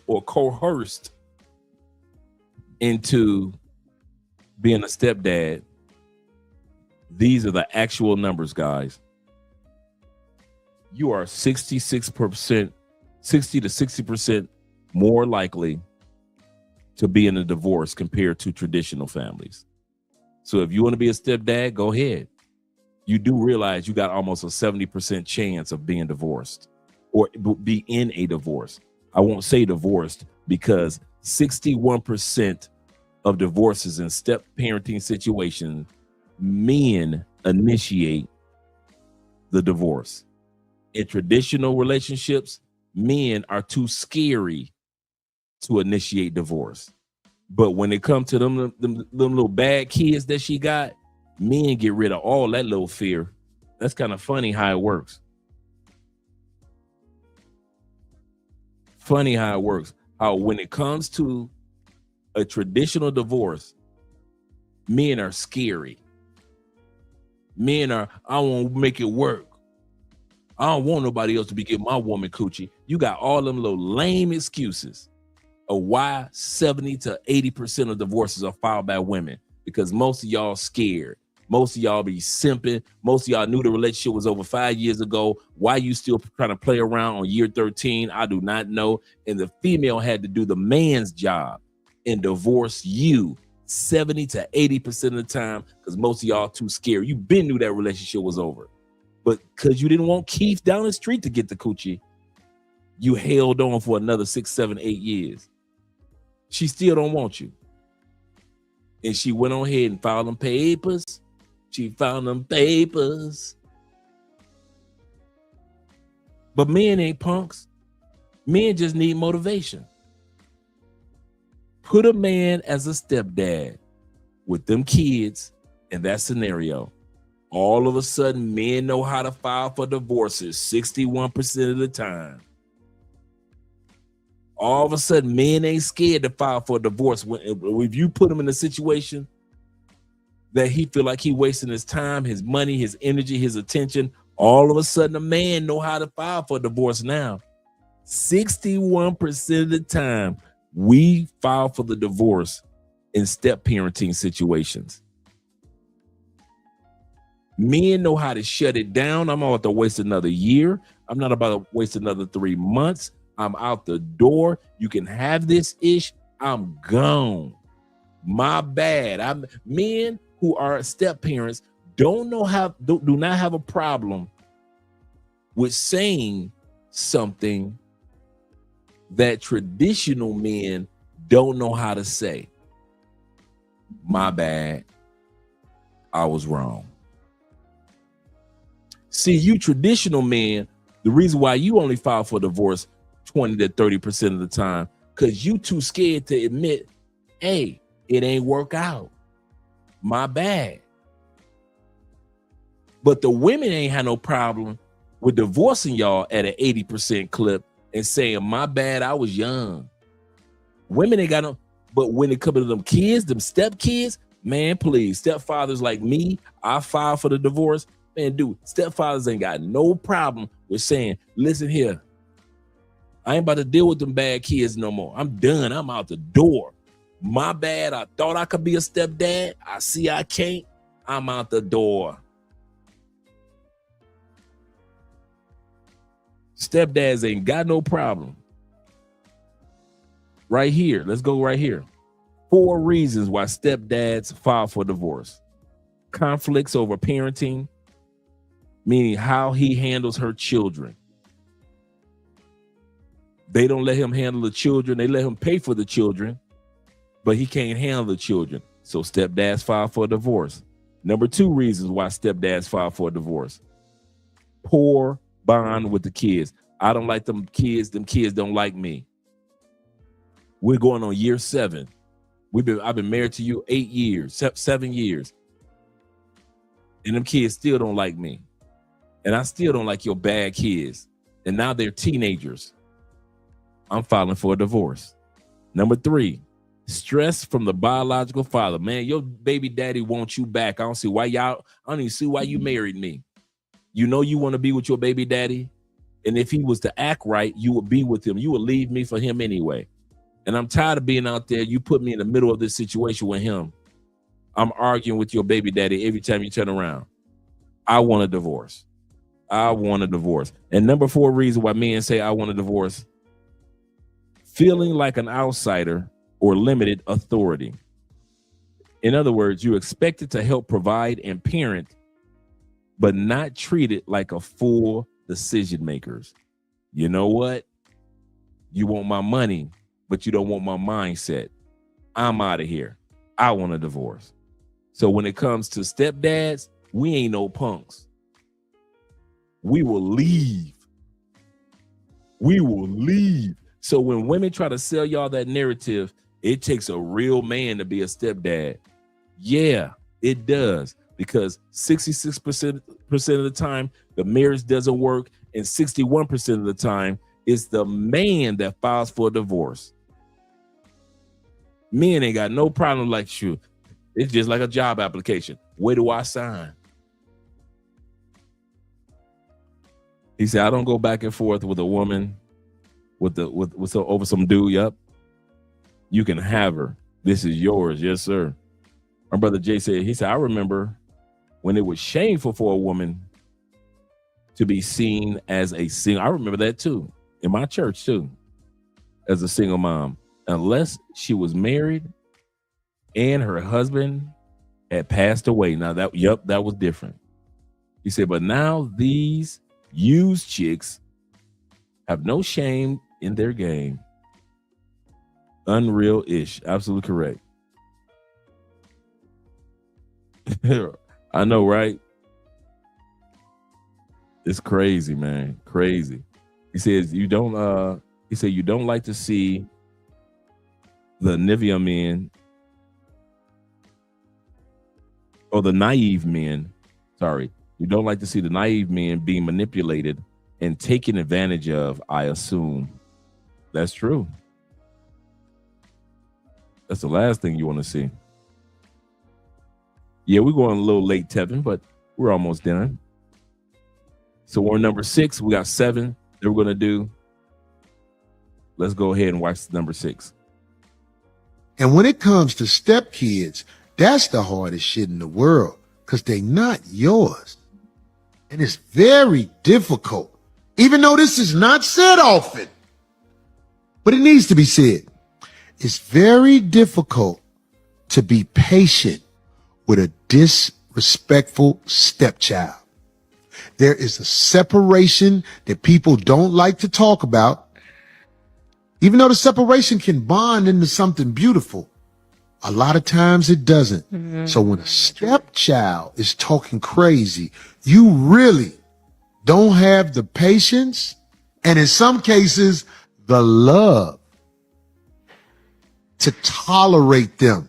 It's not popular to say. Before he goes any further, shout out to my brother, Mike T over in the Cash App with the $25 love. Appreciate you, brother. Appreciate you. Let's go back. Listen to what this brother had to say. Now we're talking about how the stepkids treat you. Look at what this brother about to say, how he treated his stepdad. You did say that. And yeah, I hated him the first 2 years of my life, of him coming into our lives. I hated him.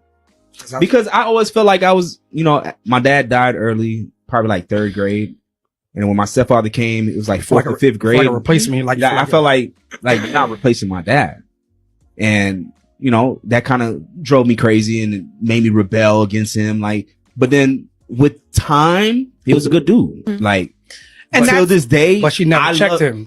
She never checked me. But to this day, I learned to respect my stepfather on my own, not because my mom told me to respect him. Right. I just seen what he did for me, and it was just like, you know what? You're a good dude. Like, let me kind of calm down a little bit. So it's less about doing. It was more about not doing. Well, the reason why I say I disagree is because there's a couple of things. There's when it's kids, especially the time frame, like you're in 4th or 5th grade, like you're stepping into puberty. Right. And so with that being said, at some point, your mom probably understood that you had a lot of built up frustration because your father did pass. Still should check it. Money putting food in your child's mouth because it ain't his. He didn't even shut up. He didn't even get a child out of the deal. He's paying for another man's child who you called a loser. And then you have the nerve to come over here talking about, I divorced him because he wasn't ambitious. And Kevin, then you're going to get out here on the open dating market and tell this story. You are a permanent side chick, ma'am. You're a side chick because of your character. I don't need to hear the rest of the story. I don't need to hear how cute you think you are or how special you think you are. I don't want to hear any of this bullshit. You can't be stepdad. They'll kill you. Damn. Because I know 13-year-olds who killed their stepdaddy. I know a 14-year-old little girl who will lie on you because you coming in trying to be a good stepdad and say he touched me. So nigga, if you mess with a girl, you better let her deal with her kid and you just deal with her. I would suggest that you not even move in with a woman with kids, my nigga. Because nigga, they gonna work against you. And when she get mad enough, she gonna remind you that these aren't your kids. You cannot put your hands on somebody else's children. Nigga, you don't come into no motherfucking household trying to play stepdaddy. You come into the house being a man. Even me, I grew up with a stepfather, and I will tell you, at some points, I did not respect my stepfather because he wasn't my real dad. I would tell him, "You're not my dad. You can't tell me what to do." Exactly. Realistically speaking, and I got a real dad. All of that. And you're assuming that is not involved with the kid. Because if he is, God forbid. Yeah, then it's even worse. You're even worse. Yeah. If the father is in the life, then it's even worse for you as a stepdad. Yo, it's an L to be a stepdad. It is. Period. It is. Like I would tell my stepdad, I'm gonna tell my dad that you put your hands on me. Like I remember all of that. It's an L, bro. It's an L. Yeah. And again, women don't understand this because women take very little risk when they're the mom and the kid is theirs and the man comes in. But you guys don't understand this stuff because you're women. I'm often asked, after 16 years, if I was to see my former daughter, will I speak to her? After 16 years. No. No. People, I'm going to tell you something about us black men. We take scrap respect. Yeah. We take scrap respect. Leftover respect. We're conditioned to take scrap respect. We're so in tune to understanding that everybody think if we own homes, we're gonna be a slumlord. If we fathers, we're gonna be deadbeats. All of us good men, we fight and take on the full brunt of the stereotypes that you are as a black man. Yeah. The other guys, it don't matter to them. But us good guys, we the ones that fighting in the court. We the one that making videos. Basically, they don't know how to read it right when we criticize them. We're trying to get them to act right. I seen a video the other day where a black woman said, I like when black men get offed. I've never seen a black man make a video that says that. This is how comfortable they have gotten at disrespecting us, and you've accepted it. All right. So let's do a sum total. Let's do the sum total of the avatar. This is the sum total of the avatar of the average stepdad in the United States and in other countries probably. First, the highest group is black men. 28% of black men that decide to get married become stepdads. Not 28% of black men, but 28% of black men that have decided to get married become a stepdad. We are the highest race. So if you were building an avatar based off race first, they will run in the face of a black man and expect a black man to be a stepdad before any other man. Next, income. Anybody that's within the $30,000 to $40,000 a year range, they expect you, with the little amount of money that you do make, they expect you to be a stepdad. So it's not high income guys like they keep trying to say, I want a man that's making six figures. It is not them. It is broke dudes that's becoming stepdads, cohabitating. Whether it be a situation of you put your money together with her money and y'all might be bringing in $80,000, $90,000 a year. If you put your 30 in and she put her 50 in, it's one of those situations. Number 3 for the avatar, education. 50% of stepdads in the United States have a high school or less education. You are more likely to be, and I'm sorry, I don't want to, 50% is impacted by education. Those who are high schoolers and less are 28%. If you just got, and that's the highest rate. If you just got a high school diploma, you are more likely than any other education group to become a stepdad.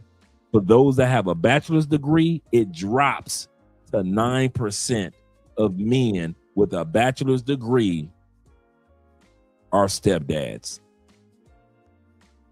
That myth that black women and other women had tried to say, I want a man with six figures and all that, that is just a dream.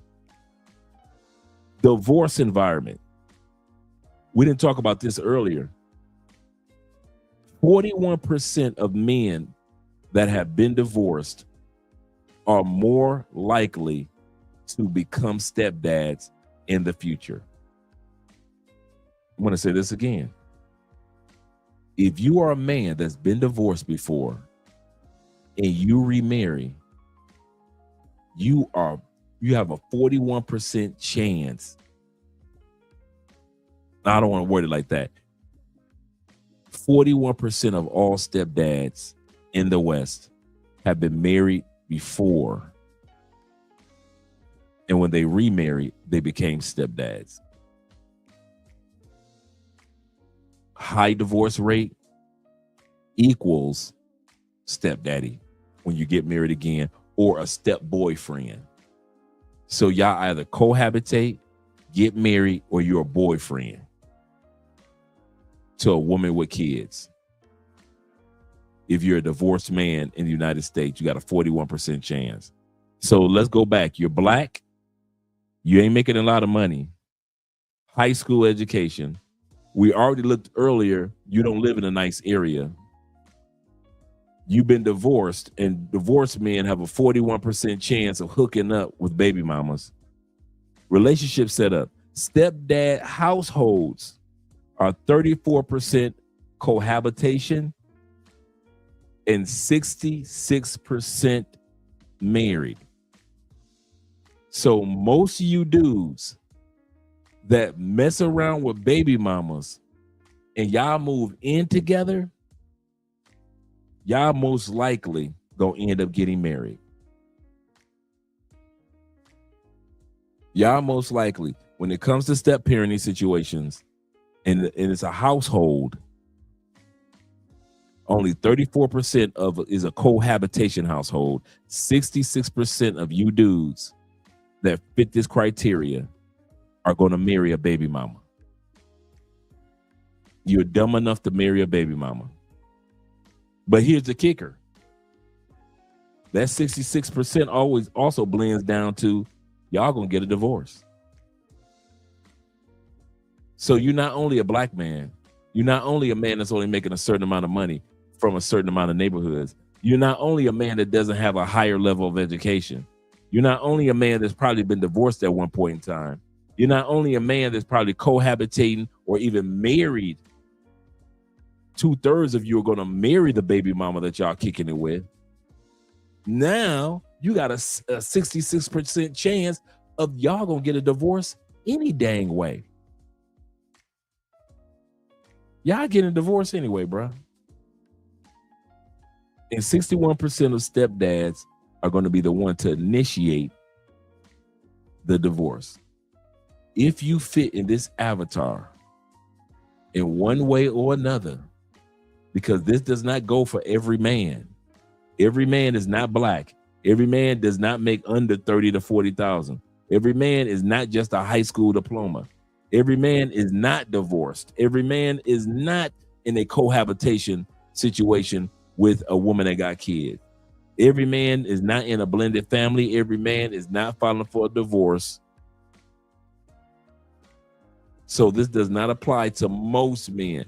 But for those of you that it does, and you recognize these signs, 1, 2, 3 of these signs, you might want to check yourself. If you're a black man, you might want to be on your P's and Q's about protecting yourself when it comes to your emotions and falling in love with baby mamas. Because white men don't have to do that. Asian men and Latin men don't have to do that. They're automatically on their P's and Q's about it. But black men, you are the ones that they are conning and coercing into doing it. If you know that your income is not the highest income, and you think, well, if I don't make a lot of money, but if she don't make a lot of money, we get together, we're making 70, 80,000 a year as a household. Yeah, you might want to reconsider that. All you cohabiting guys that ain't making that much money, you get with a chick, she ain't making that much money, so y'all just living off each dude. I'm telling you, if your education ain't that high, if you ain't taking Theo's class to get certification in something, you ain't going to trade school for nothing, you ain't learning AI, nothing. If you've been a divorced person, if you've been a person that's been divorced in the past, you might want to watch yourself. If you are living with a woman that's got kids or dating a woman that's got kids, you might want to watch yourself. And if you are currently in a blended family, you really want to watch yourself, because y'all got a 66% divorce rate and you might be the one that filed for the divorce, and you may not realize that. So this is the avatar of stepdaddies that exist in the United States. So when you hear women talking about men should step up, they are not talking to us. They are talking to the men that fit in this list right here. They are not talking to us dudes that's going after goals and dreams and relocating, and you're buying property here, you're buying property there. They're not talking to us. They are talking to the guys that fit this criteria right here. You should save the community, the guys right here. Wasn't your mama black? The guys right here. Why do you think it's something wrong with being with it? So you think that baby mama shouldn't date? They're talking to guys right here. The rest of us, we shouldn't even be answering. We shouldn't even be responding when we hear baby mamas talk, because they are not talking to us. They are talking to men that fit this criteria right here.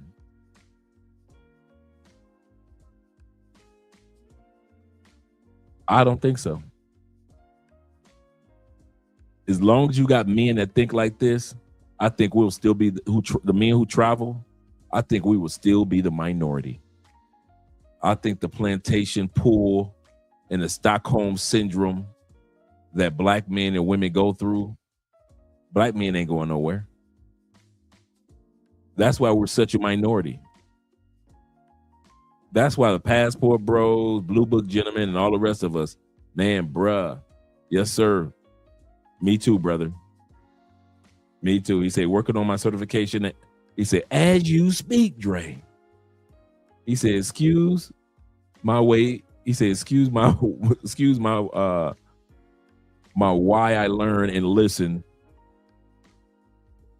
to you educated.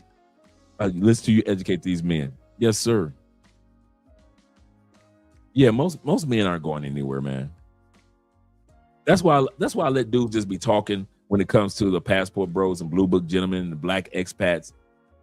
Most men in the States ain't going nowhere. They're gonna go on a cruise. They're gonna go, they might go to Canada. They might hit Mexico once or twice in their lives. They'll hit the Caribbean islands. Most men ain't going nowhere. You can't get men to travel from state to state. So it goes to get them to travel to another country. So we're going to be the blessed minorities no matter what. Could never be. Can't be me. Serious. He said, I'm child free. No baby mama for me. He said, I'm on my monk mode. Yes, sir. Shout out to all you guys on your monk modes. Let them stay. Yeah. Let them stay on the plantation. I'm out. I'm with you on that one, YLE. This 007 says this. He say a little vulgar. He say, but I feel uncomfortable making a blended family with op genders because I know how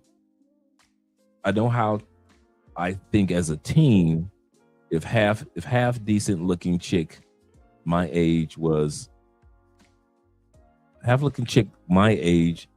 living with me, I'm not related to.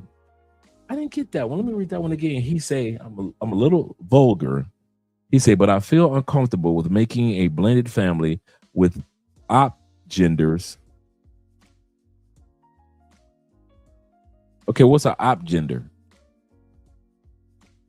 Yeah, hey, y'all gonna stop using U.S. slangs, and I'm not in the States. He said, because I know how I think as a teenager. He said, I know as I think as a teenager, if a half decent looking chick my age was living with me, I'm not related to. Okay, opposite gender. Yeah, I'm still trying to understand. He said, I know how I think as a teenager. I'm still trying to understand that the next part.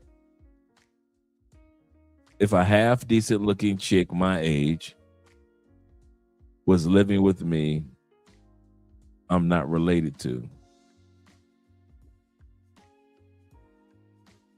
Oh, limited characters. Okay, I got you, brother.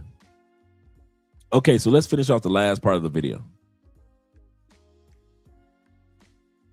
if I was, one of the things I would not do, I would never deal with a woman with children. Whether you're lion or tiger, no children. If you're going to deal, especially if you're going to be a lion, if you're going to be a lion, make your own pride. The only way I would deal with children is after 35 and a tiger. This is sad, man. It's just sad. It says she knew her husband was a simp when he accepted the fact she had 3 kids. I saw an opportunity and it took it. I guess they meant to say, and I took it. Fellas, back in the day, like the 90s, it was commendable to step in, support a family, be a good stepdad, then kids will love you. In 2026, they're taking advantage. They don't even see you as a commendable man. They see you as a simp. They don't see you as the knight in shining prince or the knight in shining armor. They see you as a sucker. And it's sad because there's some good dudes out here that do want to step up, but they're afraid of being called this. Listen, if you're a single man between the ages of 30 and 35, it's probably time to accept that you are likely going to be a stepdad. No. No. Oh, no. Wrong. Lady, I don't know where you're getting your information, but that is not the case. Now, this is not saying you're not going to snatch one up, but please do not make it seem like that's the only option out there, because we all know that is not true. The lie detector test determined that was a lie. Okay, let me just say this. So many men are deciding to get their passports and perhaps go overseas or to another community to perhaps get the peace in his home that he did not get growing up as a young man. A lot of y'all don't think about that. And another thing, maybe he does not want to repeat the same cycle that his mother did and especially take on another man's children, because the children are always going to come first in situations like that. And the baby daddy or baby daddies are going to come before him. Not to mention, he may not have any type of authority in that home with the single mother and her kids, because those are her kids. And you already know what's going to come at eventually, which is, you ain't my daddy. My real daddy will let me block. Once again, as we end it, let's look at the stats. As we end it, remember, guys, this is the avatar of where women look when they are looking to build a stepdaddy. So as long as we put ourselves in situations that we are not, you stupid, E-man, that we are not in these scenarios, we're good. We are not expected to be stepdads. But as long as we keep putting ourselves in these scenarios as men, and you're absolutely correct, brother, the numbers never lie. We are more prone to fall for the narrative, that guilt that they try to put on us to be stepfathers. Shout out to all you guys that are here.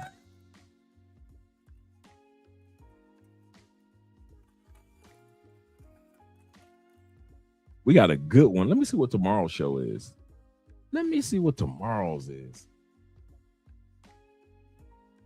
Tomorrow's at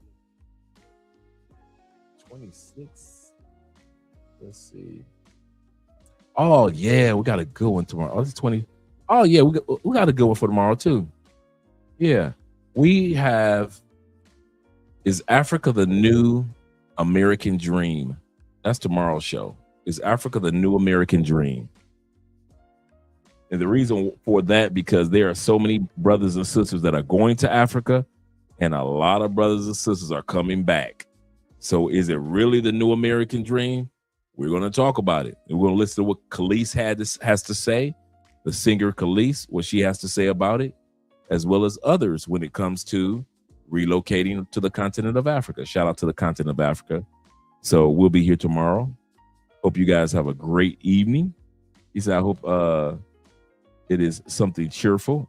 Yeah, it is. It's going to be good. I know today's episode was kind of like a Debbie Downer type of episode, but we needed that one. And now that we've got that out of the way, we got a pretty good one for tomorrow.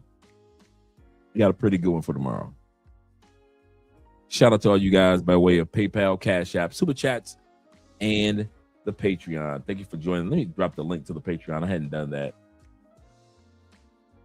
We got a lot of videos that drop on the Patreon on a regular now. I've been posting like crazy.